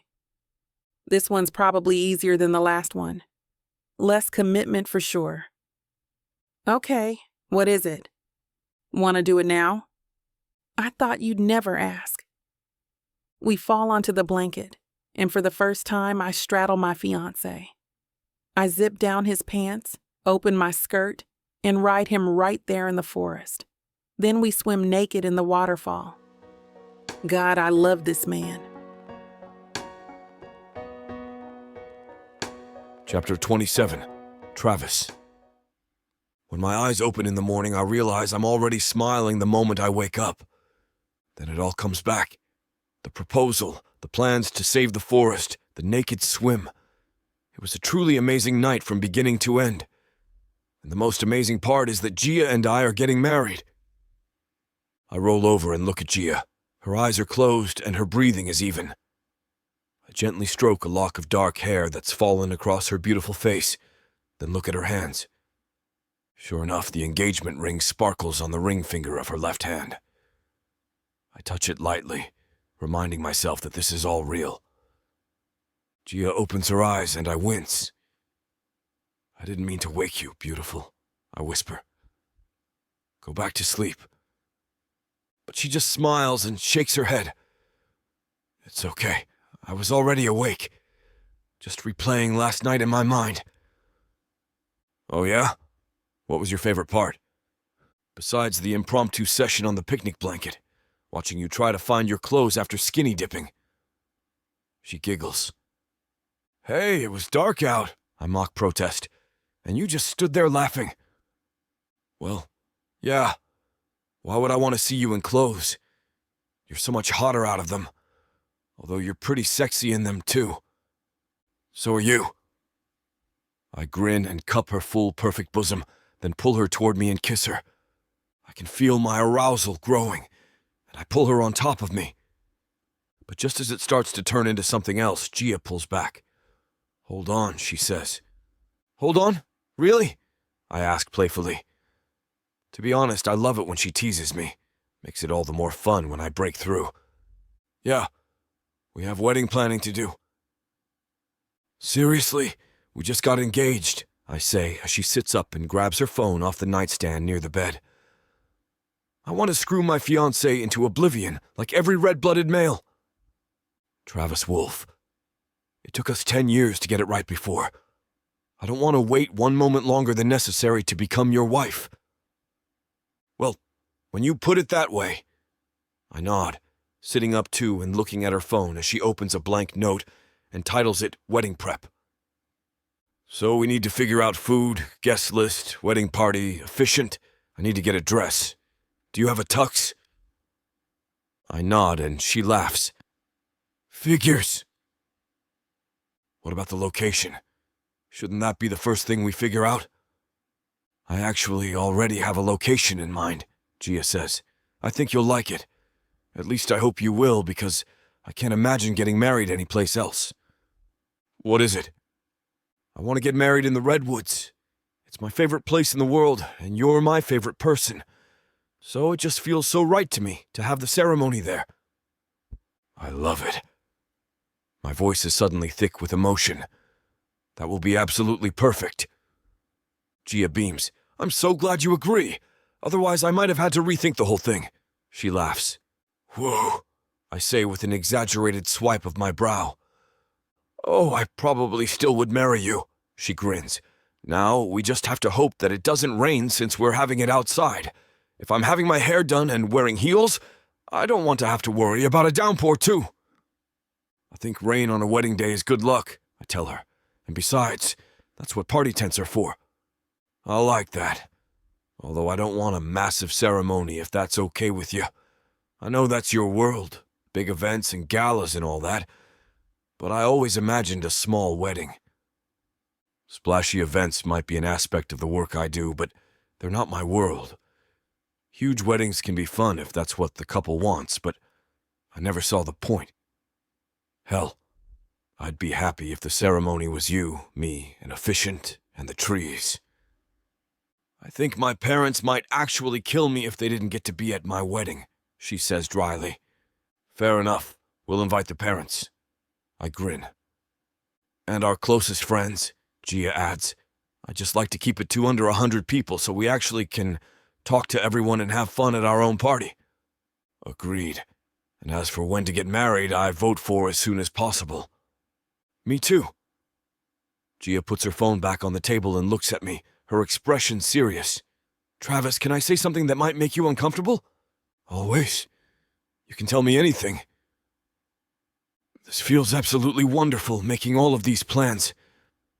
And I'm so excited to be your wife. But it also feels... She pauses and furrows her brow. I mean, isn't this giving you a little bit of déjà vu too? For planning it? No, definitely not. We didn't get that far. I understand why it's doing that for you, though. This time it's completely different. But it was a traumatic thing for you. Thank you for saying that, so I didn't have to. I'll say it as much as you need to hear it. Travis, I don't actually need to hear it anymore. I believe that you regret what happened back then, and I also know how much you've changed. I wouldn't be with you if you hadn't. So I'm not worried about it happening again. I'm really glad to hear that. But I guess I just needed to say out loud that we've been here before, and for the longest time I couldn't imagine that we'd ever be here again. I nod. But I always wanted us to end up together, Gia confesses. Once I got over being absolutely furious at you, of course. Of course. And now I can see that if we'd gotten married back then, it would have been a disaster. Even if you'd never given me that stupid ultimatum, I think we still might have fallen apart. Ouch. I full wince, but... I'm kidding. You're totally right. I agree. We were so young. You were too arrogant, and I was too insecure. It would have been a recipe for disaster. I promise I'll always put your needs and desires ahead of mine. See? I don't think you'd have been able to say that back then. I would have said it, but I wouldn't have meant it, I admit with a smirk. God, I was a real prick then, wasn't I? Nah, Gia says, but I wasn't perfect either. I needed to grow up. I was so concerned about my career, so insecure, and I've gotten over that a lot more. What you're capable of is endless. I believe that now. But even after we reconnected, I still had doubts that we could actually have a future together, considering my career and your lifestyle. What? A park ranger and a billionaire don't always move in the same circles? I joke, and she smiles. Exactly. Your world is so different from mine, Travis. It always has been, and it always will be. Except that we're merging our two worlds together now. And I think that what we have is so extraordinary and special, we can create one amazing world, not just for ourselves either, but for our community. I love that sentiment, but I'm still not sure that I'll fit in at a black tie event. Gia scrunches up her nose. You will fit in anywhere you want. You're intelligent, caring, friendly, and compassionate. Anyone who's in your company is lucky to be there, whether you're in a ball gown or your uniform. What you're wearing doesn't matter. It's about who you are. Does that mean I'll be able to get you to ditch the designer suits and go backcountry camping with me for our honeymoon? Backcountry? Does that mean the hotels are even fancier than normal ones? Gia hoots with laughter. Try again, I'm talking really roughing it. Tents, campfires, no outhouses. Sure, why not? But when I get insufferable, you might want to go to a hotel. I grin, and she laughs again. When I say anything for you, I mean it, though, no matter how uncomfortable I am. I respect a man who knows his limits, Gia says, kissing me. Gia relaxes against my chest, and I put an arm around her waist. Thanks for talking all of this through, she says. I'm really excited to marry you. I just needed to work through all of this out loud to know that things really are okay. Things are better than okay. We're getting married. You're going to be my wife, and I'm going to be your husband. I can't think of anything better than that. I love you, Gia says. I love you too. And Gia, I will never ever put my career before you again, or force you to put your career on the back burner. You are my life. I can feel the emotion creeping back into my voice again. Gia looks at me, her eyes bright. You're my life too, Travis. I never thought I'd get over the pain of losing you, and now that we have our second chance, I won't squander it. I never want to be without you again.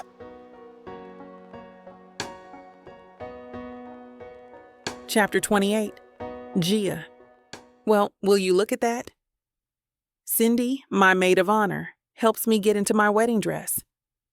Blue skies after all. Really? I ask with disappointment as I look out the window. Why? You'd prefer that it rains? Actually, I was kind of hoping for it.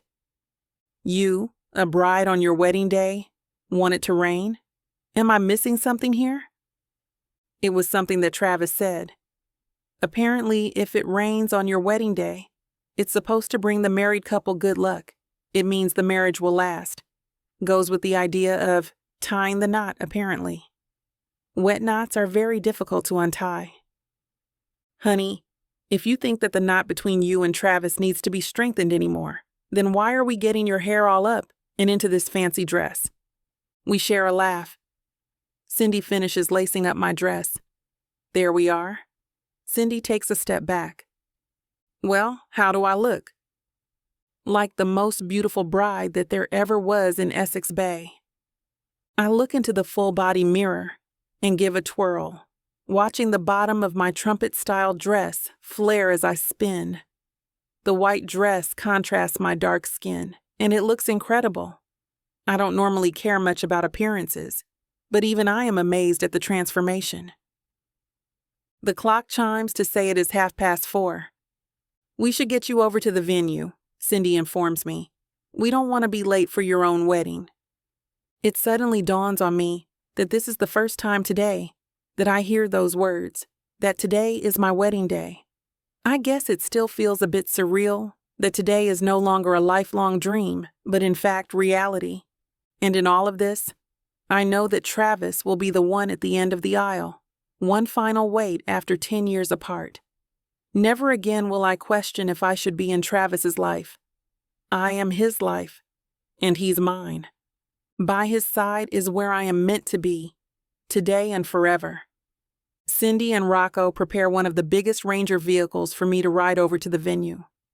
Once Cindy and I are comfortably inside, Rocco drives us to the venue in the forest. The tent is set up a short walk down from the ranger station, making me feel exactly how I hoped I'd feel on my wedding day. Right at home. Rocco heads inside the tent to inform the officiant of my arrival, and Cindy hands me my bouquet of western white trilliums and bright pink leopard lilies, my two favorite flowers found in the redwoods. A moment later, a string quartet begins to play. A minute after that, Cindy hears her cue to walk down the aisle. Then, at long last, I hear my cue. I close my eyes, take a breath, and walk myself down the aisle accompanied by the music. The first thing that I notice is that every one of our invitees is there. There's not a single seat empty within the tent. It's not a very big tent, but for someone who cannot wait to finally be married, the walk down to the altar seems to take longer than expected. That all changes once I see Travis in his perfectly tailored tuxedo. Without realizing it, I'm already standing in front of him. He reaches out his hand for me to take it. And for the very last time, I take his hand as anything other than his wife. The officiant begins the ceremony. Travis and I hold hands throughout its entirety, facing the altar. It's not until it's time we take our vows that we turn to face each other. I offer my vows first. Travis, I have always felt a deep connection to you, right from the start. I cannot ever imagine my life without you. When I asked you if we could have our wedding in the redwoods, I asked you because it is here where I feel most happy, most safe, just like the way you make me feel. I take a deep breath, then continue. Just as I protect this forest, I will always protect you. Just as I devote my life to helping grow this forest, I will always devote my life to helping our relationship grow. Just as I love this forest with all my heart, I will always love you with all my heart, without question, without end. Travis now takes his turn to share his vows. Gia, you are my life. You are my priority. You are my entire world. I promise to spend every single day loving you, protecting you, supporting you, and helping you make all of your dreams come true. You inspire me. You change me. You bring out the best in me. I only hope I can do the same for you. I love you, and I commit myself to you forever. Finally, after what seems already an eternity, Travis and I hear those most anticipated words. You may kiss the bride. It feels like no other kiss we've shared before. There's a loud applause and cheering from the crowd when it ends, and I beam the happiest smile that I have ever had. When we turn around to face the aisle, I eagerly reach out my hand for his. The string quartet strikes back up, and Travis and I practically skip down the aisle in our excitement. As promised, the reception is in the woods itself. But Travis has one more surprise for me. Instead of a white fabric tent, he's had a temporary wood structure carried in, one that's latticed, with a waterproof roof of translucent organza. It's made with green materials and reusable. Travis obviously knows that I am not all into fancy dinner parties and rich meals, and the catering is a generous buffet catered collectively by area businesses, including our favorite restaurants. With each dish, there's a placard with the name of the restaurant that catered it, and each one has a memory written beneath of a time Travis and I went there. Yet the most thoughtful aspect of the reception is located near the gift tables. Travis has booths set up to advocate for numerous wildlife conservation efforts in the area that I love. Written on each of the booths, Travis asks the guests, as a gift to us newlyweds, to make a donation to these groups. Travis proves his love to me with all his heart, every single moment of every single day, and he knows how to continue proving it to me over and over again. I can never earn enough to give him everything he desires, but I believe him when he says that he needs nothing more than me to be happy. I know I'll prove my love to him over and over again, too. Once everyone has their fair share of the buffet line, the DJ calls Travis and me over to the dance floor, where we share our first dance. When the music starts, and we are finally in each other's arms, Travis laughs softly to himself. What's so funny? I ask him. Nothing at all. I was just thinking about all the moments that led us to where we are right now. Oh, not too much. Just deciding to break up for 10 years before getting back together, and dealing with a stalker who tried to burn a redwood forest down. Easy? That part? I was thinking more about all our romantic dates hiking in the redwoods, the wine tasting, the weekend in Malibu, just how each little moment back together got us here, where we're supposed to be. I hold Travis closer to me as I hear the final verse of our song begin to end. I'm lucky that I can finally be with you. We're lucky that we can be with each other. The song ends, and Travis leans down and whispers into my ear, I love you, Mrs. Wolf. And nothing ever sounded so loving and ever so perfect. I love you, my wonderful husband. As the reception carries the afternoon into the evening, nothing about our wedding day is typical, just like us. Everyone is having fun, guests are enjoying the food, and the dance floor is packed. When the evening finally comes to an end, guests begin to depart one at a time. When the last guest leaves, we stay a little longer, just ourselves. Then we hop into the limousine, still waiting outside, and we make our way to the very edge of Essex Bay. Before we take off for our honeymoon, we stay on Travis's seaside property, the one where he cooked for me, and we cuddled outside on the deck. It's past midnight, but the evening is still just beginning. Chapter 29. Rodeo. Travis. Oh my gosh! Gia sighs happily as I close the door. This has been the best night of my life. I take her hand and twirl her around the foyer, the music from our first dance still running through my head. Mine, too. Gia sits down on the first step of the staircase and slips out of her heels. I'm going to be so sore tomorrow, she says with a laugh, looking at the shoes. But it was worth it. You would have looked gorgeous walking down the aisle barefoot and in a paper bag, I assure her, and she laughs again. I like nature, but I'm glad we weren't quite that natural for our wedding. She yawns. We'll save that for the honeymoon. Should I admit that I'm actually a little tired? I think you just did. But I hope you have enough energy to come with me. I offer her my hand. She takes it, and I gently pull her to her feet. Where are we going?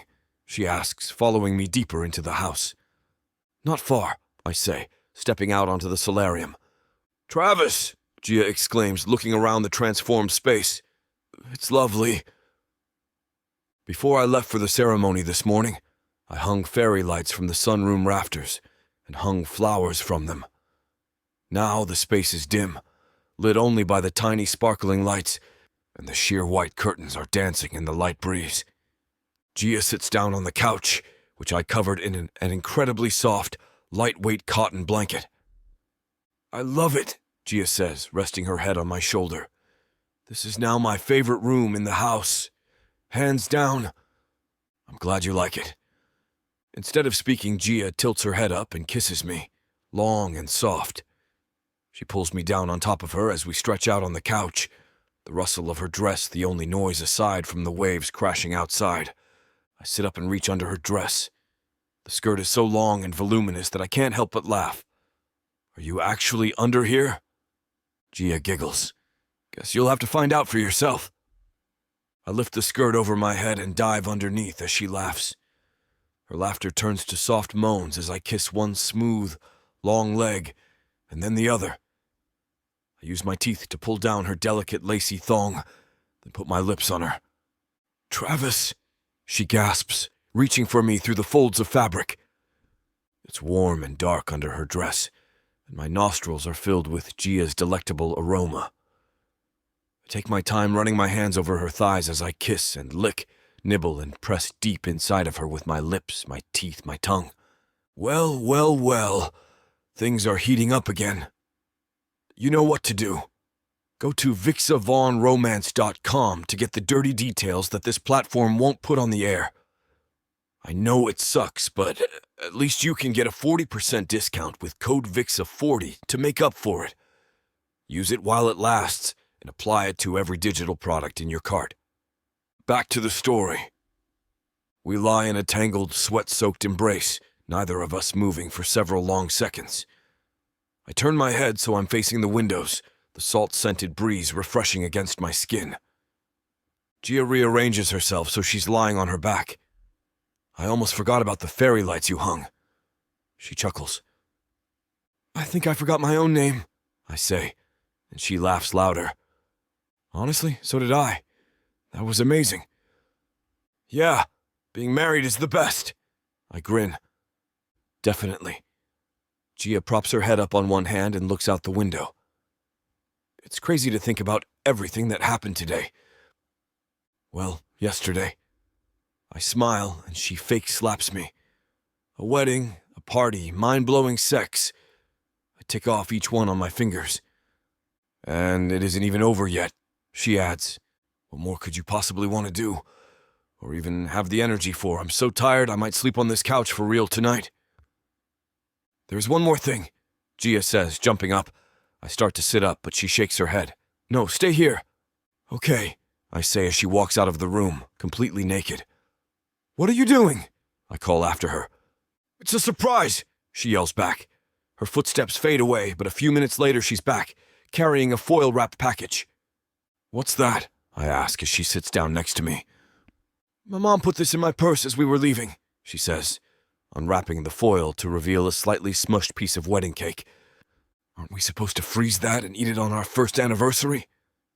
No, that piece was already wrapped up by the caterer. My mom will drop it off when we're back from our honeymoon. This is because she didn't want me to be hungry. Your mom's the best, I say, breaking off a piece of cake and stuffing it in my mouth. I didn't know how hungry I was until now. Yeah, I made sure to actually eat at the wedding, but that was so long ago now, and I've gotten a workout since then. Seriously, I nod. At my next wedding, I'm going to save some for later. I'll eat the rest in the bathroom. Ah, that's gross. B, there'd better not be any more weddings in your future. Only if we renew our vows. I grin. You are the only woman I ever want to be my wife now and forever. And you're the only man I ever want to be my husband. Although maybe we should have another wedding, just to have more of this cake. This is so good. We'll have it every year on our anniversary, I promise. Maybe I'll buy the bakery for you. And we'll celebrate every anniversary right here, on this couch. Naked. At least until we have kids. Gia nods with a smile. And then after they're all grown up and on their own, we'll resume our naked anniversary tradition. Until they come back with their own kids, I add. Wow, can you imagine us as grandparents? Or parents? Actually, I can. I love the idea of having a big family, of being here decades from now, surrounded by our children and their spouses and kids, Gia says, taking the last bite of cake. I look around, trying to picture that. A house filled with people and laughter, with love and food and music and family. Our family. I love that too, I say, an unexpected wave of emotion sweeping over me. I pull Gia to me and hug her tightly. Thank you for making all of this possible for me. Right back at you, she says softly. I love you, Travis. I love you too, I whisper to my wife. Chapter 30. Epilogue. Gia. Sometimes it's hard to believe that Travis and I have been married for 8 years. It feels like just yesterday that we stood in this redwood grove on our wedding day, holding hands and beaming at each other as we began our lives together. But as we stand in the grove now, there's one very tangible reminder of how time has passed. Our son, Sam. He's racing around the grove, engaged in the kind of elaborate make-believe that only 4-year-olds can really sink into.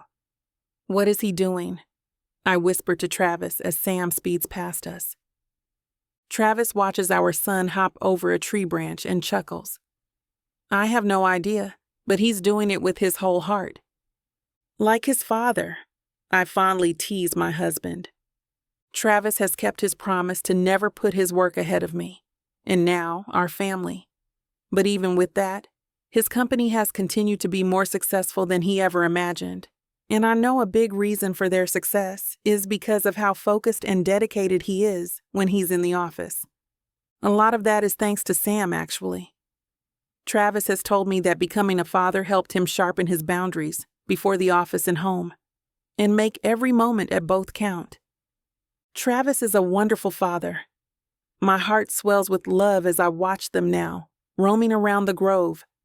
Sam points at something on a high branch, and Travis gracefully swoops our son onto his shoulders so that Sam can take a close look at whatever it is that captured his attention. Guys, we're going to have to go back to the office soon, I remind them. Travis, we have that call with the foundation starting in 20 minutes. Oh, right, he says. Thanks for reminding me. You're taking the lead on this one, right? I nod. Yeah, but it should be pretty quick. We just need to get a roundup of the latest projects that the team is working on, and then talk with the finance people for a few minutes. Sam, your mother is a very important woman, Travis says, craning his neck to smile at our child on his shoulders. She runs an entire foundation and this whole forest. You're in charge of all of the trees? Sam asks, his dark eyes growing even bigger. I reach over and fondly tousle Sam's unruly curls. Well, I have a lot of help. Can I help too? He asks. I smile. Sam, I would love that. And you already helped so much already without even knowing it. I do? Yay? He cheers and lifts his hand for a high five, which I enthusiastically give. "Nature boy," Travis says fondly, putting Sam back on the ground. "You'll be taking him backcountry camping before he's 10. "Before he's 8, I correct him. We have to instill that love of nature young after all. Travis puts his arm around me as the three of us begin to walk back to the office. "Gia, you're the president of the largest conservation foundation in the state, and you're a senior park ranger. Sam's always going to love nature, even if he never sleeps in a tent." "Yeah, but tents are fun," Sam shrieks. I laugh as Travis makes an exaggerated expression of disgust. I've taken Travis camping exactly once, on our first anniversary. It wasn't in the backcountry. In fact, it was in a lovely cabin in the mountains, equipped with both indoor plumbing and electricity. He complained, but I think that was just for show. I could tell he liked it more than he wanted me to know. But while Travis might not want to rough it like I do, he's become just as invested in conservation as I have. While the Essex Redwoods Foundation still receives grants from the state and federal government to continue our work, it was Travis's money that made it possible for our new foundations to form, resulting in even more money coming in. It's something that we started working on during our honeymoon. We didn't mean to, but one evening we fell into a conversation about the kind of legacy we wanted to leave. Several months of conversations later, we launched the Wolfpack Foundation, in reference to the pact we made with each other to always make conservation a central part of our lives. That's not the only way that Travis has used his money for good. I know that it's our money now, but I still have trouble wrapping my mind around having so much. We sure don't live like billionaires. We're still in the coastal property that Travis has had for years, and we occasionally spend time in the Malibu house. Sam goes to a great public school. Travis has to attend the occasional gala and black tie event.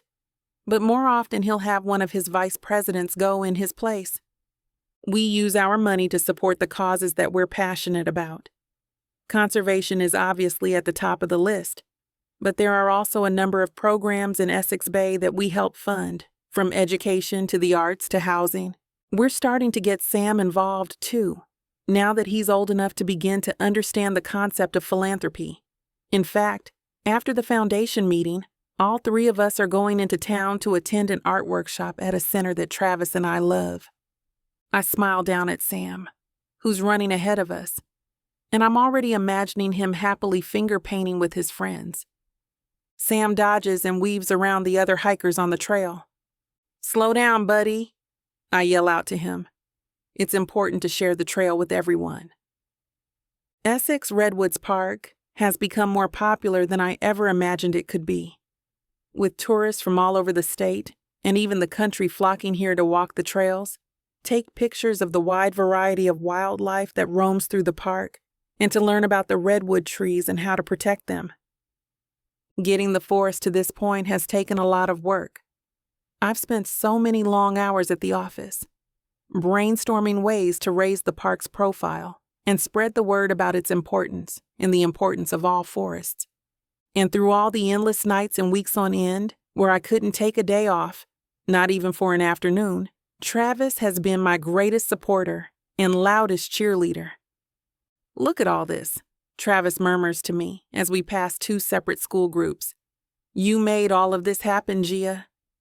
"Me and a great team," I offer, shrugging my shoulders self-effacingly. "Don't be so modest," Travis insists. "Yeah, you work with great people, but you're their inspiration, the one that's never doubted how amazing this forest is. You're a leader, Gia. That's why you're running the foundation." "Thank you," I say, taking his hand in mine. "I couldn't have done this without you. You inspire me every day." "I'm honored to be your trophy husband," he says. Sam doubles back and stops in front of us, crossing his arms over his chest. "You're too slow," he says impatiently. I bite back a laugh, and a quick glance at Travis confirms that he's doing the same thing. "Sorry, Sam," he says. "Want to race me to the office?" "Yeah," Sam yells happily. He turns and dashes down the trail, and Travis shakes his head. I guess the race is on. He smiles and jogs after our son. I step off the trail so I'm not in anyone's way and watch as Travis easily catches up to Sam. Sam turns to him with a wide grin, and then they both slow down so they're walking next to each other. Travis takes Sam's small hand in his strong one as they walk, and I smile so wide that my cheeks hurt. I never thought that I could be this happy. Every day for the past 8 years, I've fallen more and more in love with Travis. Even on the rare occasions when we've disagreed about something, or when we've argued, I've never doubted his love for me or his commitment to the family that we've created. All those years ago when I left Travis the first time, I thought that that was it for us. I never even dreamed that we could have a civil conversation again, let alone that we'd reconnect in such a profound and beautiful way. In a million years, I would not have guessed he'd be my husband, and the best husband ever.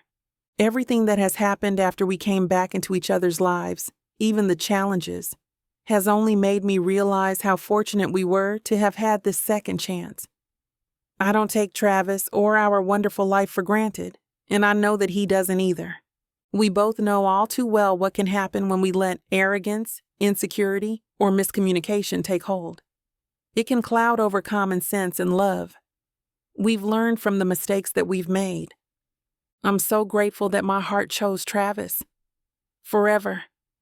We've started the life we'd always wanted together. I look down at my left hand, at the wedding band and engagement ring that I never take off. Travis has never removed his wedding ring either. I twist the rings around, feeling their familiar coolness and weight. I close my eyes, remembering how much joy I felt when Travis proposed and when we said our vows.